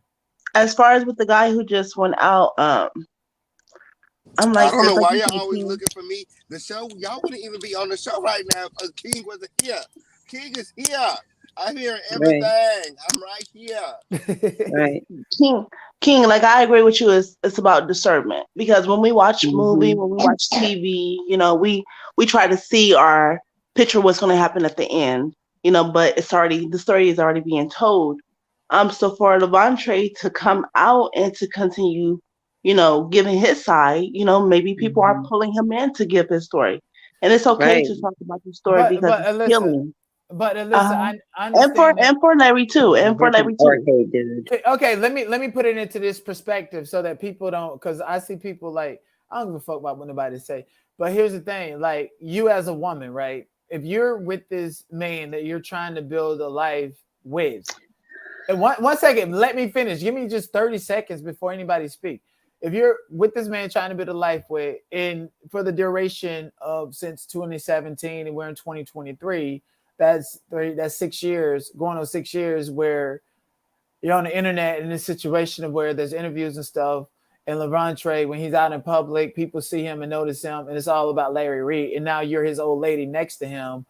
And like, you know how we are in the black community. They're judging her. Damn, you with Lavontray, child? He been through this. I'm looking at you funny. He might be a little suspect and all of this stuff. In Atlanta, Georgia, out of all of that. So this is what I was saying when it was talking about, I don't give a fuck how big or small, tall, and all you are. That does not determine masculinity. The way you move and the things you prioritize determines how masculine you are. Okay, what I'm saying is, just from a woman's perspective, how would you feel if your husband is going out there continuously talking about this to millions and millions of people that's going to recognize you and him on the streets, and now she's doxxed? Like somebody's family got it. Can I say something about Elizabeth? Like if he would have shut his mouth, she wouldn't have even gotten doxxed. But this is my thing. Oh the my young man gosh. was young in a church setting.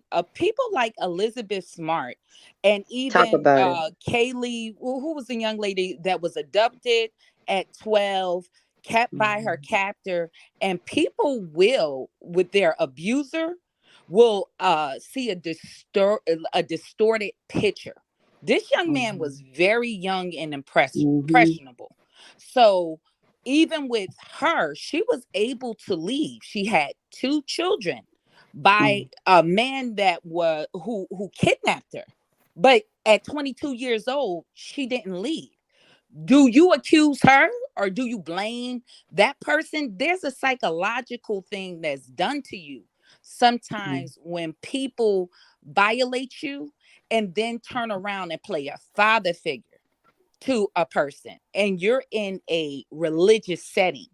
All of those things can play on your psychological. And he said in that text, he said, I had to realize, he said that in his text, and really come to realize some of the things that you did to me was wrong. I had to step back. So that's one part.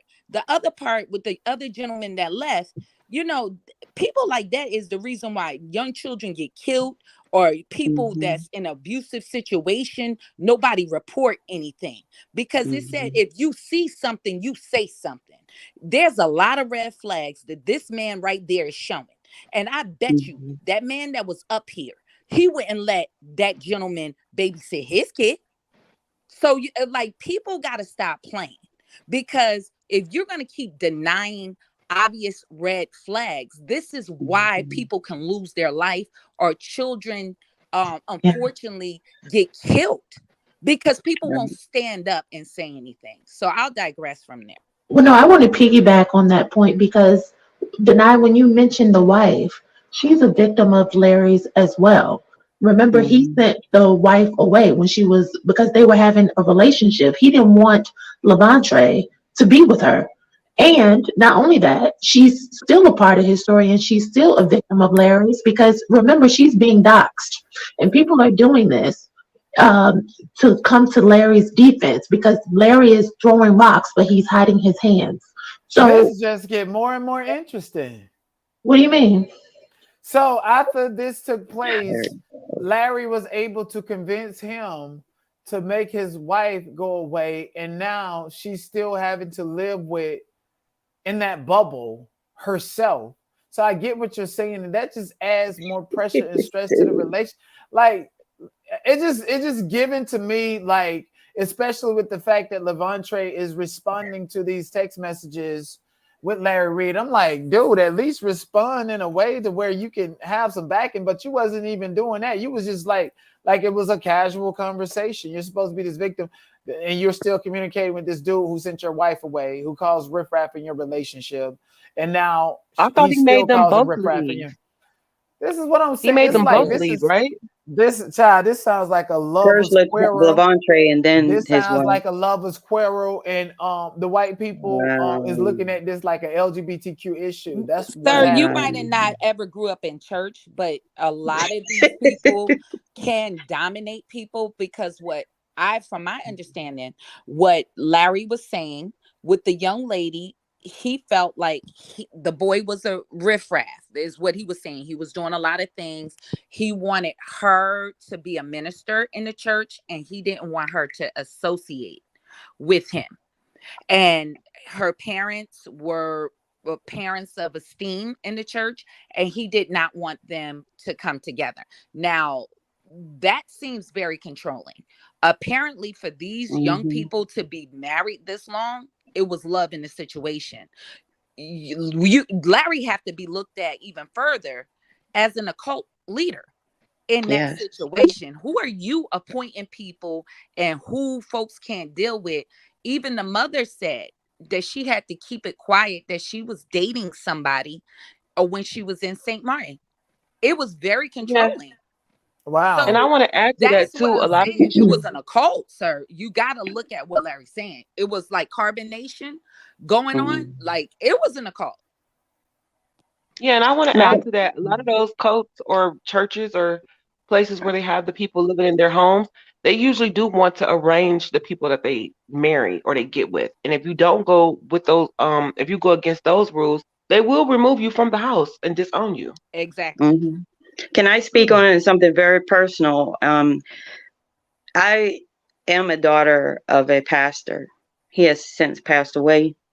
And I've witnessed since I was a kid, the manipulation, the just always just throwing the Bible verses at you. He made me hate God, if there was one. I growing up around him, I thank God I didn't live with him. Unfortunately, I think this way, I would have killed him because just how he bullied my mother. My mother almost killed him. I would watch how he bullied his new wife, and I watched this man take a full fist against my little brother's chest, and his little kid is a stick. He's a stick, he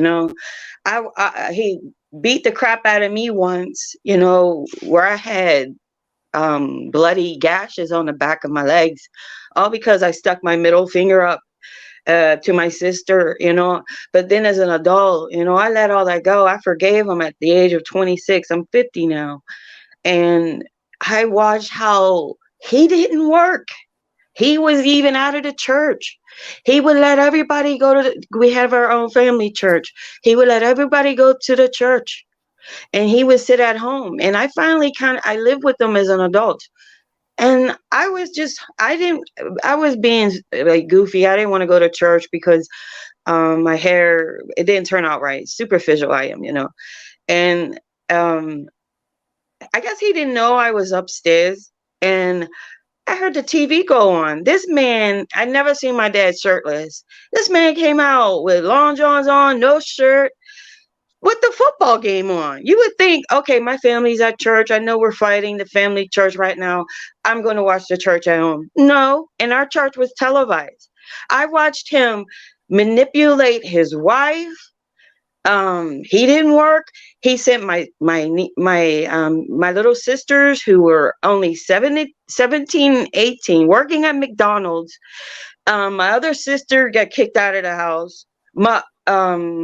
Two of my sisters, and then he's making them pay all the bills just to keep this stupid house, manipulate it, and then tried to bring me in on it. But when I saw it, I was about to go toe to toe with him, so I had to go. The church is very manipulating. I have a nephew right now trying to manipulate the heck out of me. It is very manipulating and brainwashing. Look at how long we lived in this life thinking Jesus was white. That alone. Yeah, you all over the place. Thanks, Arcade Man. Yeah, you all over the place. Hey, what's up? How's it going? Can we are we still talking about Lavontray, and he need to go write a book is what he need to do. Sounds like you got a personal problem with him. Who? You. I don't. I just no, I'm not Arcade Man. Well, you just look your background, I can't see what your name is, No, I don't have a personal problem with them. It's just like I'm not interested in echo chambers. I don't create them. I don't necessarily subscribe to the thing, and I'm being very, very objective here. And some of my objectivity is just me stating my own opinion. It's not my conclusion. That's why I'm here to know. I don't have a. But is it okay if he brings up this story for awareness, or maybe so other people can come out? Maybe it's on the internet. Calculated. Like it's on. But maybe he needs more. Maybe he wants more victims to come out so that they can build a case against him. Maybe he's doing something that's calculated that you don't know about. Right. I know he embarrassing his wife because they looking at her like, how you sleeping with him? You on his wife, dude. No, for he real. said his wife was on board and she's supportive.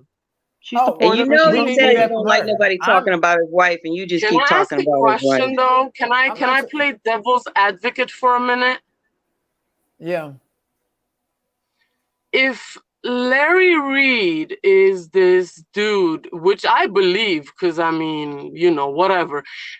Why expose one, which was Larry Reid, the pedo, right, who touched him, but he ended up marrying his wife, who was supposedly 5 years his senior, and that would make him underage then too, though, right? So my question is, he got married to his wife, though, right?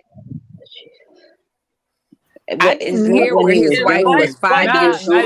Explain. Don't be like Jesus and all that bullshit. Just explain yourself. Am I misunderstanding something? He married the freaking wife, right?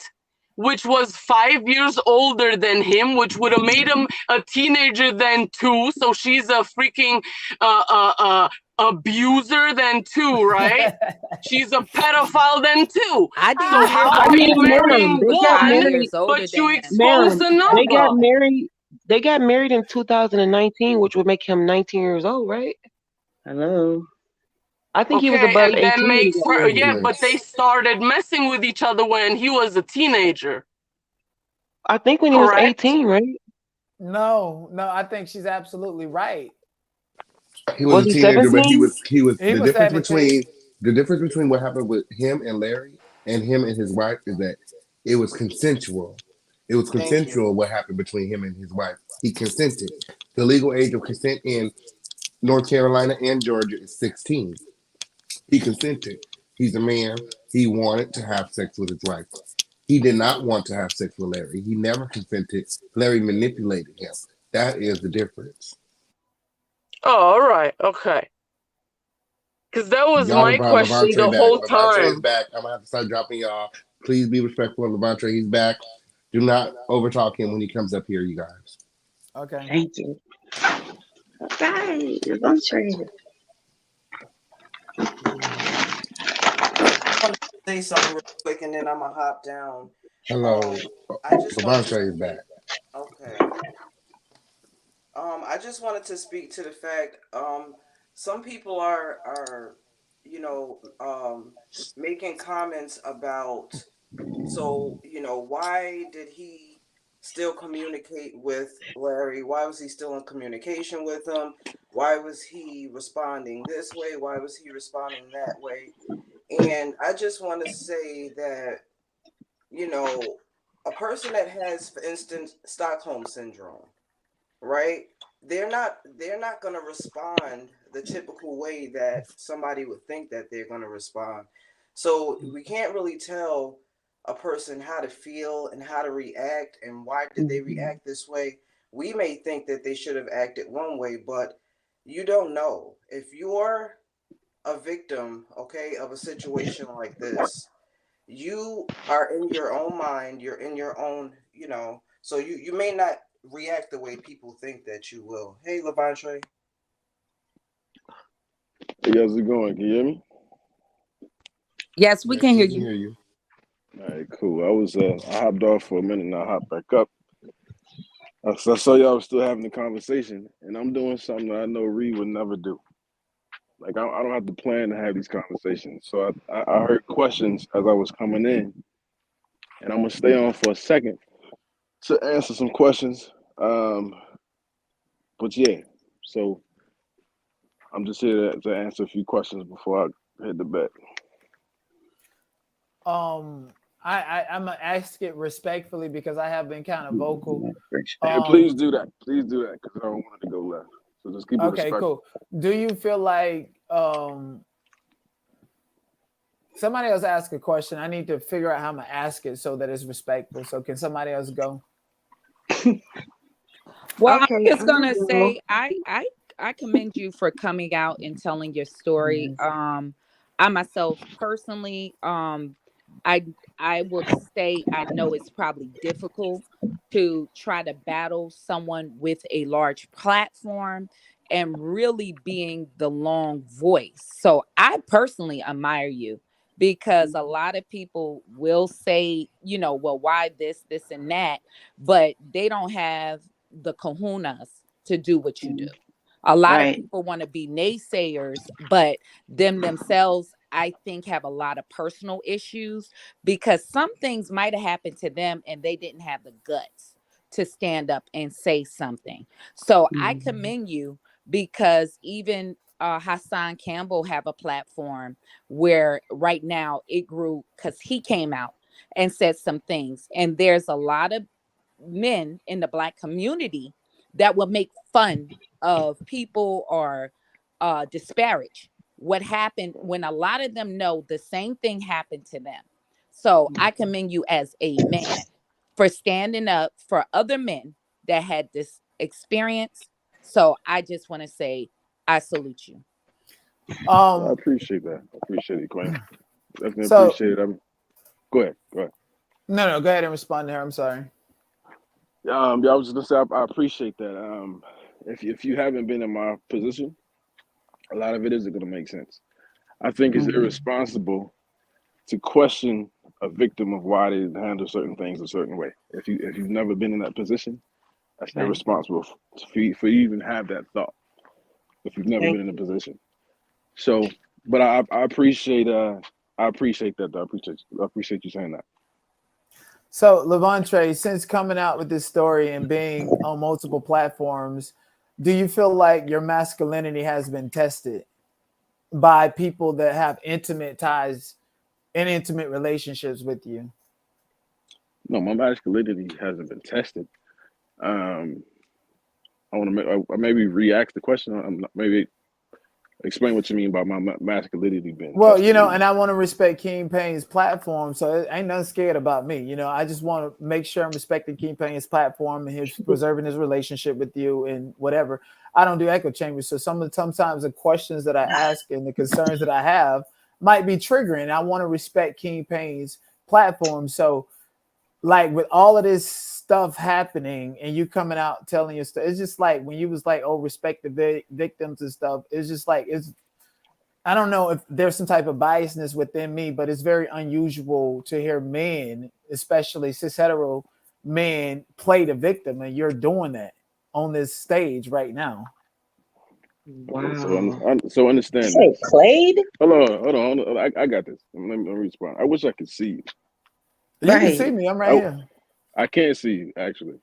Oh well, I don't know Okay, why I can see you now. I can see you now. Put his face up big so I can see what he looks like.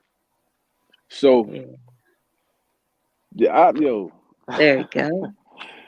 So I want you to hear what you just said to me. Okay. You said that I'm playing a victim. Mm-hmm.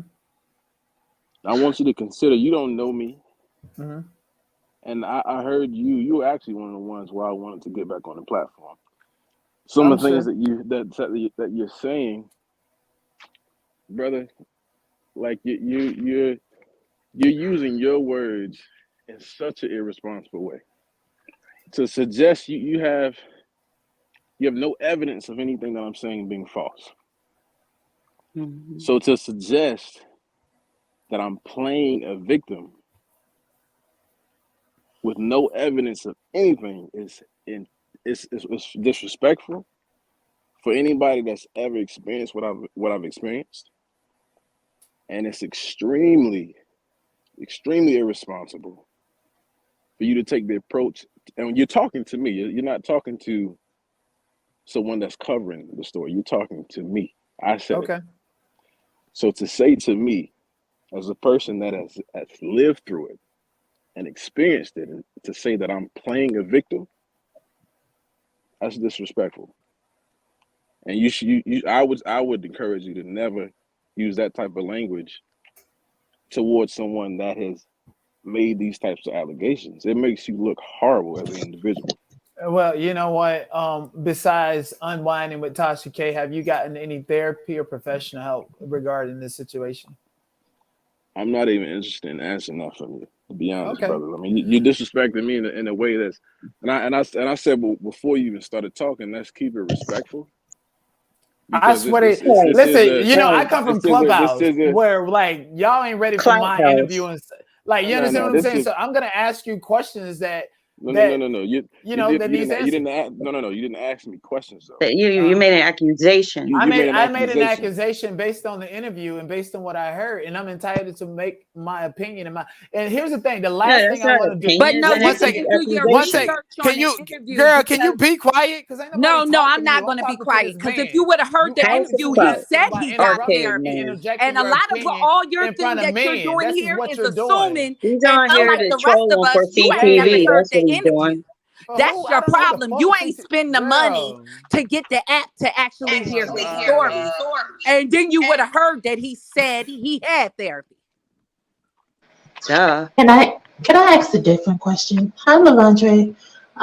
My question, I really, first of all, thank you for coming up here and being so candid, because as you said, this is something Larry would never do.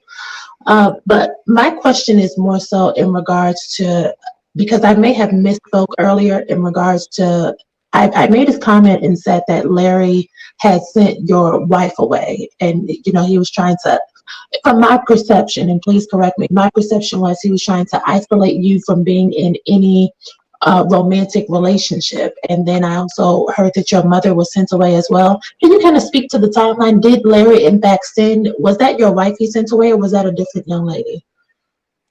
No, that was I was back then, I was young, doing what young guys do. And so I was entertaining a different young lady at the time.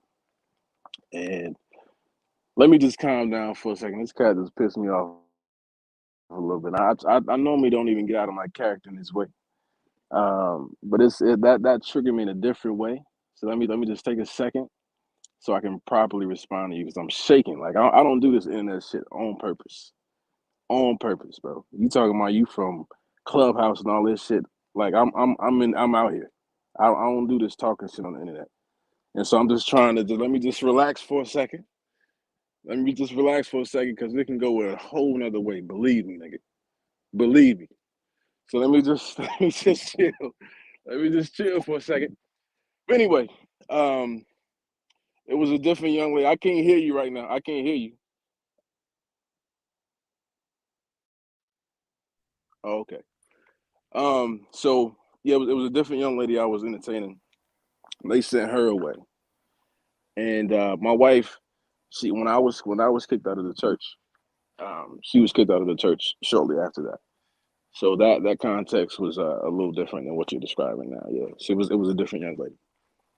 I thought I heard somewhere also that Larry said it wasn't just one girl that you were with. I thought I heard him say, and I could be wrong, please correct me. I thought I heard him say 3 girls. So it seemed like to me, go ahead, I'm sorry. No, I didn't say anything. I'm listening. Oh, so it just seemed like to me like he was trying to, I heard his explanation that, they keep the boys and the girls separate, but being a teenager, I've had boyfriends when I was in high school, and so I'm sure there are other young ladies on the panel and guys as well who, had, your high school sweetheart and what have you. But it just came across that from my point of view, that he was trying to isolate you from the sequence of events that I got. Did you ever feel that way? For sure. It was just the culture of the church at the time.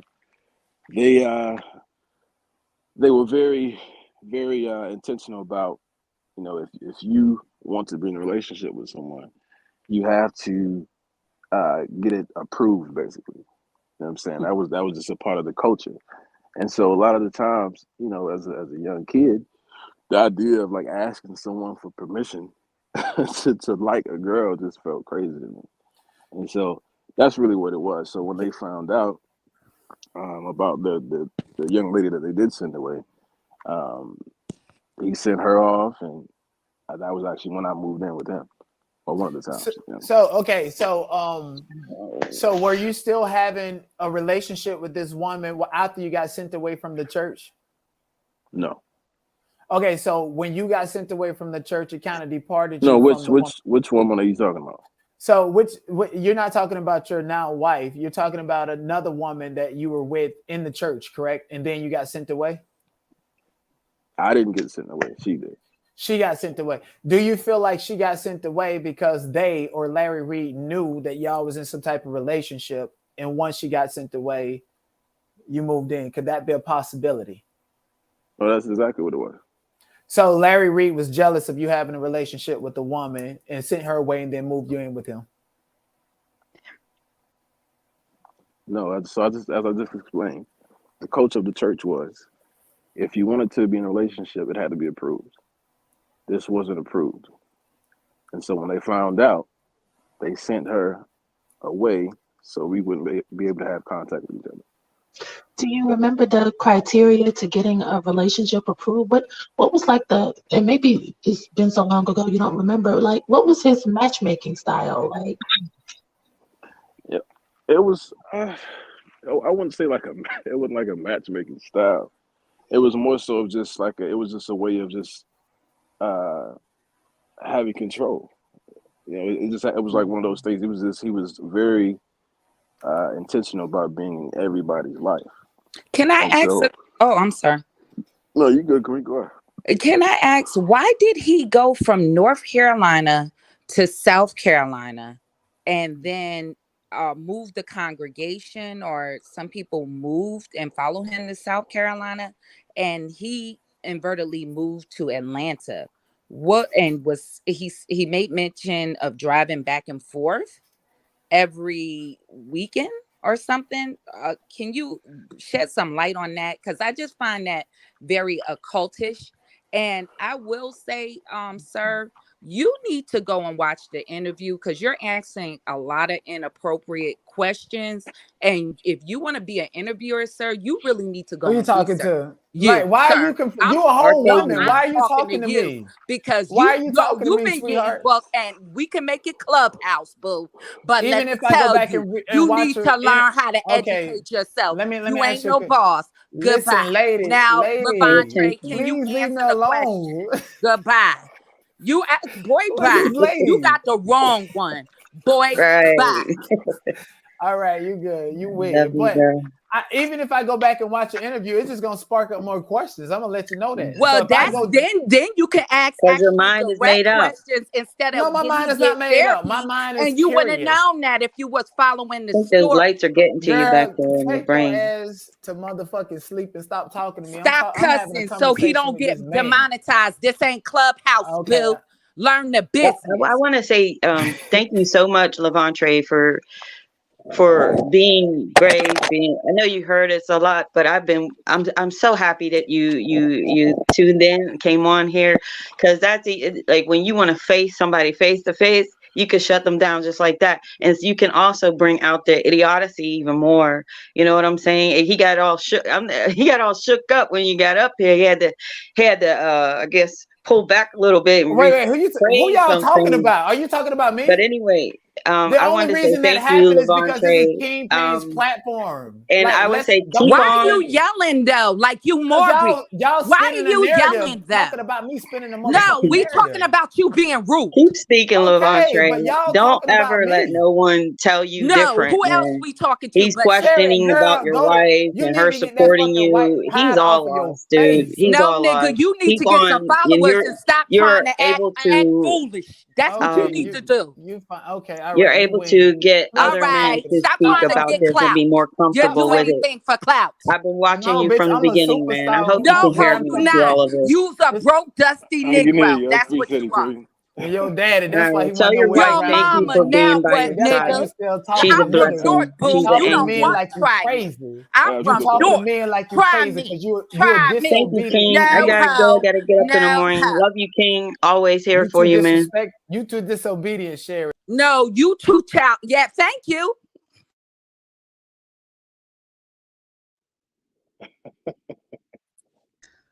I just My wanted the ears. people that have questions for Lavontray to be able to ask them. My ears are And ringing dig from this, left to man. right. Dig this, man. Whoever this last light skinned dude was, I want you to inbox me, man. I don't know where you at, man. But I swear to God, I don't do this internet shit, man. Reach out to me, bro. And we can talk, man. We can talk in a different way. We ain't gotta do it here. We ain't gotta do it. Then reach out to me, inbox me. Wait, hold on. You is that a threat or something, bro? No, it's not a. Oh, you too. No, okay, I'm trying to figure out. Like, I thought I was knocked off the So- stage. You talking to me? Negro, you think this is bad Yo, girls bro, club? listen.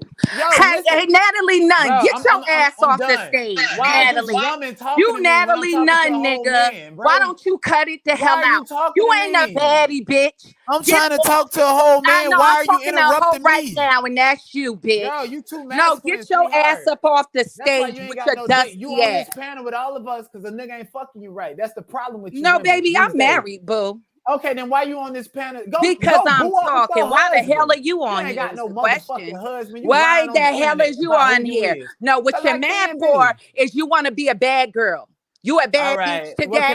can I answer the question? Can I address this man that was talking to me? Because you're a whole woman. You need to go have that smoke with one of these women and stop trying to I come at am, me. which is you, because you handling All your right. emotions like a bitch. All right. Well, Yeah. let me handle mine and let me talk to this No, man. because you call and you one mind nigga. your business. It takes one to know Okay, one. I'm gonna be the one. I'm gonna be the one to stop it because it's too much.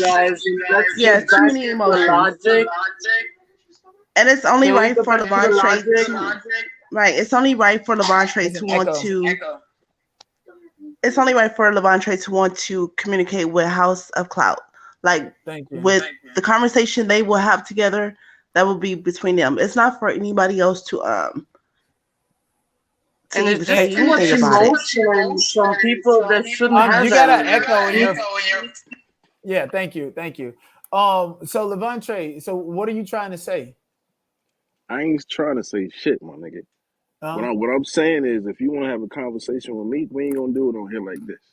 Okay, so I mean, I done asked every question, and I'm gonna ask whatever the fuck I want to ask. And Why would I be hold interested on, in having a private First, conversation matter with of you? It's fact, social media. why would I be interested in having a private conversation with you? I'm You not just interested in invited talking. me to have a private conversation with you, No, or no, no, in no, no, no, person, no, or no, whatever no, the no. case may be. Exactly. So you read between the lines. We ain't got Read shit to between talk the about. lines. We We ain't got to shit talk because about. you mad because I'm asking the questions to break up this monopoly and this echo chamber that you.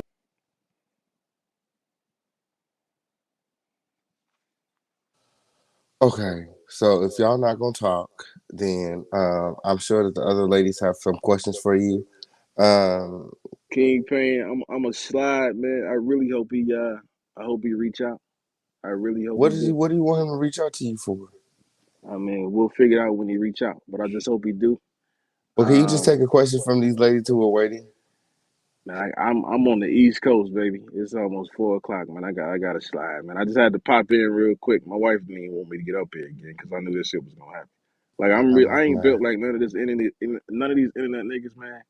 And I don't even know, dude. This is really why I don't even watch interviews and get into this kind of shit because I'm not none of this other shit they probably used to, and it ain't gonna be what they thinking it's gonna be.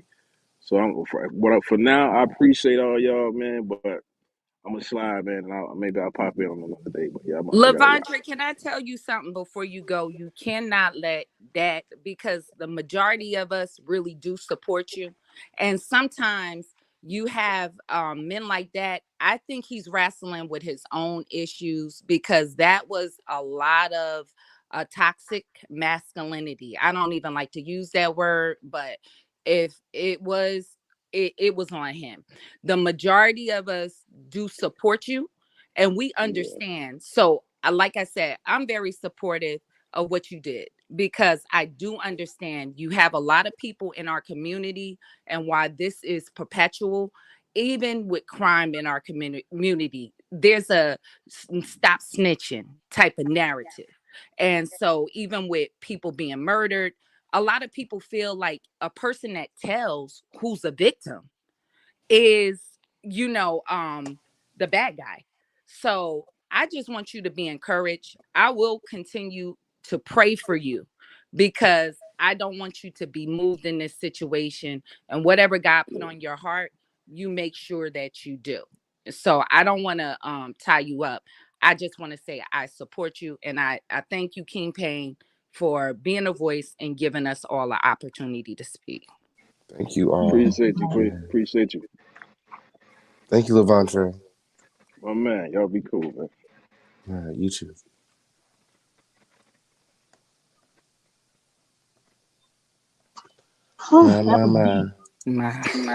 Right. That was a lot. I don't know why people You done think ran they could him off, sit up. don't I? I don't know I why didn't people ran think him they could off. Jerry ran him off because she wouldn't let the discourse happen. Like, I'm not trying to, like, you understand what I'm saying? I'm just doing time. I'm just figuring shit out, asking questions. I asked this question, number one, because I feel like it's questions that people look over. And number two, because it gets the conversation going. I'm never going to put myself in a situation to run off a fucking interview or whatever the case is. Sherry, you did that. You need to mind. Let me stop.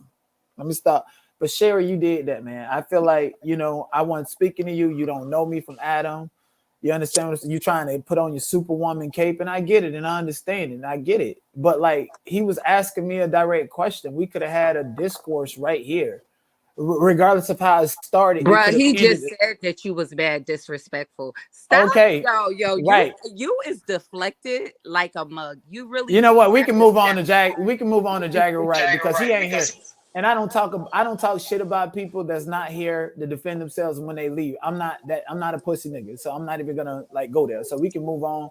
And I'm not gonna argue with you, but respectfully, I would appreciate it if you don't address me when another man is speaking to me, because I'm never gonna address you when a woman is speaking to you. That's bullshit. Sir, you called me a B, and I'm not. No, the hell I did. When did I call you that? Jaguar. Oh my gosh, these fake ass victims. Sir. Okay. Jaguar, like the white. Why y'all call it Jaguar? Is it Jaguar or Jaguar? It was a joke, boo. Yeah. You sound like you in the crack pipe. I heard that later. No, your mama sound like you a crack baby. I sound like a crack baby. Don't start it over here. I ain't finna argue with you. You're a burner. I know you not. Go on live. I bet you don't look not like your picture. Your picture. You don't look like your picture. Girl. No, go to my channel and check me, boo. Because they got AI Photoshop and niggas be doing the most. Boo. I know. I just lie. You good? No, you good. But I know you like Cherie, so where the camera way back. Your camera in 2K. Talking about go to your live. Go on. Oh, nigga, because you got a you got a B-boy background. You think you popping? You ain't even got real earphones. Can you agree that I you got this said he was mic. playing the victim? Huh? Can you agree that it was When? wrong when you said he was playing the victim? Playing the victim. Huh? Yeah. No, I ain't. I stand on what I said. And this mic too. I'm just learning how to use my equipment. Thank you. No, I stand on what I say. I mean, there's some context that needed to be unpacked that unfortunately I missed the opportunity to unpack and explain what I meant to have a conversation. So I stand on whatever I say. Yeah, because I wanted to ask don't him act about the up. other children. Huh? I said yes because I wanted to ask him about the other children that were in the house. But it Right. went Like we left. could have had that conversation. It went left because of Sherry. Too masculine. Go lay up with your nigga instead of being on the internet arguing with me. For real. That's some feminine energy you got. Well, that's fine, but I'm just telling you, go deal with the men that love you in your real life instead I of got arguing with one, me. baby. You need to love yourself because you Listen, acting like a you whole hella fool. This and ain't I bet you Clubhouse. couldn't even fuck me if you wanted to. I How about don't that want one? to, boo. I got a Yeah, you could husband. because you couldn't I because I got a wouldn't let you. That's the husband. problem, I got and a that's husband. what you're gonna have to live with. I got a husband. So it's okay. Moving on to Jaguar, sir, because you act like this is your show, but it's not your show. This is a panel. I support this panel and I support King Payne. Like I'm grateful that he's even allowed me up here. What are you talking about? Anyways, let's move on because black women don't do nothing but argue all night. They never gonna stop.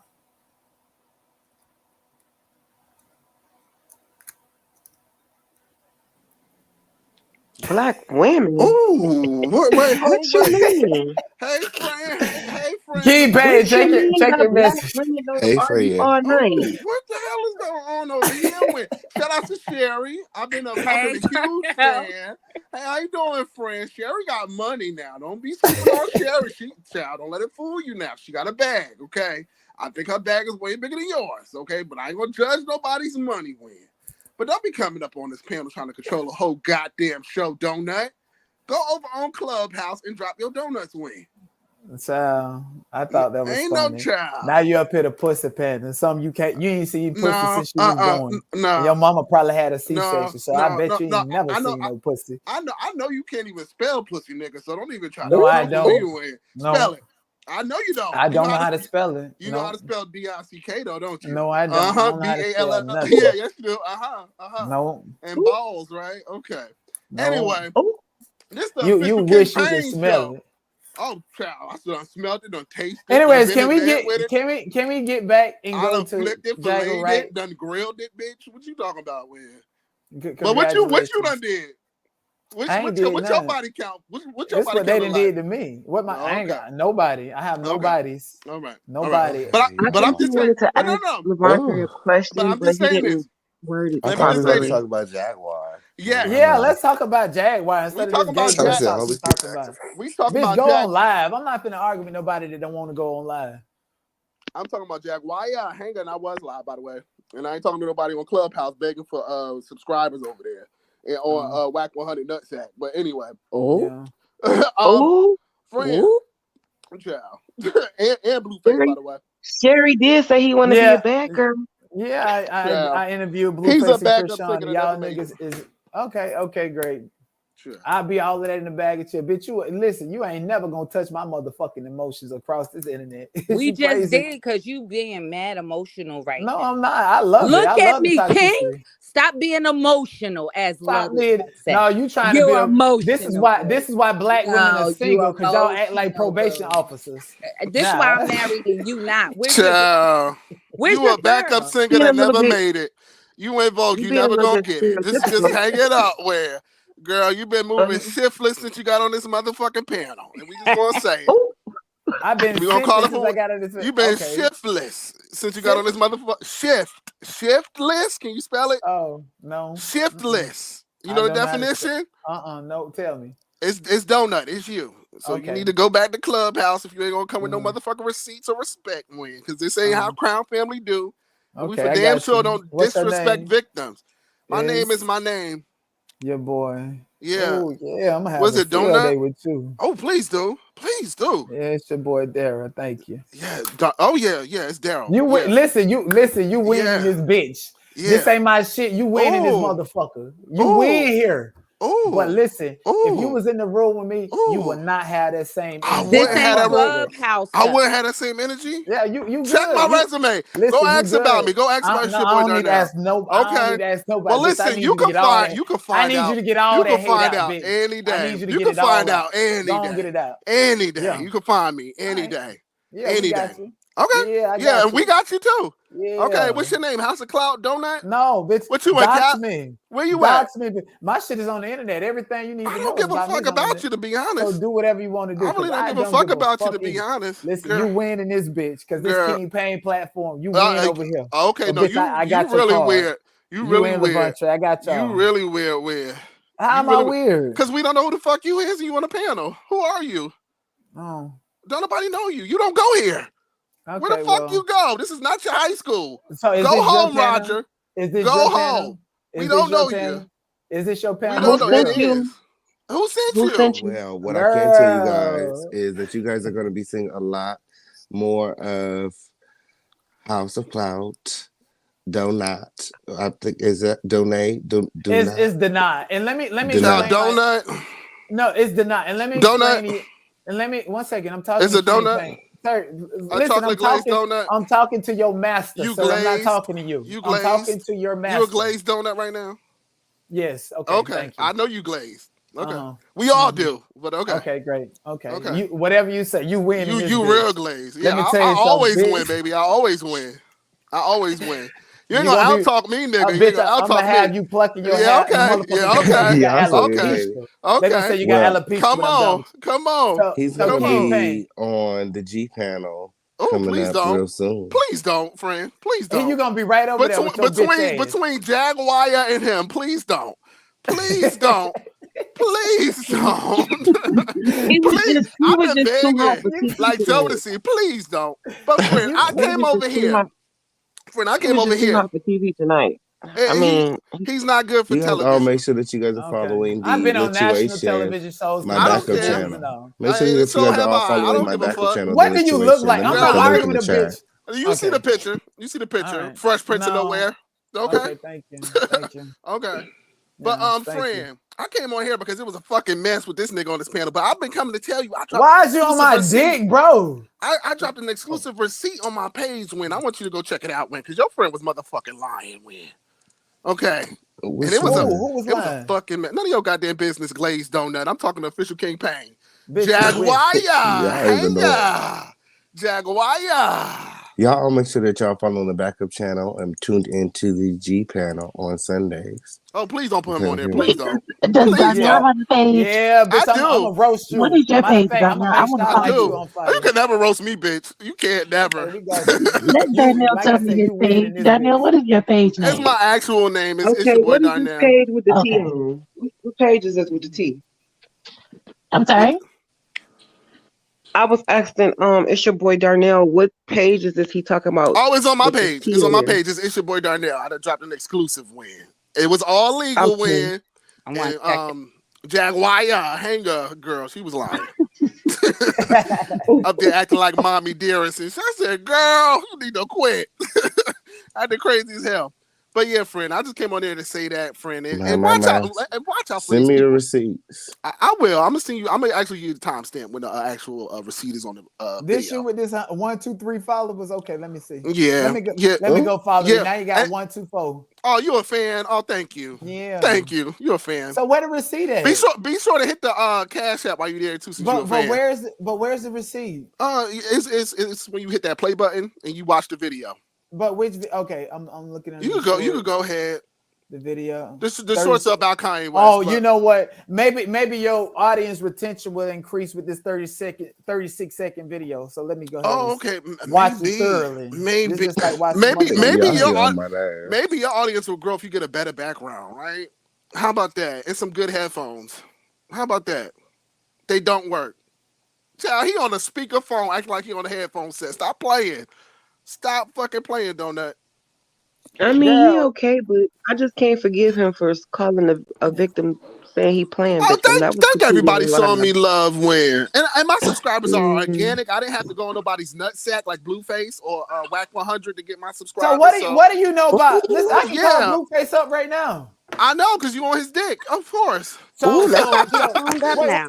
one Okay, second. look, he all riled up for his boo. No, Look, his what are you feathers are talking definitely about? ruffled.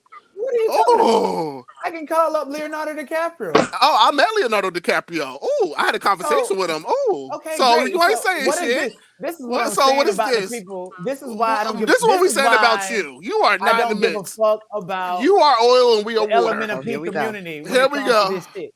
You Look at are his part of the colorist element of ways. Look at his colorist ways. Look, No, seriously, he to like everybody. Asian men. He like Asian men. No, I Look, don't he like white actually. men. No, I prefer Look. biracial, honestly. Oh, okay, yeah, we Yeah. know. We know. So, Because he's definitely Wait a not minute. black. Wait a wait, minute. I'm trying to listen to your You fucking prefer receipt. biracial? Okay, He 1 second. preferred biracial men. So Oh Lord. Really? yes, he I like can that tell you about biracial women. peen. Yeah. Shut the fuck up so I can listen to your No, not goddamn video. I told I'm you you trying to can't listen handle to you. me. I'm I trying to told you you listen to can't your handle fucking me. 36-second I told you you video, can't nigga. handle me. Okay, You can good. watch it on the replay. You can't handle me, baby. I'm too much. It's cool. But friend, I just came on here to tell you that Jaguar Hang-Up was lying about that motherfucking car. And get House of Holes off of here when you got guests on being disrespectful, contradicting the motherfucking alleged victim. Okay? And rethink the G panel because he ain't a good fit for him. But I love you. I'll catch you on the flip. Girl, you a hater. You got a Oh, compilated please. video with about 30 niggas in there talking about you got a receipt Please. on A hater Jaguar. on what? On what? That Bitch, you Puma came in shirt here to you got promote. on? You came in here to Girl, promote that a Fresh Prince of Bel Air, 36-second video, that Fresh and Prince of Bel Air Jaguar ain't in number background. 2 seconds of Girl, it. please. You can't get nowhere without motherfucking Whack 100 cock in your mouth or Blueface. All right. Okay. Or Leonardo DiCaprio now, since you mentioned them, bitch. So what you got? Many other celebrities in my And phone. many other biracial peen win. Use a fan, bitch. Subscribe and hit the cash app. Friend, I love you, man. Oh, I cuss all the time. He cuss on my panel. I love you, Queen 88. Bye-bye. Love you, friend. Bye, girl. Bye, Bye, Shelly. friend. Love you. Bye, Darnell. I love I you. just want Bye, to say, friend. King Pain, I just want to Yes, say your sir. patience is out of this world. And when Okay. are we going to get the dusters? Because I am ready to purchase mine and make sure it got rhinestones on it. Okay. Dusters with rhinestones He coming said right a up. dusty with rhinestones. He has the I was patience thinking of about a that. monk. Yes. So, ooh, how you guys doing tonight? Good. So, King Payne, let me ask you a question, and this is gonna be my final question. About Okay. Miss Jaguar. So, people have been saying she's lying about the car and stuff like. And I'm telling everybody, I'm telling E, and I'm glad she's here. Oh damn, she's gone. But I was like, wait till Monday. She's gonna bring the receipts, and then the receipt that she didn't bring any receipts, and now it's like we gotta wait for her to go to Dallas or wherever she's from to get this to go back here, and it's like never gonna happen. And so, what do you suggest? I suggest that. Do you want to go to Arizona and do you want to go to the tow yard and do you want to ask them in person? I don't want that. It's just like, damn. Okay, I'm so just like, all I can do is take her word for it. okay. So I guess we're supposed to take her word for it, and many other words. I mean, she's been telling the truth thus far. What makes you think that she's lying about a car? So, if she say that she'll have the receipt next week, we'll wait till next week. If she say next week it's gonna take 3 weeks, we'll wait till 3 weeks. Who cares? I don't care about the car. You care that much about her car? No, it's she got just a like new car. I'm happy she got a new car and she's moved on. Right. That's me personally. Like it's like personally me being her friend. Somebody has some feedback. I'm sorry. Oh, that's me. Let me mute.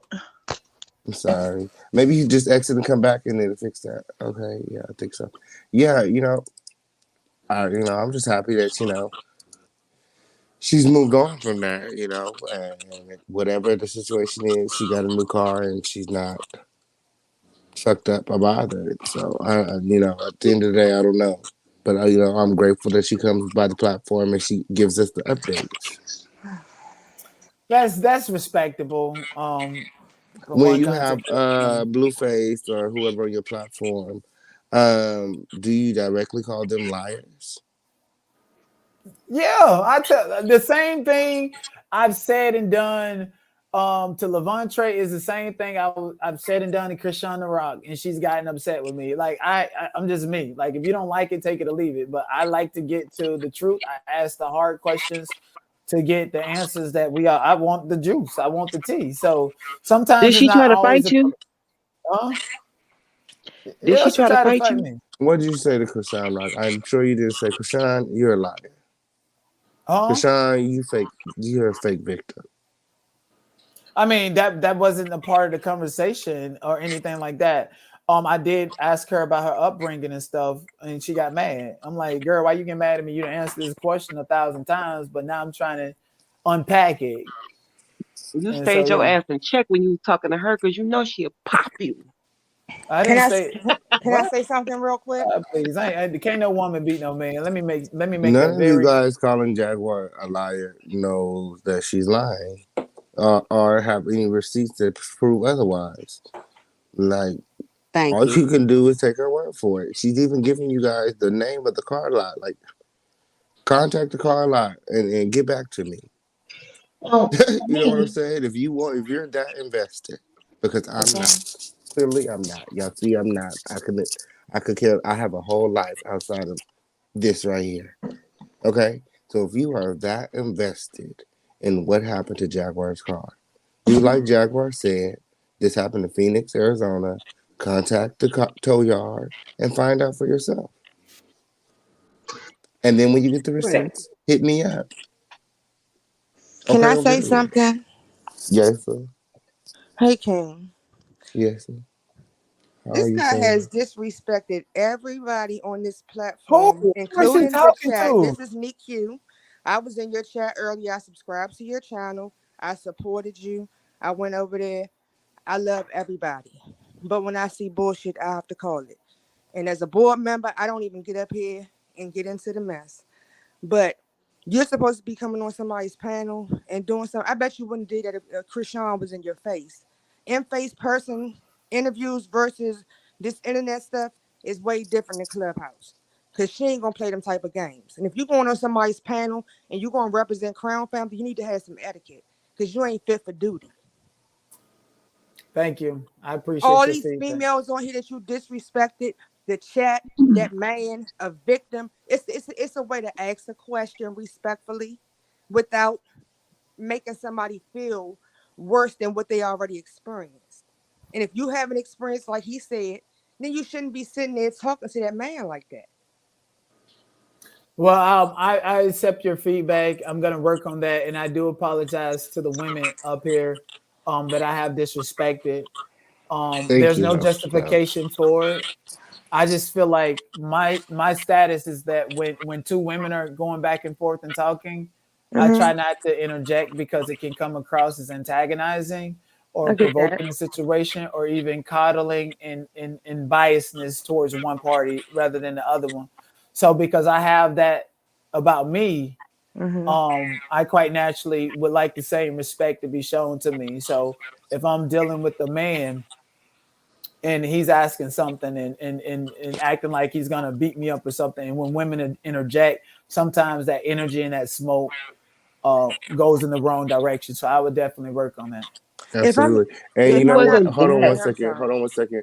I Go want to ahead. say that thank you for, doing that because, again, it takes a very big person, to, stand here and apologize. Also, I do also wish that, you were allowed the exchange between you and Lavontray because you are correct. You are a man. He is a man. And he did come back to specifically talk to you. So I do wish that would have occurred. But, this is the home of the situation. Everybody's opinion is respected around here.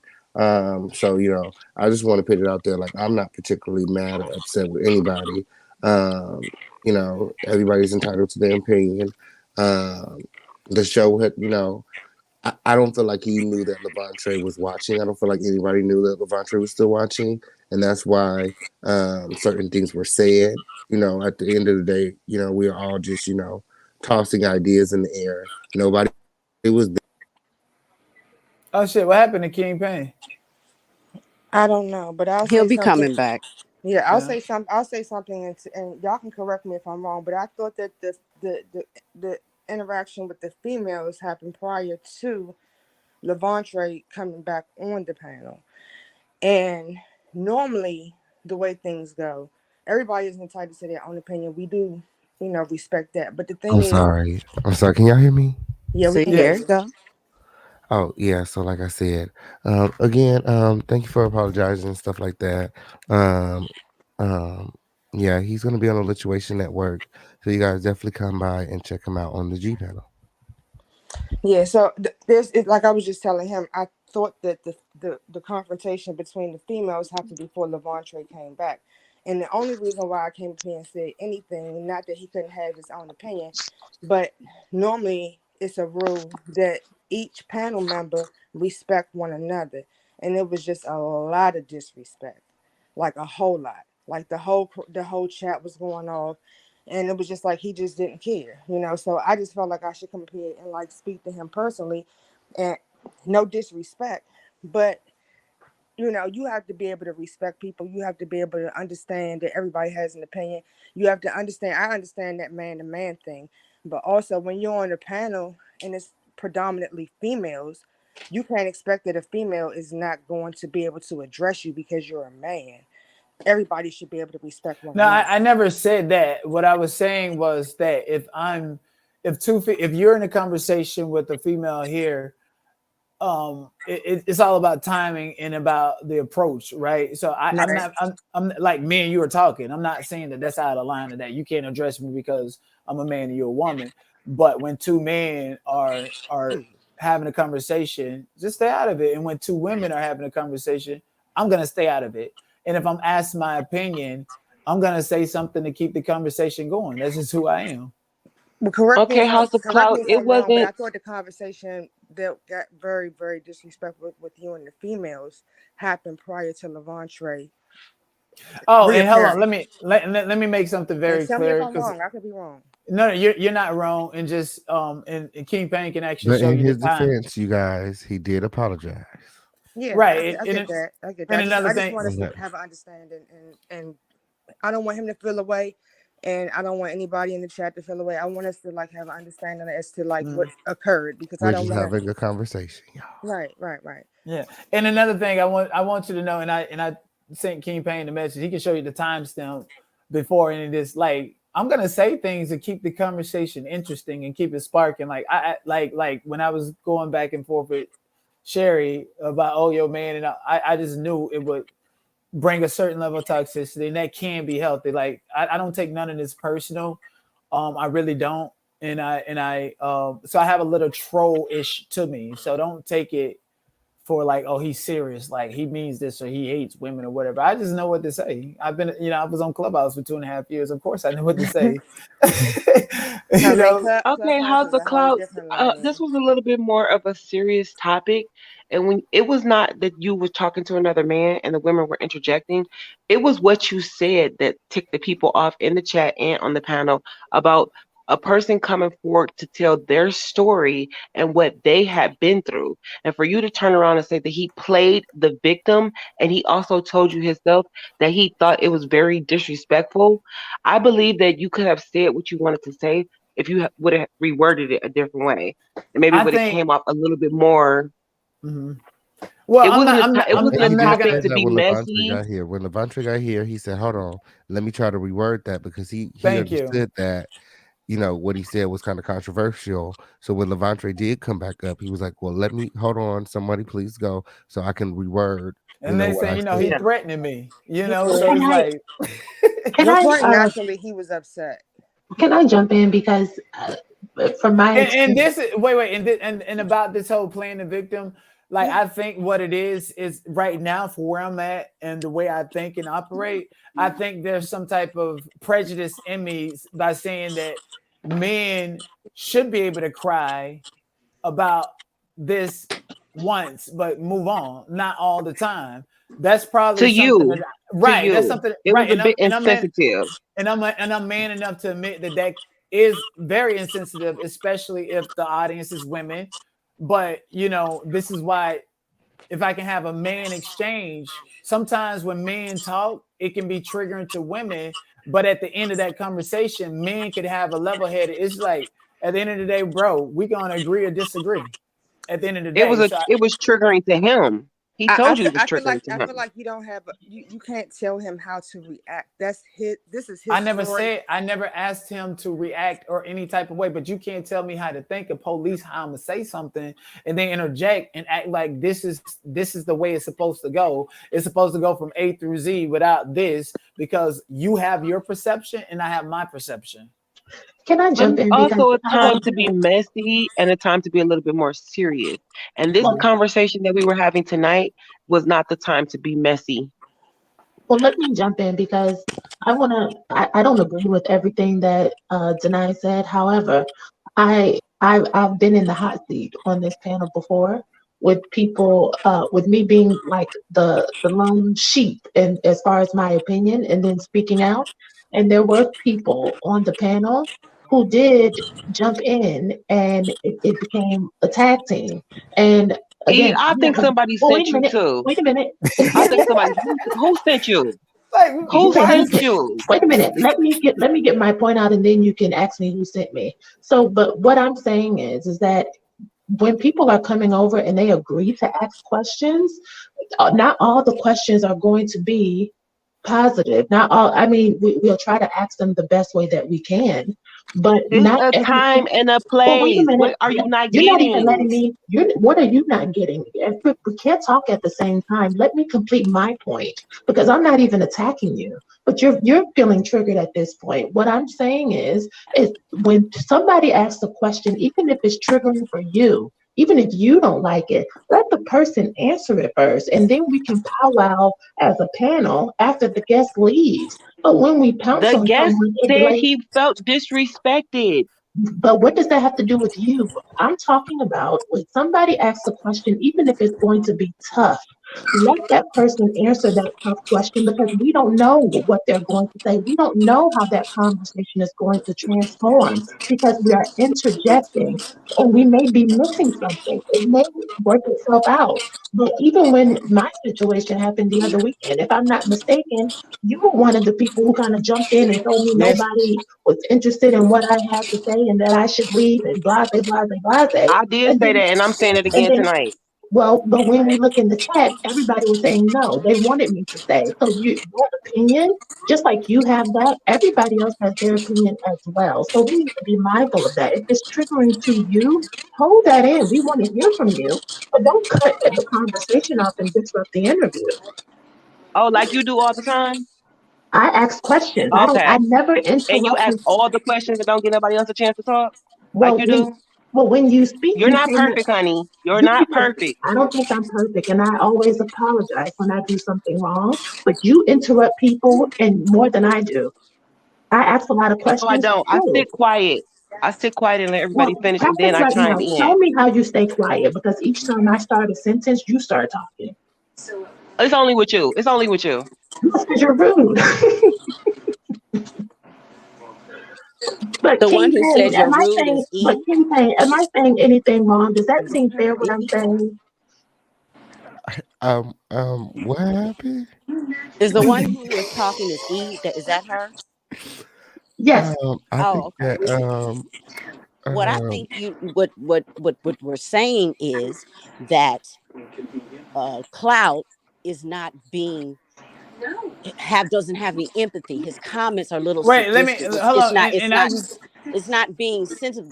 That's how, because when somebody tells you that's how they feel, there's no right or wrong to someone's feelings. And sometimes when you're interviewing somebody with a subject like this, you have to consider their feelings.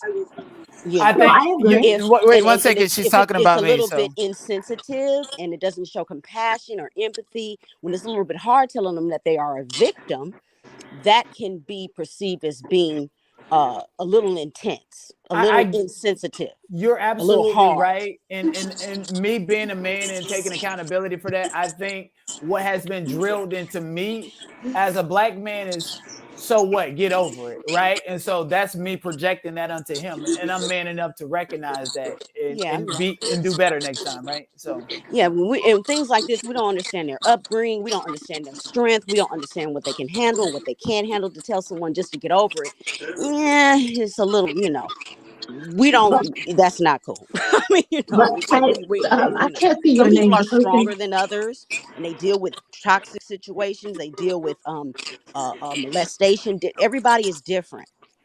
What they can take and what they can't take.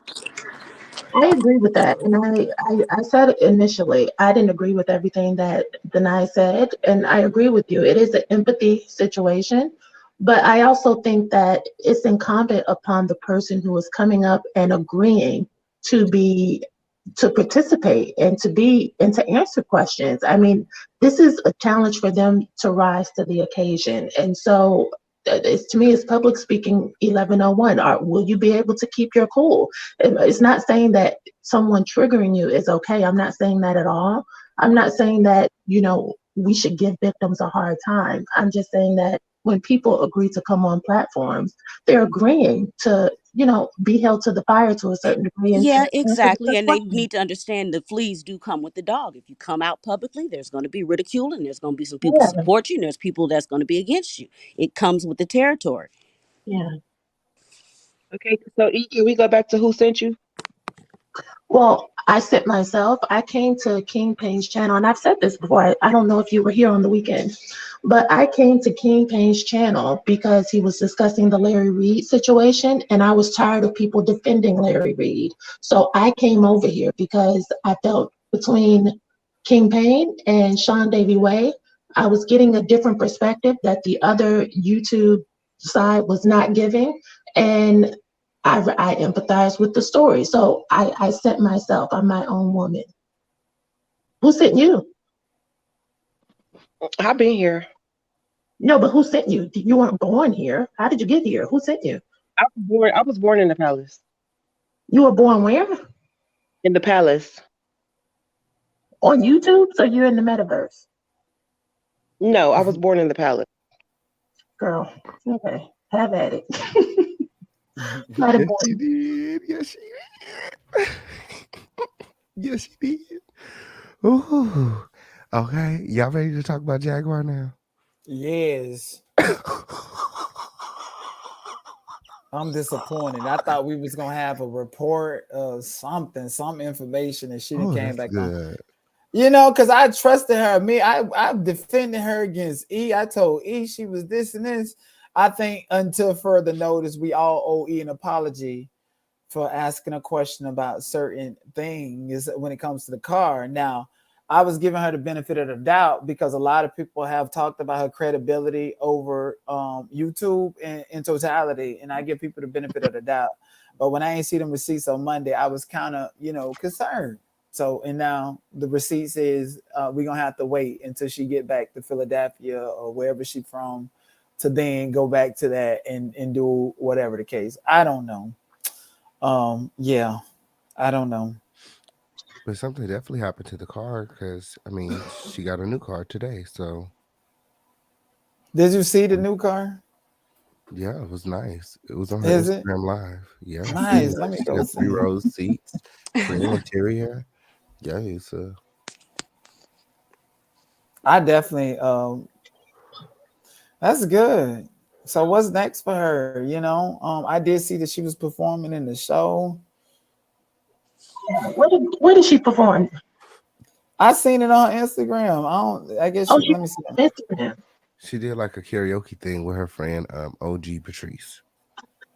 Okay. Well, I guess I want to piggyback off of what Denai said. My thing with Jackie is this. I don't mean any harm, but it is a credibility thing when you and I'm entitled to ask those questions. And for the record, I did apologize if I came on a bit strong with her. I didn't know that she was listening, but that doesn't change the fact. But I stand on what I said, and for the record, I didn't say that she torched her car. I didn't say she was committing insurance fraud. I said she wasn't going to get any insurance money, and I still believe that. I believe that the car is in the place. I believe to some degree it may have caught on fire. I believe those things. I never said that wasn't true. I just said she wasn't getting any insurance money, and I stand on that.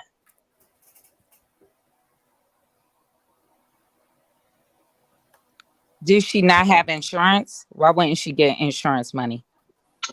I believe she has insurance. I didn't think that she would get insurance because of the scenario surrounding the circumstances of the vehicle being set on fire. I was an insurance adjuster. It takes a while for that claim to be processed. So number one, if it was a fire, the police would have to come out, and it does take a while for you to get a police report. So I'm not saying here nor there, but you can't dictate and make the police get you a police report. If anybody had an accident, you do have to wait for a couple of days. Then your insurance company will call you, and then they will process the claim. So that's all I'm saying. If it's a fire, the only way she wouldn't get paid if she didn't have insurance. If it was an accident, I used to be an insurance agent. She still could have a claim, but if it was, she set the car on fire, it would take a while to investigate that. Yeah, I didn't say that based upon her not having a police report. It was the way that no one knew where the vehicle was, where they left the vehicle. I believe it could take some days for the police report. But if it's approved, I may have that. I'll apologize and say I'm wrong. I just don't believe it. She said she knew where the car was, right? They left it at a plaza, right? Yeah, I mean, she told us that what tow yard is at during this live and everything. Mm-hmm. Yeah, she gave out all the names and everything, but I'm not about to investigate nobody's business like that for real. Yeah. Well, you don't want to investigate, but you want to fact check behind me. So might as well. Now, E, are you going to You said I fact check who? I'm sorry. What did you say, King? So are you going to investigate? But if I'm on your in your chat when she comes on and is there, I will be there. And I will admit I am wrong in the chat. I promise to God I will. But I'm not going to do any more digging on that. I'm done with Jackie. It's a public record if it's a police report, so you can access that. Sometimes you can access it online. I mean, she want to know so curious. bad. Whew. No, I'm not trying to, throw shade, but I'm just saying, anytime you have a fire, the fire department had to come out and put down that fire, because if it's a vehicle, it had gas in the car. So there's going to be a police report, but it is a process in order to get that police report and to file that claim. And I'm quite sure anybody in the chat, anybody that has something that happened to your car, y'all had that experience. E really wants to know in the chat, why do you call Jaguar by her real name? I called Jackie because when her and I had our, I'm sorry? Who is Jackie? King Pain, did you ask me the question, or did you ask Tish the question? I asked you, E. Okay.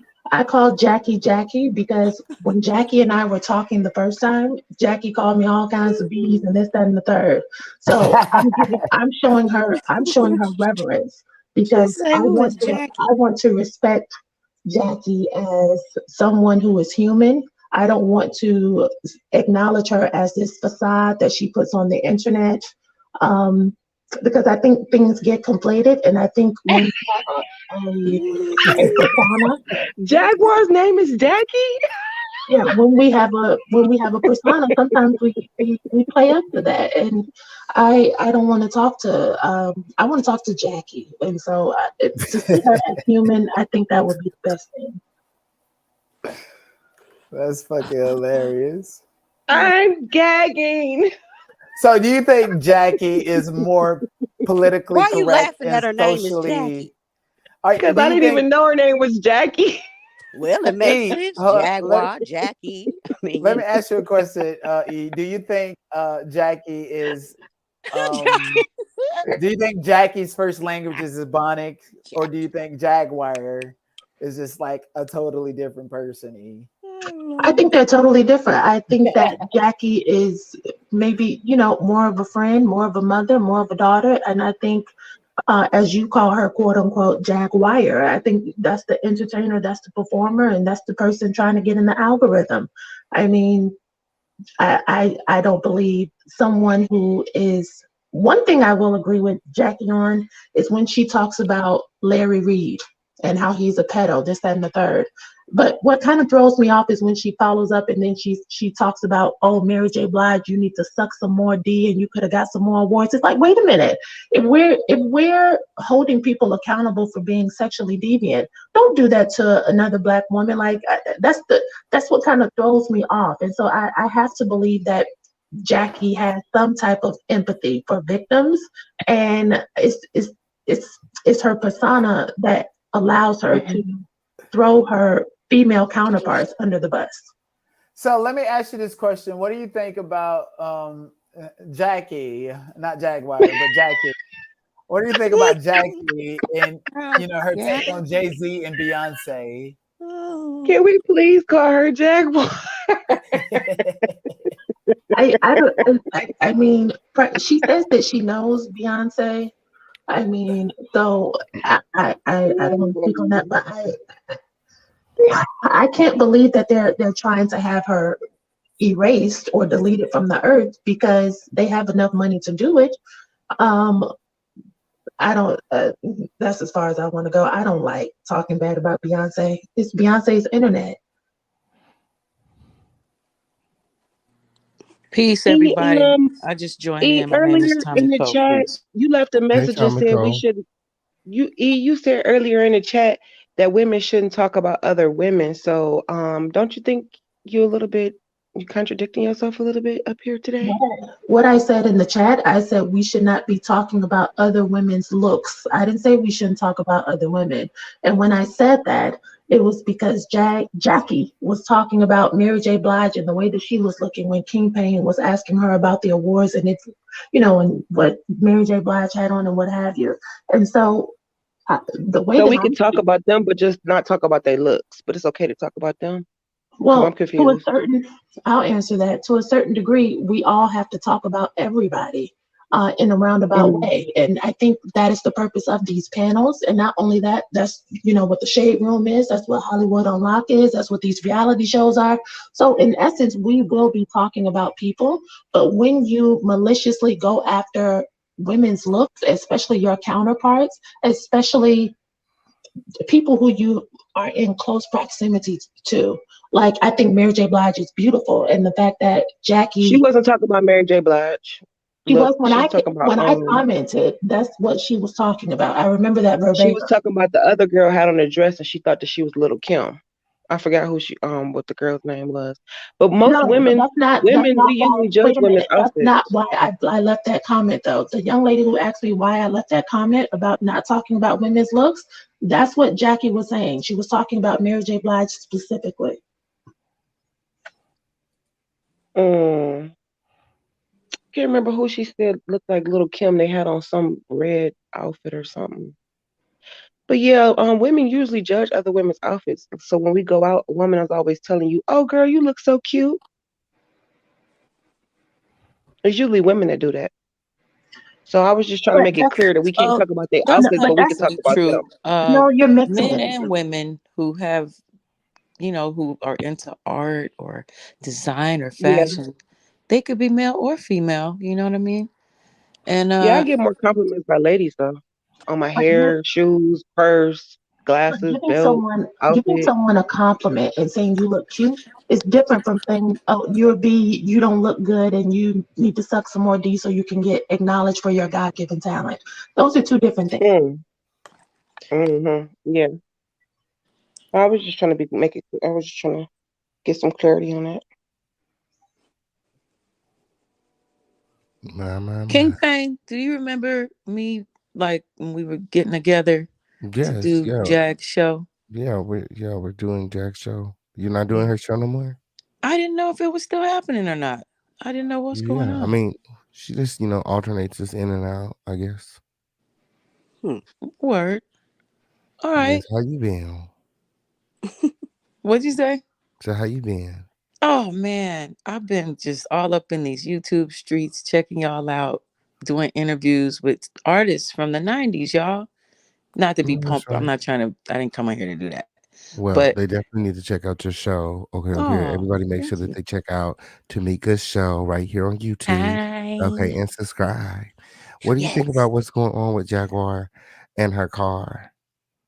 You know what? Okay, so I don't know what to really think. Because I want to just believe her, and that's it. And I know I hear the tones in some of y'all voices. You kind of want to tap in still, but then you're feeling like you don't want to come off like a dummy for like wanting to believe this sister. You don't want to feel like you're being manipulated. I get that. But we got to be careful, man. We need to still uplift each other for real. Like until we have proof of it. I mean, I saw her rolling out today. Didn't we see her earlier in the live? She was rolling out in a vehicle, right? Yeah, she was So, really who's to say she's not telling the truth?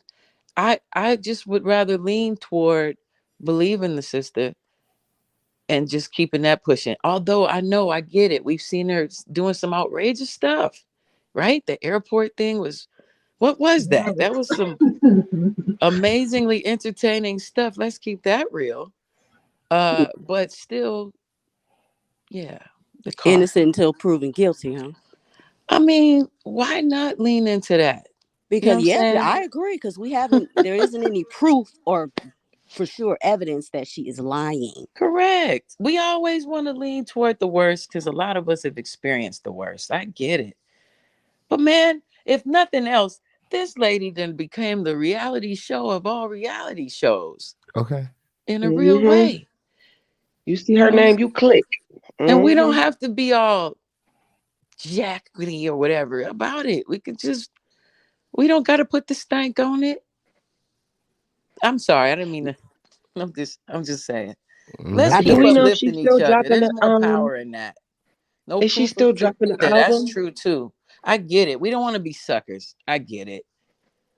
But if nothing else, she's freaking entertaining as hell. That's all I have to say. And look, King Pay, I was in the meetings when Nosy Ho and the other Sherelle was on there. You know what I'm saying? Right before she quit. Mm-hmm. And it's just a trip. I think a lot of us are just underdeveloped in some ways in how to communicate. We always think it has to be shitty. It don't have to be shitty. It becomes shitty when you're afraid to really just, you know, step out on your own beliefs and then just ride with it. You get nervous and then you start attacking the people around you. What is the Yeah. Mammy Squad in the chat? What is that? The Mammy Squad? Yeah, what is that? I don't know.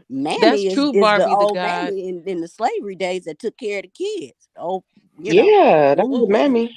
That's what that is. Like the pick me's, you're really not up to what modern women do. So that's what the mammies are. The Typically, I mammies thought are the who Mammy now? was the lady that took What? care of the babies. no, they're like the No, I'm pick talking me. about the chat saying the Mammy Squad. What is that? What does No, that but mean? that's what it is. Like, the pick me and the women who are so traditional, they fall behind everything men say and really just not Okay. Oh, modern. oh. Hey guys, can you hear me? Hi. Yes, we Today can is hear you. fine. This iridescent unicorn farts. How are you? Thank you for joining the panel. I'm awesome. I don't know. For some reason, I'm not with the conspiracy theorists. I believe Jag about her car, and I know how it is to have like some bad stuff happen to you when you're like on your way up and you're like trying to be like, I don't know. I just can't villainize her. Like I just can't. And I know we want to like discredit her with her car and whatever, but I believe her about her car. And I know she got a new car And I just came up here to say, like, oh, I'm I'm torn. I'm torn because I don't want to villainize Jag at all, especially about her car. Like, I know she be going like off, and I have bipolar too, and I be going off on everybody like in my life sometimes around certain stuff. But certain stuff happened. Like, I just celebrated my birthday. My car like did some stuff with the transmission, and I just bought a brand new transmission during Corona. And people is like, why is your car breaking down? We don't believe you because you just got a new transmission. And I swear to God, when I got off the freeway, my car was acting up. And I got a brand new transmission. So I might need to take it back to the place. And I don't even got a warranty because it's over after 12 months. Like, I just can't villainize her. Like, I don't know. I love Jack. Because that's not our natural way. We've been trained and programmed to immediately dislike each other. You know what I'm saying? That's program behavior. But when you advance yourself, even if she is making up shit, at the end of the day, is it I'm just really like, who disturbing your business life? is it? Who business is it? I mean, is it not entertaining, or you could turn it off? You know what I mean? I think at a certain point, entertainment can go awry. It kind of reminds me of how people rationalize this whole thing with Larry, and we need to. Well, I can't remember how not how the word earlier when he was like, "Well, I need to see irrefutable proof."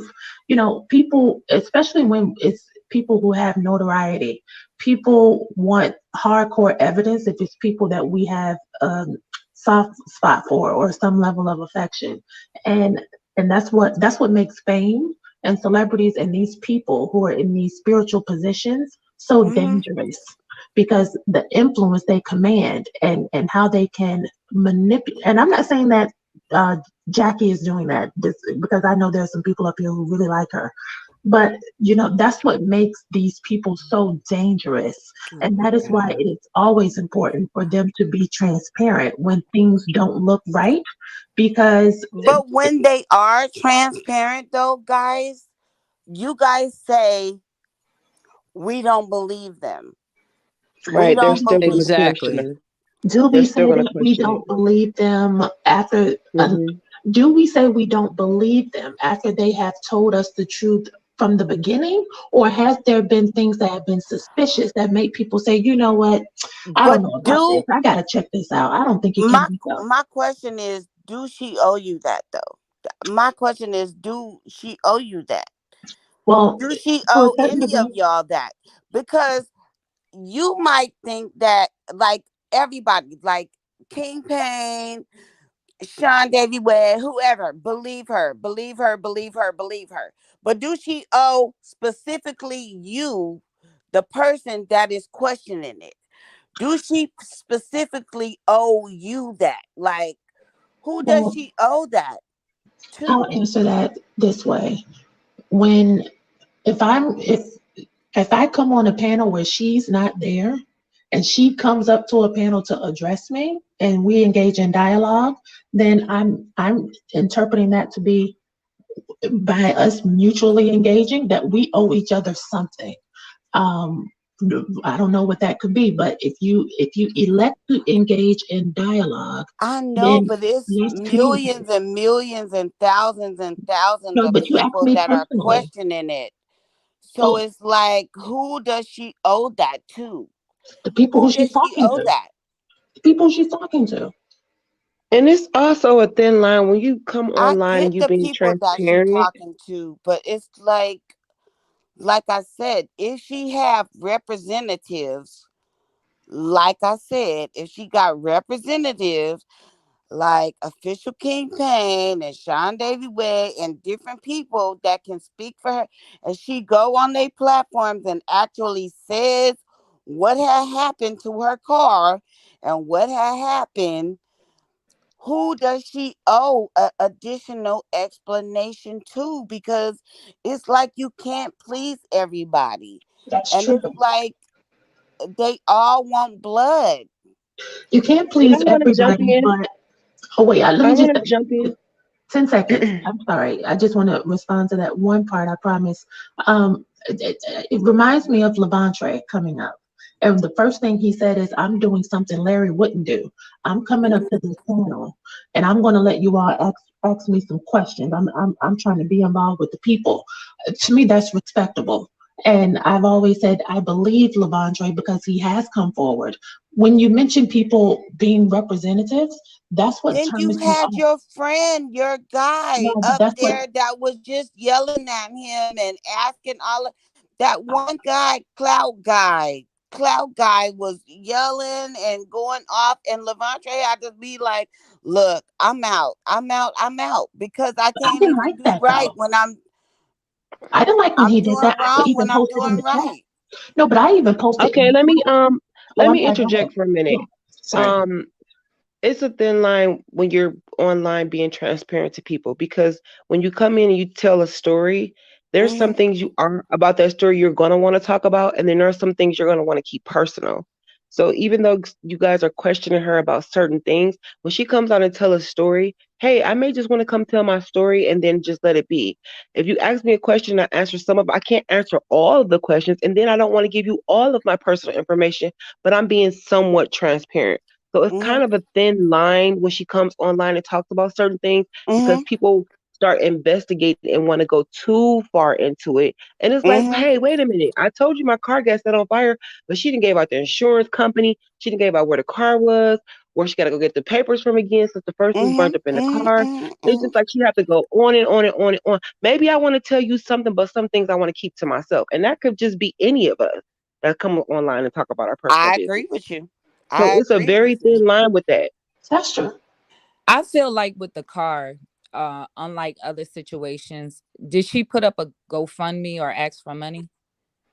No. Mm-mm. No, No, so I ma'am. don't think she really have to owe an explanation in that, because if a person's not asking you for anything, like when Mhm. people say a person passed away, then they post a GoFundMe, can you help me? Then yeah, I got a right to ask some questions here because you're asking for a donation.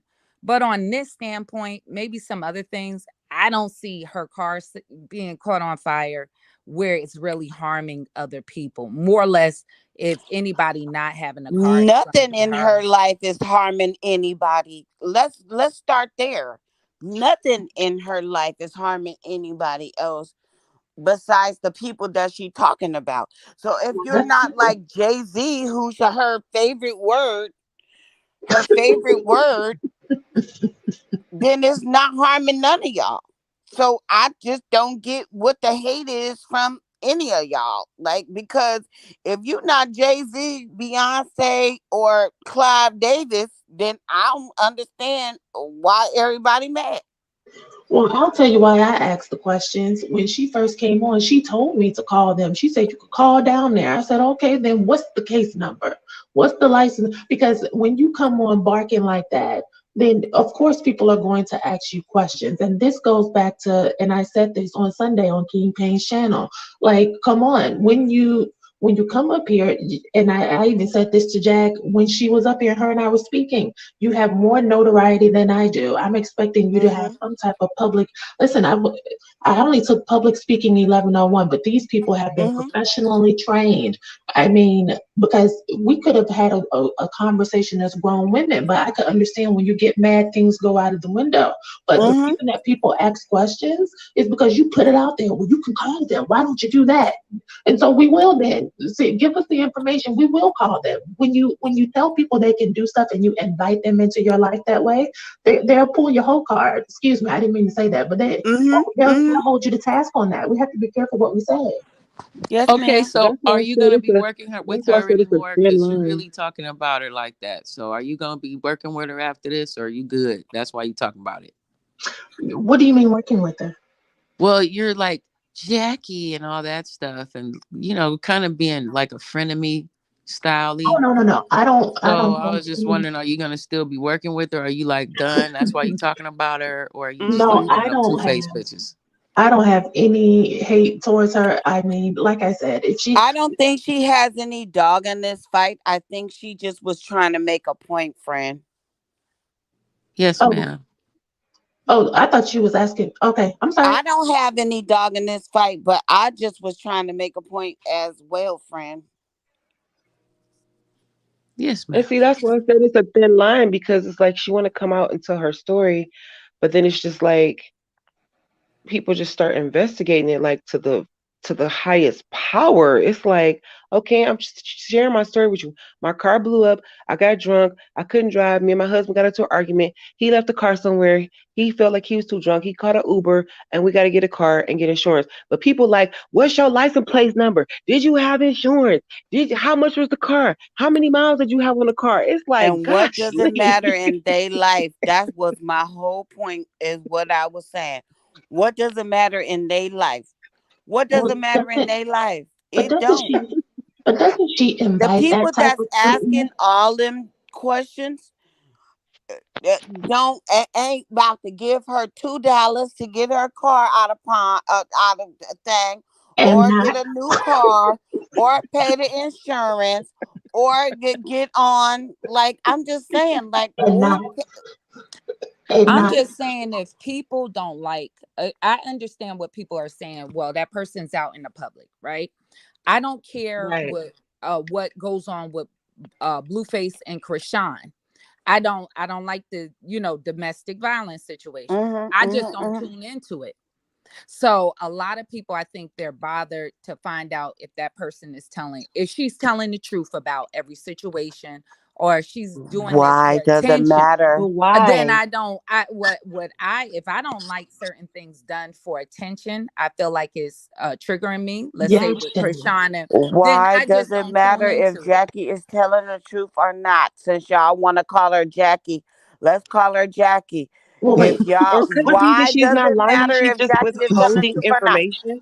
what's the Could it be lady's she's name at not the lying? top? She's just Bro, withholding certain why does it matter if information. I tell you the truth about my life or not? I Wait, just had a birthday. what's I'm going through Well, some shit what's too. the lady's name at the top next to King Pain? Is it Shelly or Sherry? I can't see the names.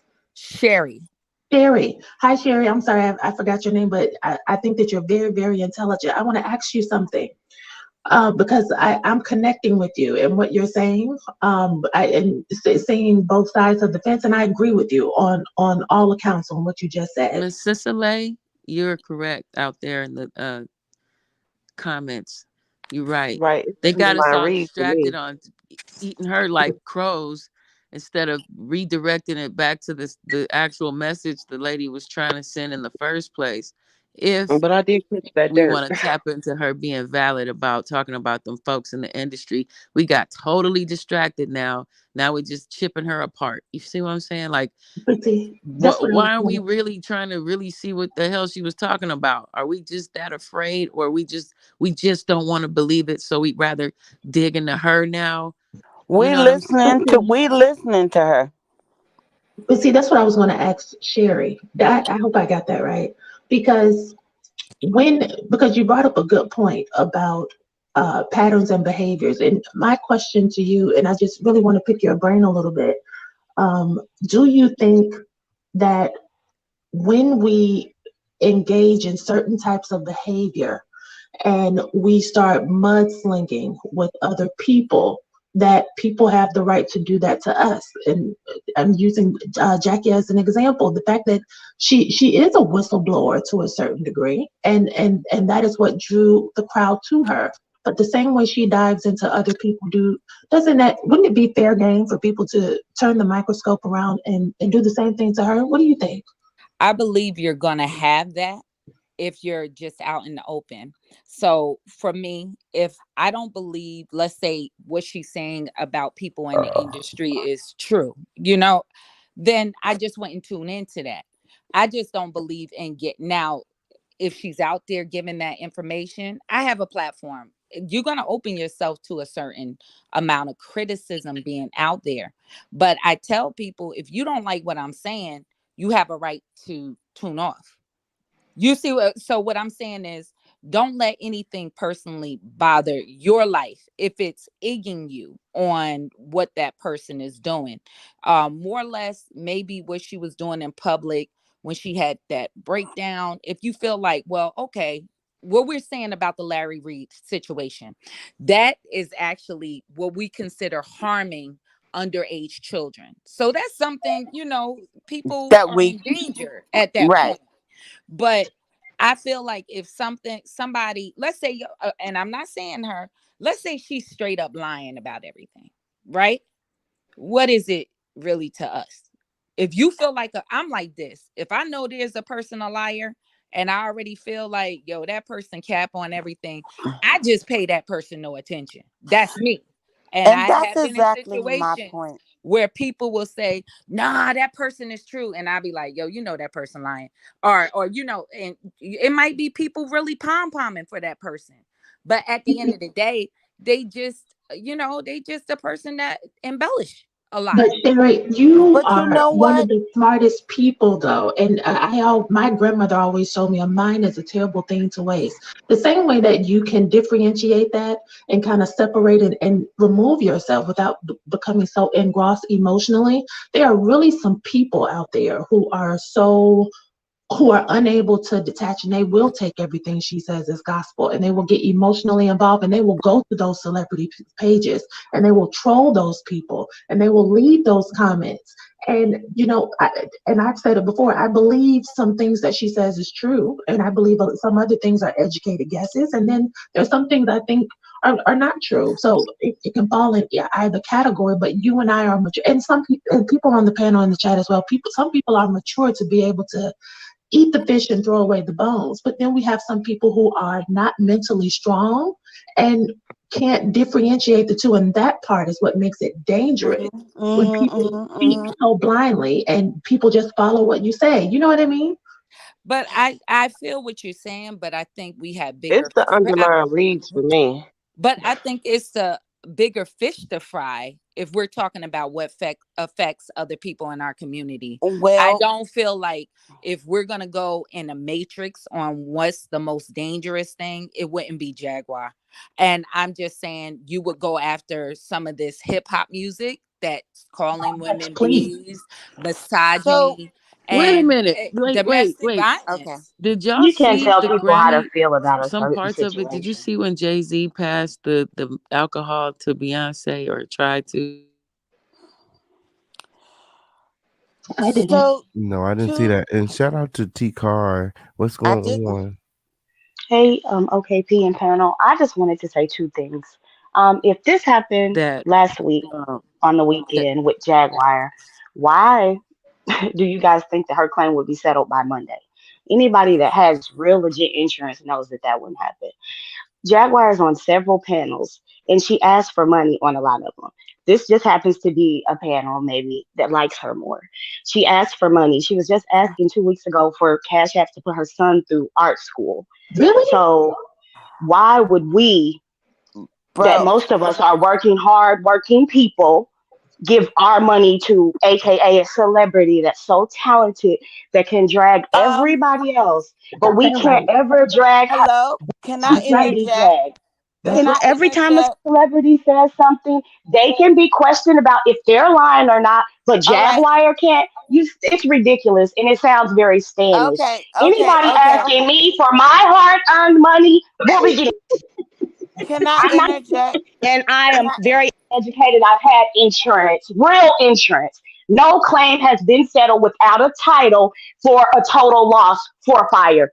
Please quit being excuse stupid me, niggas. can I Don't interject? be a dumb nigga. Okay, never mind. Never mind. Because Girl, I don't want she to was be in her nobody's nigga. feelings. Wow. I'm just like, you can't be all up in your feelings talking about Clutch somebody my else. pearls. Well, she has to That's be. why I said it's a thin line when she I comes online to clutch talk my about these pearls too, stories, y'all. because maybe some of these topics that she's talking about, she's just withholding information because she that's wants what to I'm trying be to say. That's somewhat Can what I'm I saying. tell y'all transparent. something?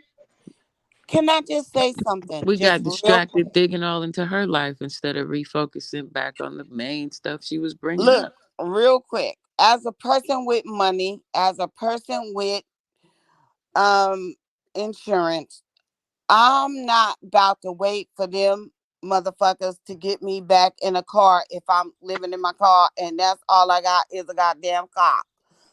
And if I got money, I'm about to get myself back into a car and wait for the insurance settlement. I don't know what y'all do, but that's what I would do. And if I tell y'all something, because I done had my car uh stolen and burnt up before. And girl, I wasn't about to wait for the insurance to settlement because they don't even settlement until like for a couple of months. So we all know that, right? But in order to get yourself back in your car, you about to go give them like a couple of dollars at the dealership and go ahead and get back in the car. And then you be like, you will catch the replay in the end, right? Catch your check at the end. I don't know. Am I just crazy or is it just me? I understand what you're saying, but that young lady who was just up here, she was speaking facts too. I didn't know Jag was asking for money for the son's school, but I do know she told me that her cost of living monthly is $10,000. So if That was she a live a long time ago where her son was actually on the live and he spoke to us for about 20 minutes and he told us about his art. And she said if we wanted to donate to his art school, that would be fine. But she wasn't asking it for herself. And he gave his cash app in his name for I the think she donation asked for the art me, school. I think she asked me Excuse for a me, cash app do though. not all the creators ask for cash app and ask for likes and be like, I'm not about to talk no more unless the likes is above 500, 200, 300, 500. I'm just trying to act like why y'all acting like that's something new with Jag or am I tripping? Well, I said that because because I didn't know about all of these things. I didn't follow Jackie like that.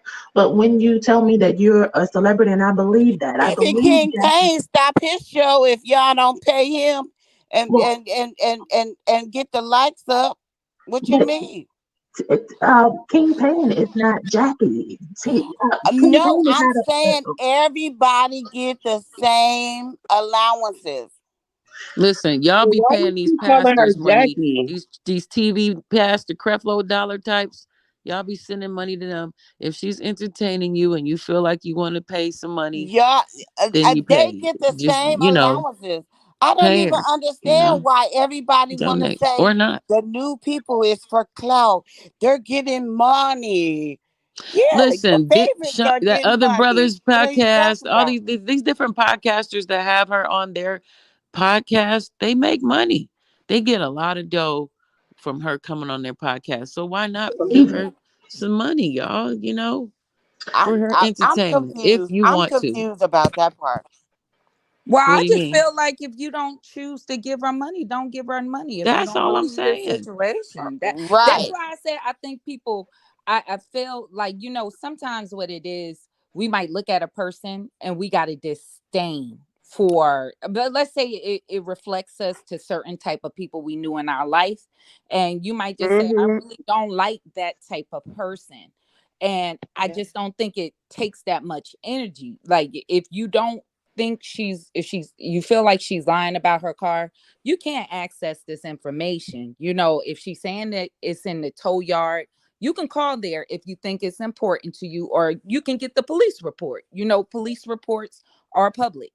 But I just don't feel like, I don't think that situation, the car thing, is that necessary. Maybe people thought the airport thing that's disturbing other people. It could be a dangerous situation, or it was the last definitely incident. dangerous. But I just feel like I it's don't think it's misplaced public energy. safety. Yeah, I just think this one. That's just my opinion. I just, if a person is capping, if they ain't got no car, that's on them, It's girl. misplaced That's what I energy. think. We love Jag around here. I don't know about y'all. May I say Yeah, something? me too. May I say something? Yeah, go ahead. Oh, hey, King Payne. Did I miss the segment about Storm Road? Oh, It definitely wasn't Girl, tonight, she want friend. to talk Why? about You got Stormisha, some. You got Alizé, some. Mocha Shake. You got So I some got tea to go on back. storm? I'm sorry, Chris, man. I got to go back. No, it wasn't during this show. I don't. We wasn't talking about Storm today. Why? You got some tea on Storm? Well, I think I do a little bit, but I seen it in it because I've been with y'all all night, ever since I've been at work, and I'm like, did I miss the guy? I seen him in the thumbnail with the pacifier. But did you hear what Armand said the other night? What did he say, friend? He said, I seen Jacob and Storm Monroe at the party. Who? You know, Jacob, the one that, the boyfriend, the one we Mm-hmm. allegedly. Anyway, Armand said that he seen them at a party together. Oh yeah, I got the pictures. Oh, you do? Okay. Well, anyway, I was just saying. Well, when I was over there on his live, he kept on saying he had to go to a party. He had to go to a party, but he never did say with who, what party he was going to. I don't know. He just strange to me. But I thought I had missed your segment on it, and I was like, dang, I missed it. Oh no, that'll be tomorrow morning. Okay, I can't wait to hear it. But anyway, your interview was good tonight, Thank with you, friend. Lavontray. I really did like it. And I kind of hate the second half went left because your panel, they ask good questions. A lot of the ladies do, and they're real compassionate about it. And I kind of, I hope he didn't leave feeling bad, because I believe him. I believe him too. Lavontray. Yeah, I believe Lavontray. I really do. And I kind of felt Hope like you don't be he feeling bad. kind of got attacked, and then they got into a back and forth, and so y'all didn't get to ask the good question. Mm-hmm. It went left. But Mm-hmm. that's all I got. That's all I got, friend. I like, dang, I think I missed about Storm Mission Alizé. No, friend, you didn't miss it. Okay, then. All We right, had two y'all. exclusive interviews today. We had Lavontray up here, and we had Jaguar Wright. Well, I seen that. I seen it, and I would listen to it on my way to work. And then we had an emergency meeting on the floor, so I had to take my earplugs out. And then y'all was still talking to Lavontray, and I was like, well, maybe I missed it, but that's all I had. Am I the only one who had never heard of the church having to approve your relation? I believe what he's saying, but that just creeps me out about Larry even more. Am I the only one who thought that was weird that Larry has to approve your relationship before you can fall in love? No, I've heard of that before. No, I of have course, heard of that. especially I when heard of they it be before too. wanting to control who they sleeping with and who you can sleep with. Of course, they gonna control that. But Larry is not a real pastor. Anybody that talk about Any of them. bread basket and all that kind of stuff, who can take him seriously? Really? I mean, I just he a Honestly, joke. any of them.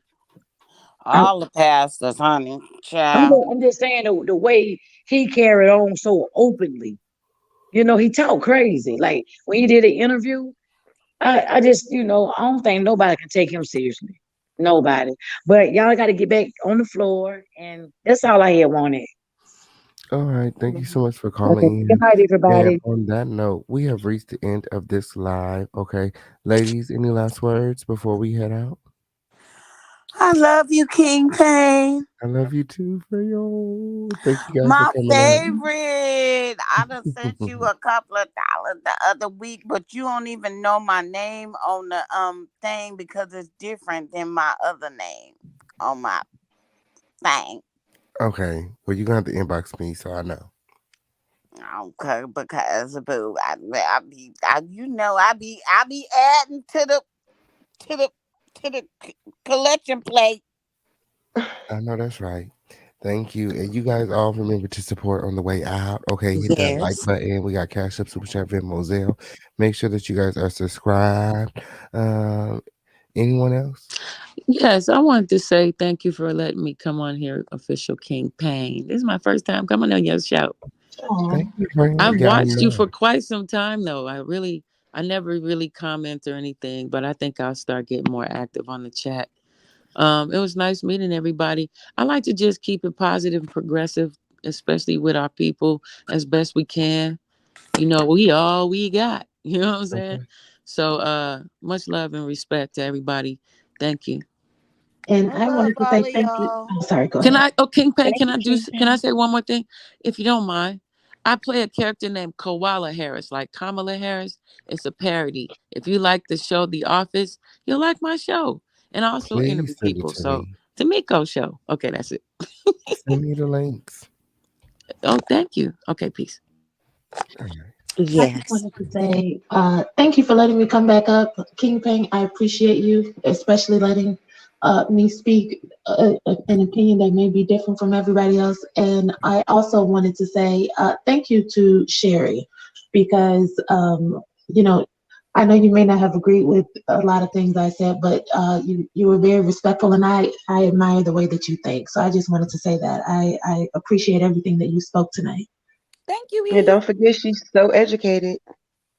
Thank you, everyone. I love you guys. Thank you, King Payne. You know, I always try to support, so I got you tonight. Thank you. All the wonderful work you did. Thank you, E. Thank you, ladies. Y'all always. Thank you, Daryl, too. Thank you, all of y'all. Yeah, God shout out to bless you. Daryl Moore. You guys, I'll make sure that you guys are checking out Daryl Moore's platform, okay, on Period. Thank Yeah. you. I wanted to say thank you for having me on your panel, and I appreciate it. And it's a very good way to get your, your opinions across. And I like the way that you step back and let that happen. Thank you. Thank you for your patience, King. Yes, thank you. Shout out to everyone who came out. Shout out to all of you who joined the panel. Again, I appreciate all of you for keeping the show lit like you do. Until next time, I'll see you guys all in the morning. Thank you all and good night. Thanks for watching. Adios.